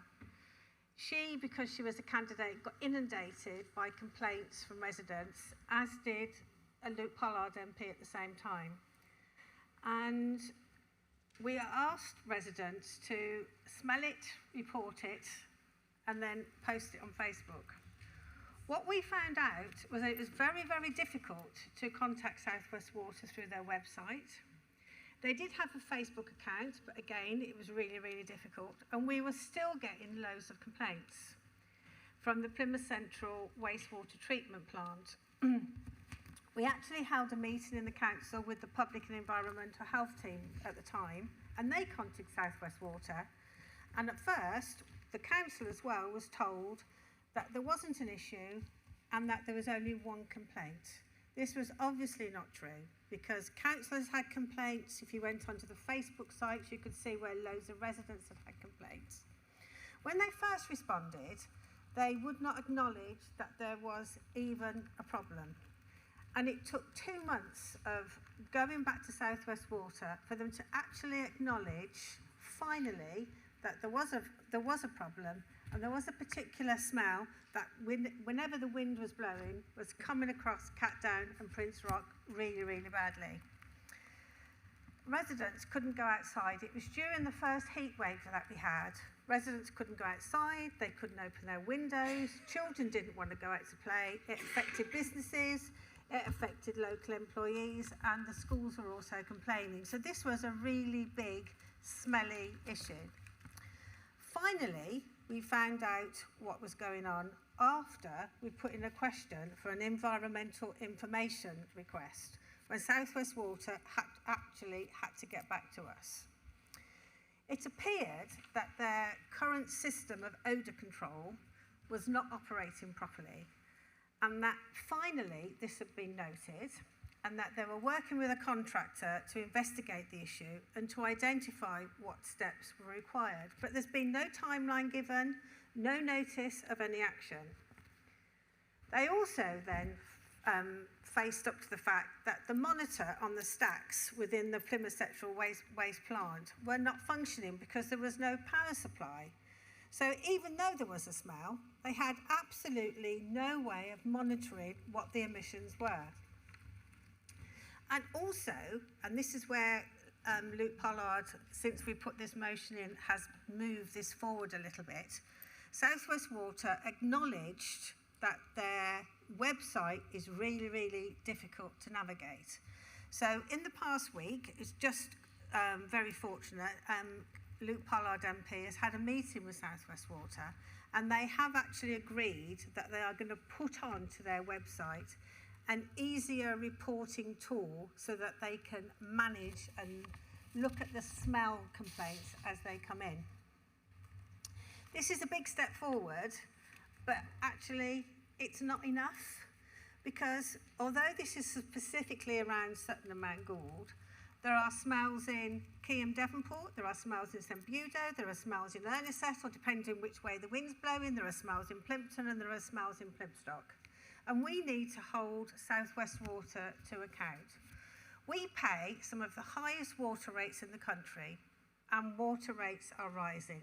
South West Water are an important partner across the city, and we do work with them. So this is not a knock in South West Water, but it is making them accountable to our residents. So we have specific requests. What were the conditions at the original planning stage? When will the monitors be fixed? When's the odour control system going to be fixed? What is the impact on our residents? If we bring this to scrutiny, our residents will be able to put forward evidence to say how they feel about having to live in a city that sometimes is very smelly. So hopefully this is a very clear motion on notice. We want to hold South West Water to account. We want them to come to scrutiny, and we want to make sure that they follow through with what they say they're going to do, so that we don't have smelly areas of the city, especially during a heat wave, when we'd like to open our windows and sit in our gardens. Thank you, Lord Mayor. Thank you, Councillor Dan. Councillor McCarthy, I understand you will second the motion? I will, Lord Mayor. Would you like to speak now or reserve your right? I'd like to reserve my right, please. I now open the floor. Councillor Beer. Thank you, my Lord Mayor. It's striking that Labour members have suddenly chosen to raise concerns about South West Water pollution and the treatment works in Plymouth, which all use the estuaries to discharge overflow sewerage. Some facts, Lord Mayor. I've been a councillor in Plympton Owl for almost 20 years, and throughout my time, up until recently, I've worked largely alone to raise the issues and concerns about the treatment works in Marshall Road. Previous Earl councillors have shown little interest and offered no support for this work until I succeeded in getting my colleague, Councillor Loveridge, elected as an independent to join me. Over the years, we have visited the treatment works many times, taken hours, and been told how well everything is operating. The reality, Lord Mayor, however, is very different. Plympton Treatment Works takes all the waste from, Sherford. So that's over 6,000 homes, alongside with additional businesses. All the sewage is pumped into Plympton. Residents in Earl, and indeed across the whole of Plympton, suffer from persistent odours. This prevents people from enjoying their gardens, forces them not to keep their windows closed, even in warm weather, and results in the smells permeating into washing and soft furnishings. Residents are even woken up in the night with odour creeping into their homes. Meanwhile, Sherford continues to expand, generating significant revenue without the necessary infrastructure to manage the impact to our communities. We are told that sewage must be pumped into Plympton, Lord Mayor, because of its proximity to the estuary. But this is precisely the problem. This is because that all overflow sewage, often untreated waste, is discharged into Plymouth Sound. The treatment works themselves suffer from ageing infrastructure and frequent machinery breakdowns. If it were true that sewage treatment works should be near the sea overflow and an estuary, then the middle of the UK would not be covered by these facilities to treat sewage. This is complete rubbish, Lord Mayor, and even our MP believes this is true. Repairs can take weeks, even months, and despite repeated claims of investment, I have seen little evidence of meaningful improvement. At the same time, residents here pay the highest water charges in the country, yet instead of prioritising proper infrastructure and service, we see profits, excessive executive pay and dividends taking precedence over people who fund the system. Lord Mayor, I will be supporting this motion today on behalf of the Plympton residents who continue to suffer these unacceptable conditions. And just to add, Lord Mayor, Councillor Leveridge and I have a meeting with South West Water again next Monday afternoon, and we will be raising this issue with them. Thank you, Lord Mayor. Thank you, Councillor Beer. Councillor Macleay. Thank you, Lord Mayor.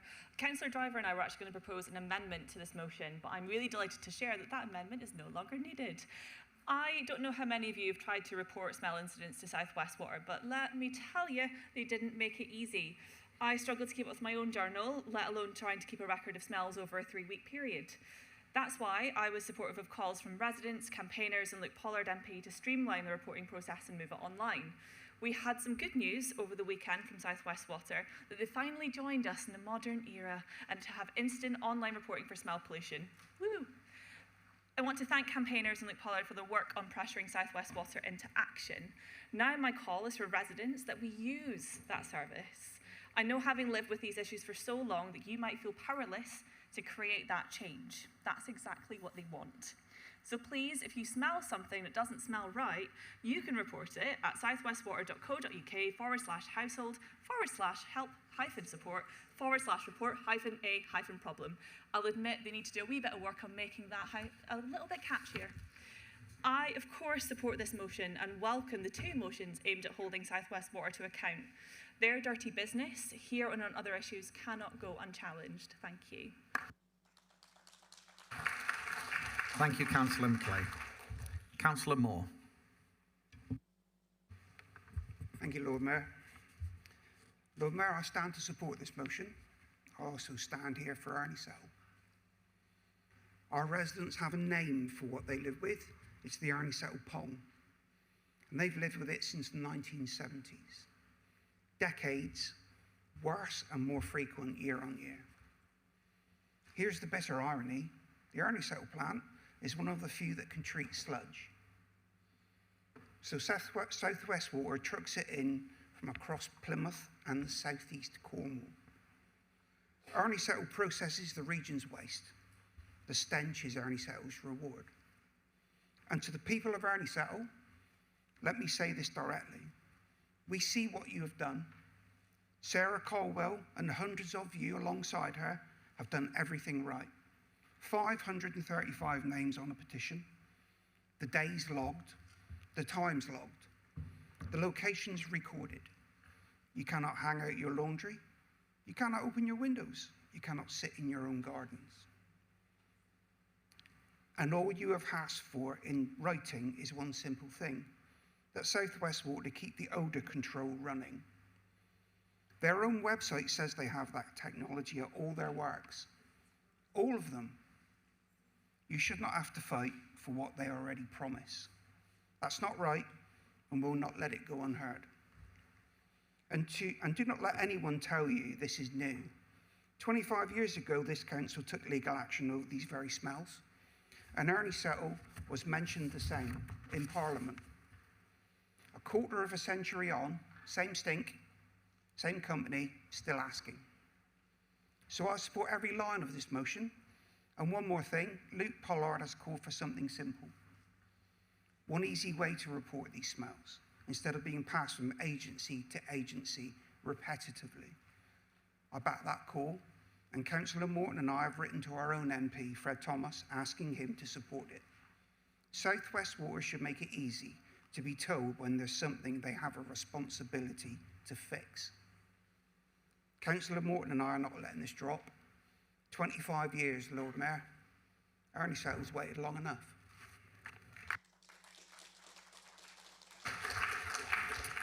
Thank you, Councillor Moore.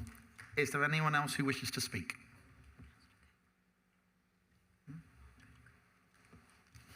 Councillor Coker. Thank you, Lord Mayor. I again rise to support this. being a long-standing councillor for Devonport and Keam, the problem with the Camel's Head system has been ongoing for years and years and years, which affects not only Keam, Devonport, it affects Ham, even down to St Budo. The leader of the council and myself, about 6-7 years ago, got the then chairman of South West Water down, who promised that yes, they would eliminate smells from that one and from the rest of the city. I've got to be fair, it got better for a little while, but it's come back with a vengeance. And actually, every one of us in this room who represents the people that put us here, however they voted, deserve our 100% support in holding South West Water's feet to the ground. And I urge everybody to put party politics behind us and support this for the good of everybody that is suffering from Plympton right to the other end of the city to Camel's Head. It's a disgrace and it must be sorted. Thank you, Lord Mayor. Thank you, Councillor Coker. Is there anyone else on the floor who wishes to speak? Okay, I put it to Councillor McCarthy to second the motion. Thank you, my Lord Mayor. And I neglected to welcome you to the chamber earlier in the heat of debate. It's an honour to serve under you. Back to business. It is a privilege to rise and speak in support of this motion. My grandma first taught me to surf locally when I was 5. I've spent a childhood and now a lifetime involved outside of this chamber in trying to hold South West Water and water companies to account over sewage. I was there in the early days of Surfers Against Sewage, and have probably been involved in more campaigns over the years than I have grey hairs, which is a few. Some of them, in fact, are probably from years of frustration and getting nowhere, from letter writing, email sending, petition signing, paddle outs, day of the sea, day of the ocean. You get my drift. About once a year, motions come to council asking the leader over many administrations to write to South West Water. And yet, here we are again. These smells are an old problem across the city. So I was intrigued when I saw now former Councillor Aspinall, Councillors Dan and Cuddy, look at this issue through a new lens. Gathering data, developing understanding, testing accountability to leverage real change. Now, Mary isn't known for her surfing prowess, but she is known as a huge champion of public health, with a long career in the NHS and community to back up the resume. She started asking a different set of questions. How is the public health of our residents impacted by the things we've heard of today? Not being able to open windows because of the stench. Kids not being able to play out because of the stench. Kids feeling ostracized by their peers and no one wanting to come round for tea or to play because of the stench. What is the real impact of that? Alongside this, planning consent and conditions seem an obvious thing, but again, I'm not sure I'd seen anyone think of this before. One imagines at the time planners would have ensured conditions to protect the public from the nuisance, shall we say, of odours and discharges. And so I welcome the motion asking for officers to brief us on this specifically. Mary started all of this by bypassing the normal, incredibly difficult to navigate channel South West Water put forward to complain, keeping diaries, etc., and found a way for residents to complain simply via their Facebook page messenger. And she asked for residents to let her know and pass their postcode on so it could be tracked. From this, a geographic picture was created. And it demonstrated the areas impacted depending on wind direction. So I'm really pleased Luke Pollard MP has now received an undertaking from South West Water for a new reporting system. But in the meantime, I would encourage all residents to keep reporting via the South West Water Messenger on Facebook or even their email address. So convinced by this data-led whole system approach, I went ahead and made a series of EIR data requests to MVV Environment, the incinerator, and South West Water themselves in my patch of St Budo. And to get to the underlying data, and I'm grateful for Fred Thomas MP running a survey to map residents' impact to try and ascertain in our patch where the issues lay. I'm grateful to the Sutton and Mount Gould Labour pioneers who started this trend. After so many years of waiting for South West Water to take action, we are now exploring what powers are within our gift here in the council that can be used to take action. And as the chair of the Natural Infrastructure and Growth Scrutiny Panel, I really look forward to taking evidence not just from South West Water and various officers, but residents. And I think it's vital we hear from those Plymouth residents impacted by the stench, the pongs, from Plympton to Catdown to Western Mill to St Budo, Ernest Settle and beyond. So thank you, Lord Mayor. I urge all members to support this motion and the people of Plymouth. Thank you, Councillor McCarthy. Councillor Dan, would you like to sum up? I think we'll just move to the votes. Thank you, Lord Moore. I think everyone's in absolute agreement about this, about holding South West Water to account. And now we have the mechanism in which we can do that. Thank you. Thank you, Councillor Dan. We'll now move to the vote. Please vote using the buttons on your unit. Green for in favour, red for against, and amber to abstain.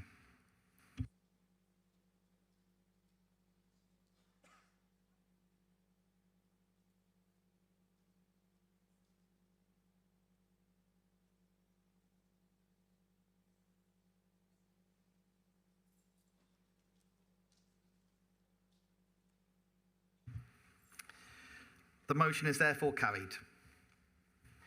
I now move to item 9F, holding South West Water to account. Councillor Macleay, would you like to introduce the motion? I would, thank you, Lord Mayor. We are Britain's ocean city. Our relationship to the sea is perhaps only bested by our commitment to cream first on our scones. Plymouth is home to astounding marine life, pioneering ocean science, countless sea swimmers and sea sports enthusiasts, as well as a proud naval heritage. For a city whose reputation is built on water, this council has made some extraordinary strides, like Mount Goldpool being free to swim in, Mount Wisepool, being free to swim in, our status as the UK's first national marine park, and signing an innovative memorandum of understanding for water quality improvement with South West Water. I'm really sorry to say that I feel like we're being let down by that partnership. Sewage, smells, service failures, flooding, water quality, bills. From all fronts, we are being failed. Plymouth Hoe East, which is the area encompassing Tyneside Beach, saw 1,405 sewage overspills last year, making it the most polluted bathing water in England and Wales. Residents across the city have been plagued for years by pungent odours from wastewater treatment plants. And here I want to recognise the activism and advocacy of Councillor Mrs Terry Beer for her work on this issue, which has been relentless and personally quite inspiring. I'm also glad of the motion that we just passed on this issue. South West Water also failed thousands of residents in the north of our city who were left for days without water when a major water main burst last year. South West Water's response to this was shambolic. Many vulnerable households on the priority register didn't get water delivered as they were entitled to. And there were only 3 collection points set up across the impacted area, so you're absolutely scuppered if you didn't have a car. Our water bills in Plymouth have gone up 32% this year. And where's that money going? Certainly not enough is going to fix the pipes, upgrade the treatment facilities, or in clearing up our coast. Instead, 14% of our bills each month is spent paying off South West Water's £3.1 billion of debt. Meanwhile, they've handed out £4.5 billion in dividends to the rich shareholder mates since privatisation. So while they're swimming in cash, we're swimming in, well, you know exactly what it is that we're swimming in. I only mentioned incidents in Plymouth here, but if you ask our neighbours in Devon County Council who are already taking legal action against South West Water, and our neighbours in Cornwall councils who have signed motions of no confidence, you can see the kind of collective image is that we are all being failed by South West Water. This motion looks to pull our voices collectively together across the region and say that we need system change. In the Clean Water Bill, we have a chance to make history and clean up this dirty business, but we must push for it to be robust enough to put people above profit. Otherwise, I fear we won't see the changes that we really need. And although I endlessly yap about bringing water back into public hands. You don't need to agree with me on that point to support this motion. This motion is all about putting residents above the private interests of South West Water. So please, I ask you all to act collectively to show South West Water that we are sick of their nonsense and platitudes, and that we as Plymouth residents and our sea deserve better. Thank you. Thank you, Councillor Macleay. Councillor Driver, I understand you'll be seconding the motion. Thank you, Lord Mayor. Yes. Would you like to speak now or Yes, reserve please. your right? Yes, please. Sorry, I went for it there, didn't I? Speak, yeah, you're keen. Speak now. Thank you, Lord Mayor.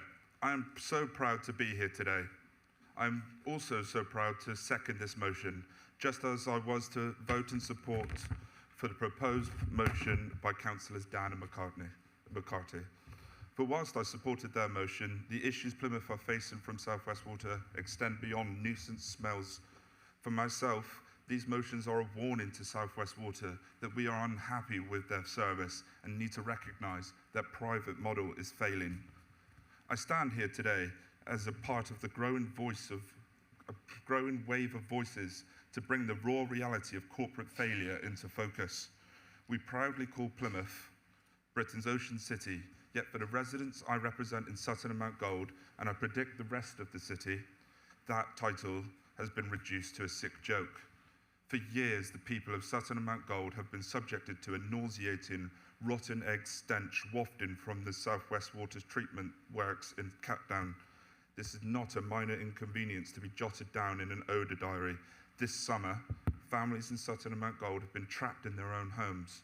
They cannot open their windows during a heatwave. They cannot let their children play in their gardens. They are being forced to breathe in foul, nauseating air while paying some of the highest water bills in the country. And what has been South West Water's response? Total silence. Following relentless public pressure, a Freedom of Information request finally forced them to admit the truth. Their odour control system is completely broken. Worse still, due to a power fault, their odour stack monitor was completely offline for 30 days. They were flying blind, entirely aware of the misery they were inflicting on our community, while not telling us, not telling the residents, and instead telling us to log complaints on an outdated, useless emergency phone line. I applaud the work done by the Member of Parliament, Luke Pollard, but question, why did South West Water make it so difficult? This lack of monitoring is a mirror image of how they have treated our seas. While they blind themselves to the stench in Sutton Mount Gold, they continue to pump raw sewage into Plymouth Sound and local habitats. Just this month, South West Water stood in Plymouth Magistrate Court and pleaded guilty to a fresh litany of illegal pollution offences. This follows a staggering £1.85 million fine for poisoning the drinking water of our neighbours in Brixham. Yet, while our city chokes on the smell of rotten eggs and our oceans choke on sewage, South West Water's parent company, Pentagon Group, continues to pay out millions of pounds in dividends to their wealthy shareholders. It is corporate greed at its most transparent and an absolute lie that privatisation of water lowers bills. Plymouthians have nowhere else to go. It is a monopoly. The Plymouth Green Party position remains unshakable. We must end this failed experiment of privatisation. Water is a human right and a public service. It should be back into public hands, back into public ownership, ensuring every single penny of profit goes toward fixing our crumbling infrastructure. To support this motion, though, you do not have to agree with this point. Only that options should remain open and public health should be placed before private profit. In the existing Memorandum of Understanding signed between the Council and South West Water in 2024, there is an agreement to mark the progress of improvements in 2027. Let's put South West Water on notice now. Tell them now that unless there are stark and rapid improvements by the completion of the review, we will no longer be waiting for more failure. I hope, but I doubt these will be the last letters we send to South West Water, an organisation that does not represent our best interest.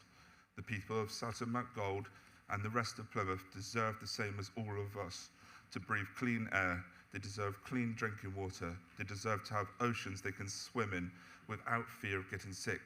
Let's stop compromising with polluters, stand up for our communities, and hold South West Water to absolute account.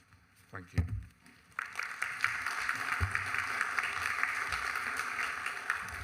Thank you, Councillor Driver, and congratulations on your maiden speech.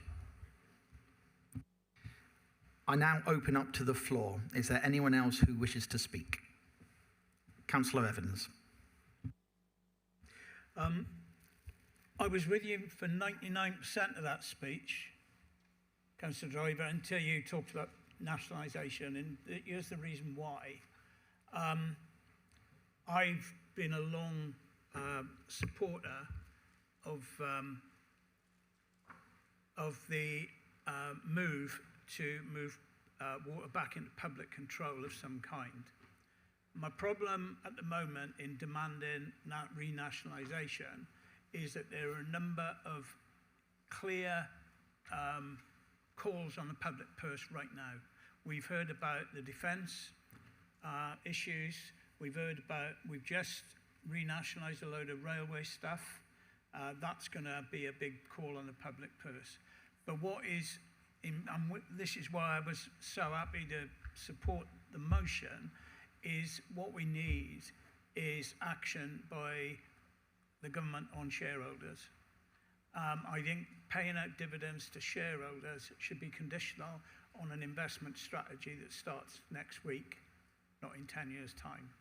Because it's a fact that while those dividends are being paid out willy-nilly, and while those bonuses to their top staff have been paid out, there's been no real concerted effort to improve, for example, the distribution system, the leaks.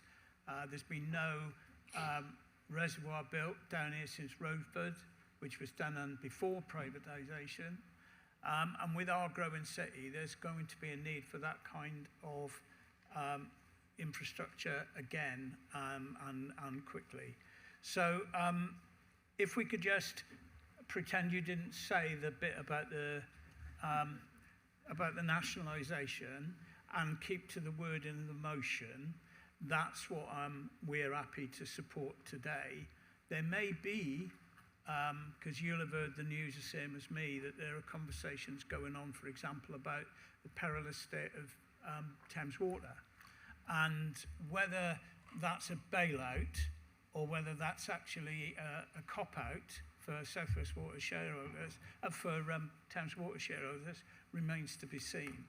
But what is indisputable is that the privatisation model was never introducing competition, because you can't get your water from anybody else but the place in the southwest that you live. So the model doesn't work, and it's never been about that, and it's always been about a gift to shareholders. I get that, I do get that, but what I really want to see now is concerted effort to have an investment plan that sorts out this mess once and for all. That is the overarching requirement of our government now, is to hold these people in South West Water to account, to make them accountable for what they give, what they take off us, and where they spend it. And where they're spending it at the moment is on themselves, and they need to spend it on the water system in the southwest. Thank you, Lord Mayor. I hope I was speaking to you then. Thank you, Councillor Evans. Is there anyone else who wishes to speak? Councillor Patrick Nicholson. Thank you, Lord Mayor. Welcome very much the motion, but also the contribution of the leader of the council. I'm not sure if it's Councillor Brydesdale's portfolio, but South West Water obviously have a controlled period for which they put an investment plan to Ofwat that controls bills, but equally commits to an investment programme. And I'm not sure if the Cabinet member could confirm whether Plymouth City Council has ever been consulted on that, and whether or not, on the back of both this motion and the last motion, this would be an ideal topic for a whole council briefing, for which the leader should be able to, with his considerable influence in both on their investment strategy, but also on bills, but ultimately are controlled by Ofwat. And I don't know what role elected members have with Ofwat, so perhaps they could come to the council chamber too. So through you, Lord Mayor, perhaps not in this debate, but the cabinet member would like to take that. I think questions by councillors could actually go to cabinet members. Well, no, I'm doing a contact, so I'm not standing up again. Okay.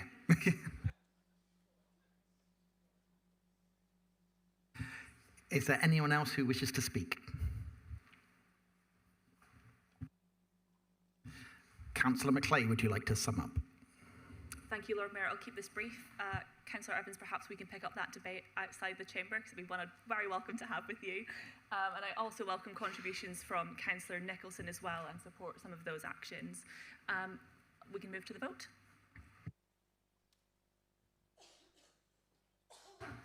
Thank you, Councillor Macleay. We'll move to the vote now. Please vote using your buttons on your unit. Green for in favour, red for against, and amber to abstain.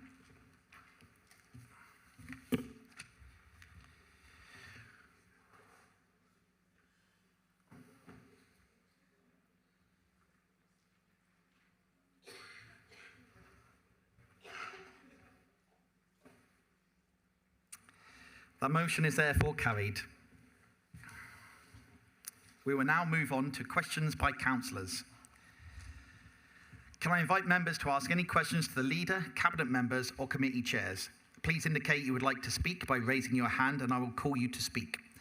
Please note there is up to 45 minutes for this question and answer session. I would ask that cabinet members, when responding, do not turn around and continue to face forward, please, so it's easy for you to speak onto the microphone. Questions should be no more than 1 minute long and answers no more than 2 minutes. Members may ask one supplementary question, not a statement, which must be related to the original question they asked. The same time regulations apply. Councillor Patrick Nicholson. Thank you, Lord Mayor. I think my question is Councillor Smith, but maybe Councillor Lowry, because I'm not sure there's a crossover on the city centre. So for many, many years, probably for generations, the Plymouth Model Boat Club did use the pool outside the Civic Centre to use their model, to sell their model boats. It's now approaching 2 years since the pond has been closed off. Unfortunately, they now need to go to Millbrook in Cornwall to be able to sell their model boats. It has been a long tradition. Can the cabinet member, and presumably it's Councillor Smith, give an assurance as to when something might be resolved in relation to the pond outside the Civic Centre, or is that going to be an eyesore that we're going to have for many decades under Labour? Thank you for your question, Councillor Nicholson. Yeah, this is under my portfolio now. You know, it's frustrating that it's been like that for so long. I can promise you it will not be an eyesore for decades to come. We've now formally moved the work on the ponds under the Civic Centre project, which I think makes sense, because we're going to start to see progress on that in the autumn. We've commissioned a report on what work needs to be done on the ponds so that we can get on with it as soon as physically possible, and we'll have a full update on that on the 16th of July at scrutiny. So we are making progress on it, and we'll be able to give you some timings very, very soon. Lord Mayor, thank you very much indeed, Councillor Smith. A very full report. For those members on scrutiny, do you think you could write to all members just to provide an update, please, after the 16th? Yeah, I'm very happy to do that. Thank you. Councillor Wood. Thank you, Lord Mayor. It's for the Leader of the Council. At the Cabinet meeting on the 15th of June, the Cabinet agreed the draft response to the local government reorganisational structural change order governance questions, and authorised the Chief Executive to submit it to the Ministry of Housing, Communities and Local Government. Under the Council's constitution, it is the Council rather than the Cabinet which has the authority to change the name of the city, divide constituencies into polling districts, appoint a returning officer, and exercise all powers in respect of holding elections.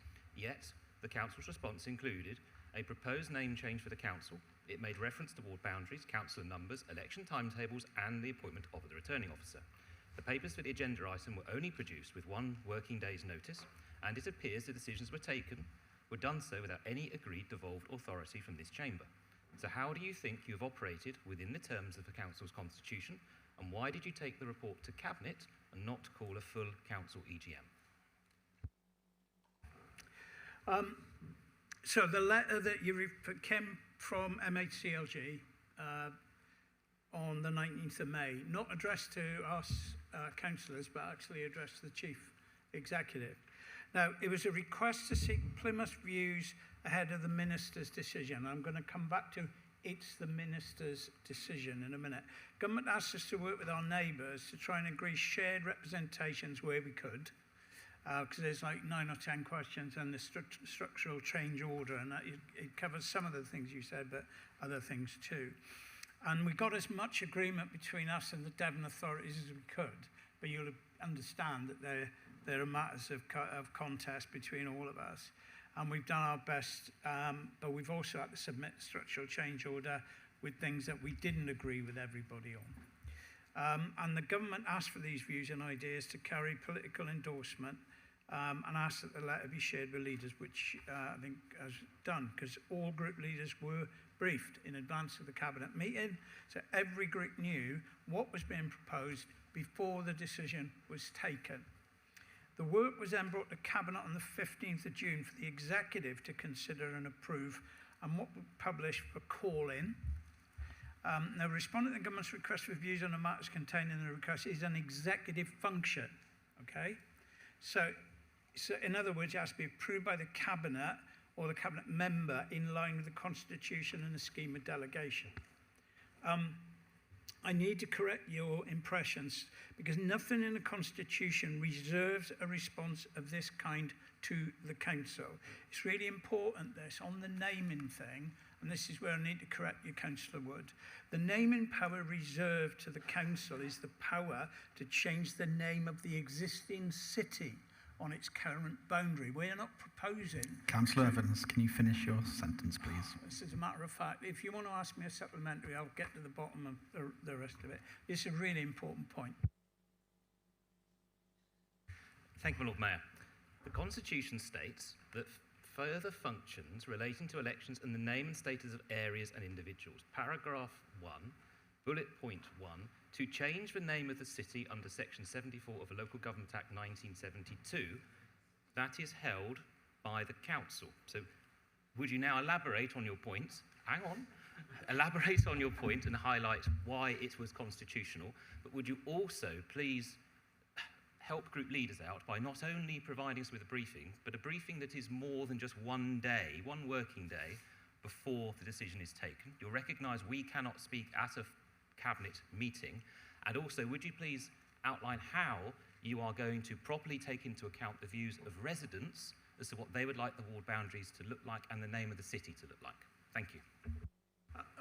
Thank you for your supplementary question. So if I could continue, that the naming power reserved to the Council is the power to change the name of the existing city on its current boundary. We're not doing that. We're not changing the boundary of Plymouth at all. And we're not.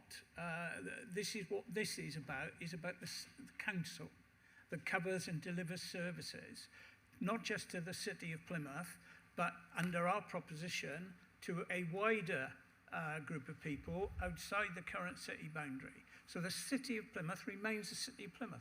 Like Ivybridge remains Ivybridge. Like, you know, it's no change like that. So this is always about a change to who empties your bins and who disposes of the waste that they collect and who does the recycling and who does the industrial development and who does children's care and adults care, social care. That's what it's about. If this council in the future wanted to change the size of the boundaries, it would of course come to this council for determination and discussion. But that is not the proposition at this moment in time. And I just got to say that irrespective of what we say, it's actually the minister's decision and the minister's decision alone on the name. So we've put a suggestion in which keeps the name of Plymouth, not something that's happened in Southampton, I should say. And I hope you're pleased that we have suggested that we keep Plymouth in the name of the council somewhere. But these negotiations with our neighbours have been quite delicate. And I had held back from suggesting Greater Plymouth, even though, because I did not wish us to antagonise our neighbours. The suggestion of Greater Plymouth actually, ironically, came from Southampton District Council. Councillor Evans, if you can finish your sentence. Thank you. Just to clarify to the floor, supplementaries are meant to be asked for. I'll move on. Councillor Allen. Thank you, my Lord Mayor. I have a question for Councillor Matt Smith. Many residents of mine in Peveril, particularly older residents living in drafty pre-war houses, have real concerns about keeping their homes warm during the winter. I know we've had a heat wave at the moment, but that concern's never that far away. Please, can you point me in the direction of what support the council can offer them? Thank you, Councillor Allen. Yeah, the council had some comms about this recently to do with the Warm Homes Local Grant. So we've secured 3.1 million for 2025 to 2028. So that will be used to retrofit homes occupied by low-income and fuel-poor residents in particular. We're working really closely with Plymouth Energy Community and also Dartmoor Energy on delivering a lot of these upgrades. So there's a lot of work being done by partners there. Crucially, we know that we have capacity with our partners to do more. So we are also making the case to government that actually if we were to get a bit more funding, we could do more and help a lot more people. So there's a lot of work going on there. But if you have a look at the news section on the council website, there was some stuff about how people can access that very, very recently. May I have a supplementary, Lord Mayor? Thank you. Councillor Matt Smith, can you please clarify currently who is eligible to apply for this Warm Home Grant? Is it all Plymouth residents? They will have to come under the quite strict conditions of whether or not they are eligible. I couldn't tell you the exact requirements off the top of my head, but it's all available online if they just go and have a look at the Warm Homes Grant page. Thank you. Thank you. Councillor Strickland.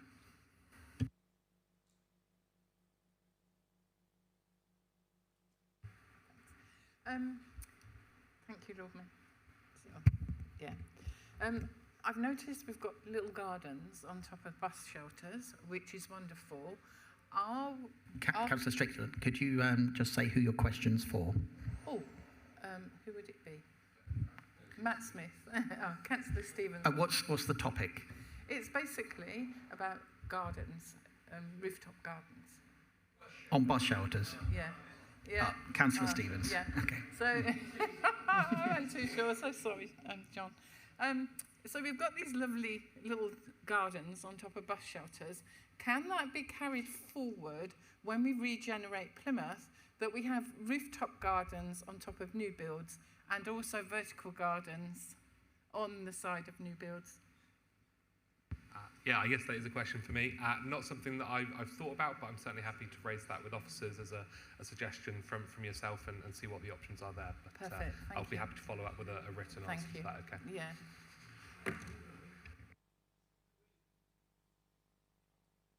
Councillor Noble. Thank you, Lord Mayor. My question's for Councillor Blight. Last week I read some reports in the Herald about noise levels in some of our local libraries. The report referred to Plymouth Stock and Central Library. What is the policy for noise levels in our libraries? Thank you for your question. I also read the article in the Herald and was taken by a phrase that was, we had to move because we couldn't hear ourselves think. So I went to Plymouth Stock Library 2 Fridays ago to see the layout of the library for myself. I went without informing the staff because I didn't want them to prepare for my visit. I found a cafe which I didn't know existed in the entranceway and had a coffee. And I found a large airy library with lots of spaces for people to do quiet work, including a large room for the IT suite. There was a fantastic children's section, which was well used. And at the end of my visit, I spoke to a member of staff, told them who I was, and she recounted a rhyme and time session where the little children had finished their session and gone to the sofas and enjoyed being in the library. Now, no doubt the person who complained would have found that noisy. which is a shame because actually we're training young people and children to enjoy books, to learn from books, and to understand that our libraries are community assets. We have a future libraries plan coming to Council in September, and I look forward to trying to realise our manifesto promises about opening more libraries for longer. This year is the 150th anniversary of the first free library in Plymouth, and that's something to really celebrate. And I know that Central Library has adverts all around it asking people for their Plymouth library histories, which will be fantastic. So I think our Councillor library... Blight, can you please finish your sentence? I think our library policy is no shush, enjoy yourself. Thank you. I thought you were telling me to shush then. Now. Councillor McCarthy. Thank you, Lord Mayor. A question for Councillor Lang. I was really proud that the pupils of Victoria Road Primary School were the first to visit the Art Explorer, the mobile museum. And I wonder if you could tell me where else that will be across the city this summer, please. Yes, this is a very, very exciting opportunity for young people in our city. Art Explorer is a mobile museum. It is literally a museum on the back of a truck, Lord Mayor. It's got a Turner in it. It's got a Bridget Riley in it. World-class art. And it is going around Plymouth to a number of schools. And the pupils they go and see the art. Then they can take part in some excellent workshops, which are facilitated by 2 students from Arts University Plymouth, who've been recruited by the Art Explorer team to do this role. And so it's travelling around the southwest, and then in the summer holidays it's going to have a couple of stays in Plymouth, one in the city centre, and it's just an absolutely incredible initiative that means that some young people, children and young people who don't get to see world-class art in this way can go on this lorry and see some of the most incredible paintings and art in the world. Thank you. Councillor Cresswell.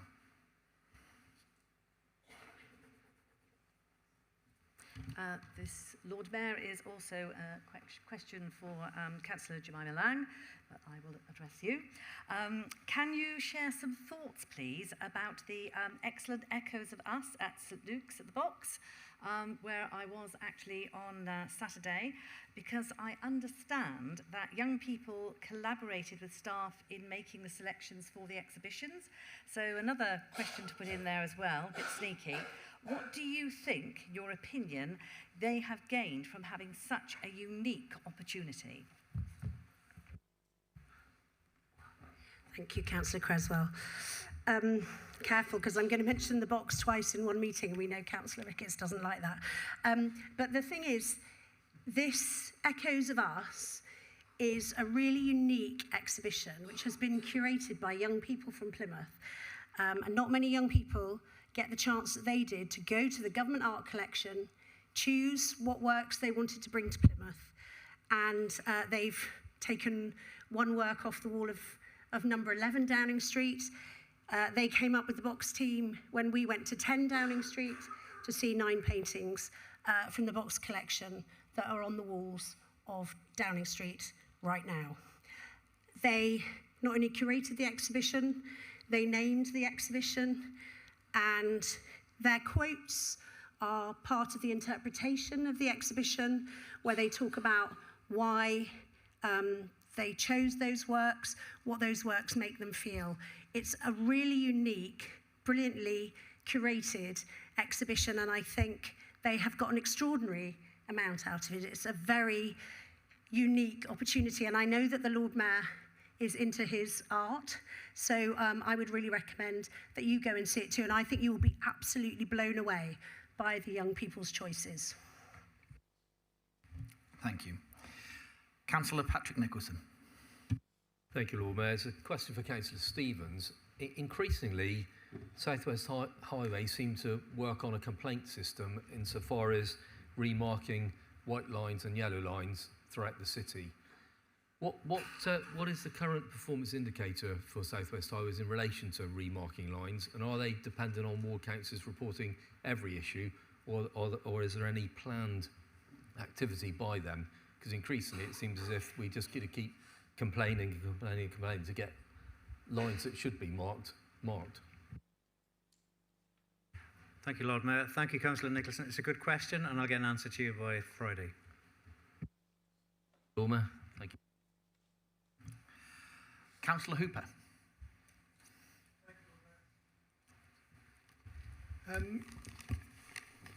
My maiden speech. I understand potholes. That's absolutely bored to tears. But all I heard all the way around. Councillor Hooper, just a quick one. Yes. I'm using my Lord Mayor's discretion not to call it a maiden speech. So you have the opportunity at another council to be able to do that. And furthermore, I just need to know who your question is to. I think it's going to be Councillor Stevens. I'm not sure. Thank you. It's a very quick question, basically. I've been plagued with people moaning about potholes, and they've got every right to do that because it's a bit of a mess around Plymouth. But I've been driving around Plymouth the last couple of days, and there's been 2 very long roads I've driven along saying they're going to be closed for resurfacing for 7 days, and I don't see any potholes at all in those roads. It's like as if they're refurbishing roads that don't need doing, and they're leaving roads that really in a bad state. I mean, I can say Shakespeare Road in Honigno in my ward and Sheldon Crescent in my ward are absolutely atrocious. I've driven along better roads in Russia, and they don't seem to be getting looked at. And roads that are perfectly healthy shouldn't be getting resurfaced. I just understand where's the logic in it, and what's the mechanism for resurfacing roads and the priority? Sorry, could you just clarify your question? Who decides what roads are going to be resurfaced and not going to be resurfaced? Thank you. Thank you, Councillor Hooper, for your question. Roads are assessed for a variety of reasons. So it could be, as you say, blatant potholes, cracks in the road, defects caused by weather or wear and tear. Some roads need resurfacing because if you notice that several roads in the city are currently being resurfaced close to junctions and traffic lights, and it means that road surface has to be extremely resistant to braking of cars and vehicles and so on, and turning at junctions. It would be really helpful if you could email me the name of the road that or a couple of roads you want. Pardon? Yeah, but if you email me the details about the road you're concerned about, you have a question, and I'll be more than happy to look into it and get a response to you. Thank you. Councillor Sharp. Thank you, Lord Mayor. I'm asking this question to the relevant cabinet member or the leader, please. Please could you explain the procurement process for the council when instructing contracts, and do we put contracts out to tender, or do we just use the same contracts time and time again? I'll take that question, Leader, if you don't mind. Procurement comes under myself. There are standing procedures in relation to procurement, depending on the value of the contract and the duration of the contract, and sometimes, of course, the sensitivity of the contract. So our standing procedures set out what they are. If you have specific concerns, I'm happy to meet with you to take you through them and discuss them with you. But it would depend on the nature of the contract. Sometimes the contract is renewed because there are sometimes only 1 or 2 people available to do so. But generally, we put most of our contracts out to tender, and we make sure that wherever practically possible, we spend the money locally in Plymouth. Can I ask supplementary, please? Yep, go ahead. So I was recently driving down Royal Parade and noticed the contractors installing the live gardens on top of the bus stops. They were stood on the bus stops with roofs with absolutely no preventative measures in place from the fall from height. I couldn't help but wonder how this company had ever got through the procurement stage and become an approved contractor when they clearly have a complete disregard for health and safety in such a prominent location. It's certainly not something I'd want to be associated with. Thank you. I would agree with you, Councillor, and hopefully you've reported that to us, so we're fully aware of that, and I'm very happy to look into that. But in addition to, obviously, our standing orders that I referred to previously, there's an obligation on them to provide their health and safety mandatory training and requirements are set out in their application to us, and we assess that as part of the assessment process when we're undertaking an evaluation of the tenders. But if you do have a specific case, I didn't hear all of what you actually said, perhaps I'm very happy for you to email that to me. I'm sure you've already indicated that you perhaps have already reported that to the council. Thank you. Councillor Wood. Thank you, my Lord Mayor. This is for Councillor Stevens.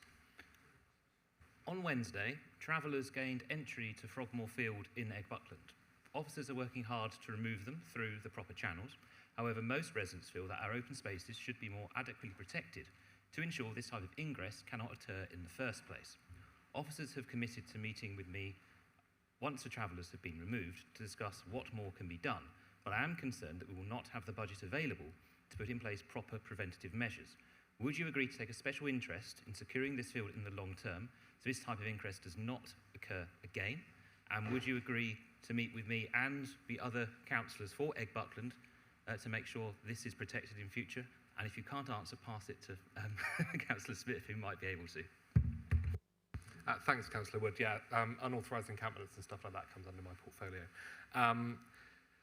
We do take a real interest in places where we have these unauthorised encampments. We've had improvement measures put in various places across the city. A couple of weeks ago, there was an attempt to access a site in Stoke Ward that had previously been used, and they tried to get in, but the measures that we had put in place stopped it from happening. So obviously, if those officers are going to go and meet with you, they are very, very good, they're very proactive, and they will be very keen to do all they can to support. And once we've got some proposals in place for what measures might be able to help, then that's when we can look at the money. But it's hard to say in advance of what those measures might be, whether we have it. Okay. Thank you. Councillor Tyler. Thank you, Lord Mayor. I don't know who to speak to about open spaces. Thank you. We seem to be having, obviously there's a problem with overgrown grass, not just verges, but more open spaces. So there's people that are finding it difficult to walk their dogs, pick up dog feces. And we've also got an epidemic now of fleas and ticks all over Plymouth. So if this grass was to get cut more, I think it would slow that down and make it easier because of the hot weather now. People can't walk their dogs on pavements, so it'd be nice to let their dogs run on open spaces and throw a ball to a dog that you can pick up without it landing in something as well. Thank you. Councillor Tyler, what's your question? The grass needs cutting in open spaces. More. Can you put that in question form? Well, when are they going to cut the grass? It's getting left for too long, so people can't walk their dogs in it because it's left too long, or throw a ball, or finding it difficult to pick up dog mess. Thank you. It makes it quite hard to give specifics because that's quite a general statement. But just to give a little bit of context, there was a significant issue with regularity of grass cutting at the start of this administration. It's something that we invested an extra £300,000 a year in the revenue budget to try to address, getting more operational staff on the front line. But we also did capital investment looking at equipment better suited to cutting longer grass. As a result of that investment, there was a 70% drop in resident complaints around grass cutting in particular within 1 year, which we're really pleased to see. As of this year, we're currently at the peak of the grass growing season. It tends to peter off into the summer when the heat gets even more, and I'm sure over the last week there hasn't been a huge amount of growth. Most areas of the city have already had free cuts since March, which is actually quite a good place to be, and that includes every single highways verge, which is something that's really important in terms of health and safety. If you're interested in the wider policy side of things, I'd recommend looking at a page called How We Manage Our Grass on the Plymouth City Council website, which has a map of different areas and whether we allow that to grow longer for nature or whether we cut it as an amenity area. And every year we have an opportunity to feedback in community feedback to make changes to that. A few years ago we were making over 50 changes a year to that. Last year no councillors turned up because there was general contentment about the progress. So if there are areas in your particular ward where you'd like to make that change, I'd go through the link on that website or feed that in at the end of season consultation. Thank you. Can I just add to that, please, Lord Mayor? Supplementary. They seem to go around the edges of areas and not do the whole lot. So I can't understand why the edges get done, but not the middle. Thank you.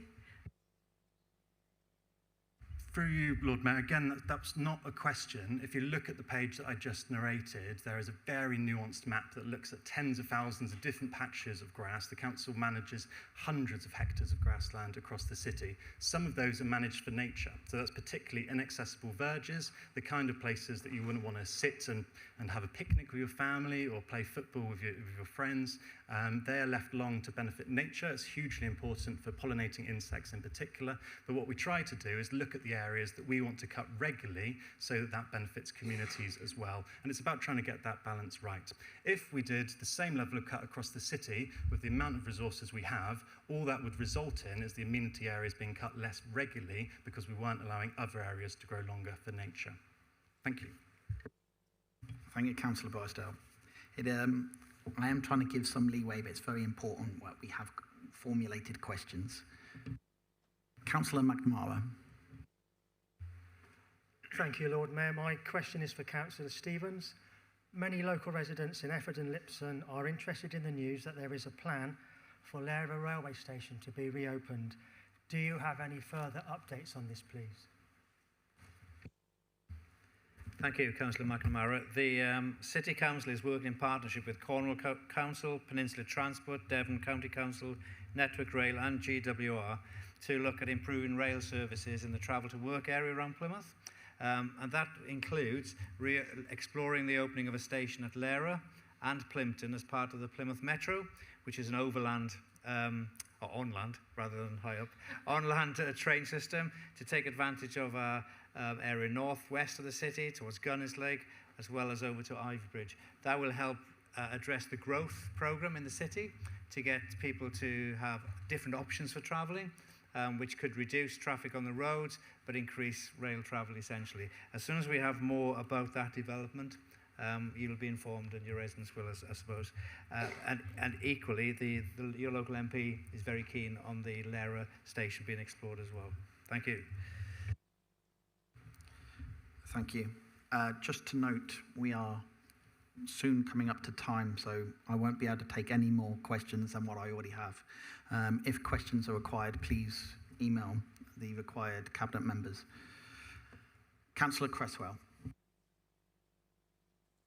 Thank you, Lord Mayor. This is a question for Councillor Tess Bly, particularly relates to the discussion that we had earlier related to the budget. And I wanted to know, has the local SEND reform plan been successfully submitted?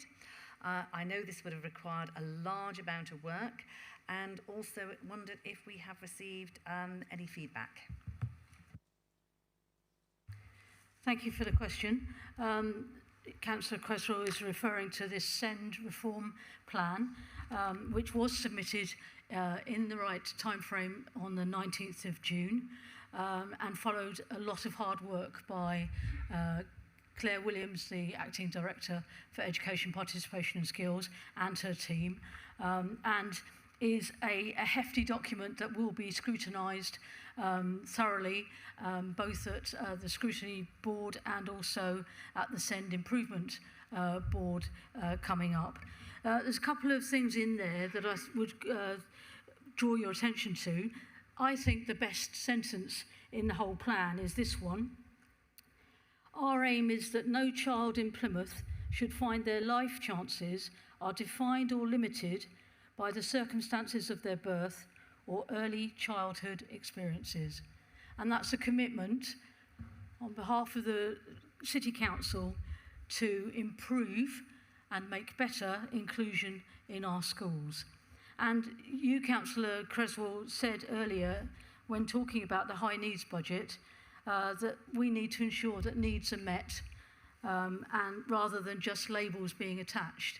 And this document is absolutely a commitment to that. Yep, go ahead.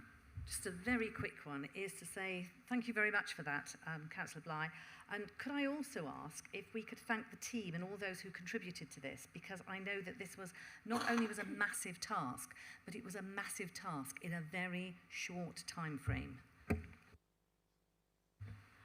Absolutely, and we will pass on their thanks. And I have to say, in my short time working with the team, the culture in children's services, both in education and The other half of Children's Services is very much one of thanking and praising good work. So as a former primary school teacher, you'll be very pleased to hear that, no doubt. Councillor Steele. Thank you, my Lord Mayor. My question is for Councillor Lang. I understand that a new therapeutic fostering team was launched earlier this month. Can you tell me a bit more about it and the difference that it will make to children in Plymouth? Yes, thank you, Councillor Steele. So the team launched this month in response to what our foster carers have told us will support them best.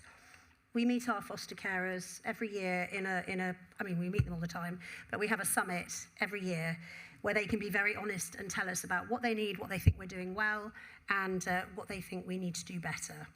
And this therapeutic team is something they've been telling us for quite some time that they wanted. So foster families will receive DDP therapeutic intervention. DDP stands for Dyadic Developmental Psychotherapy and is a parenting approach which focuses on building a safe, trusting relationship with a child, especially children who have experienced trauma, as all the children who come into our care have. Excuse me.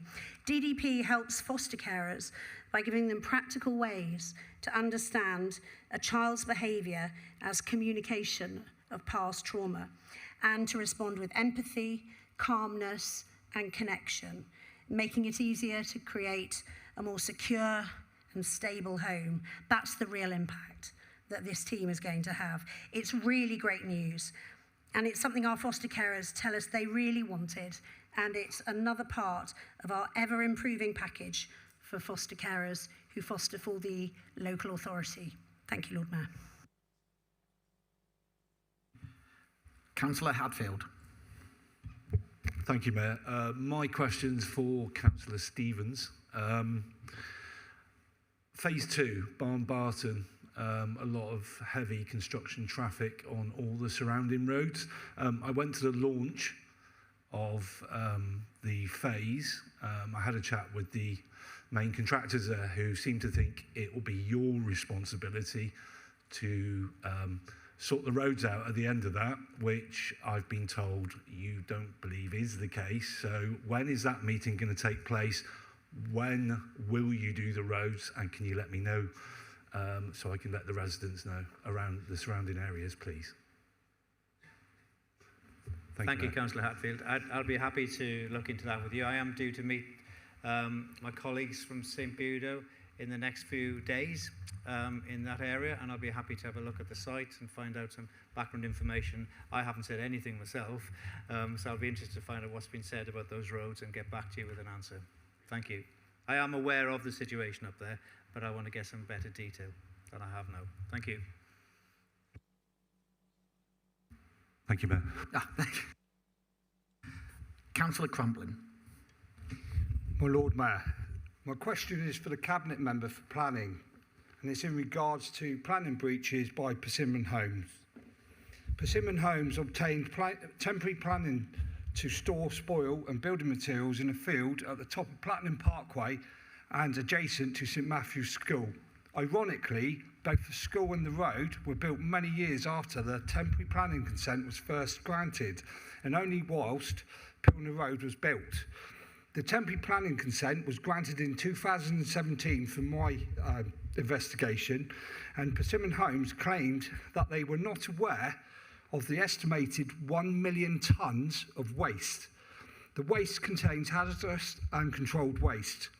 I have been informed that further planning permission to Persimmon Homes will be granted. Can the Cabinet Member assure me that a prosecution for illegally dumping will be sought? The breaches have been ongoing for over 9 years. Thank you, Councillor Crumlin. Planning comes into my brief, but what I would suggest, because you've got quite a lot of detail there and comment about your issue, that you report it on the Council's casework team, and then you'll get a direct response. And I'll find out myself as well. If you can copy me, mention that I've referred that to you, that'll be really helpful, and you get the answer. Thank you. Would you like a supplementary? My Lord Mayor, yes, please.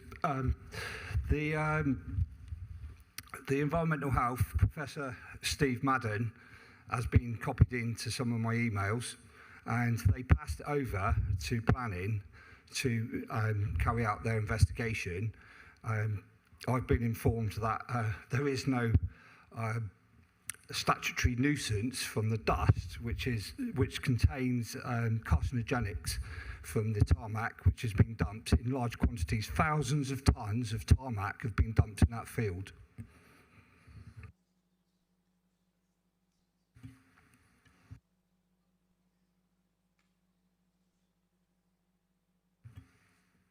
We need that to be in a question form.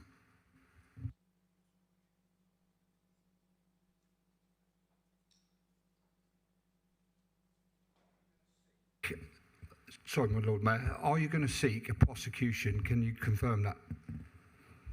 I can't confirm anything, sorry, Councillor Crumlin, because I don't know anything about the issue. But what I will do is, one, find out myself, but also I do urge you to... You've reported it to casework, you said? I have, yeah. Okay, I'll have a chat with you after this meeting, just a quick chat. Thank you. Okay, that's the end of questions by councillors. That concludes this very warm business of City Council. Thank you, members, for your time and engagement. I wish you and all those watching a good evening, and I hope you all stay safe and well.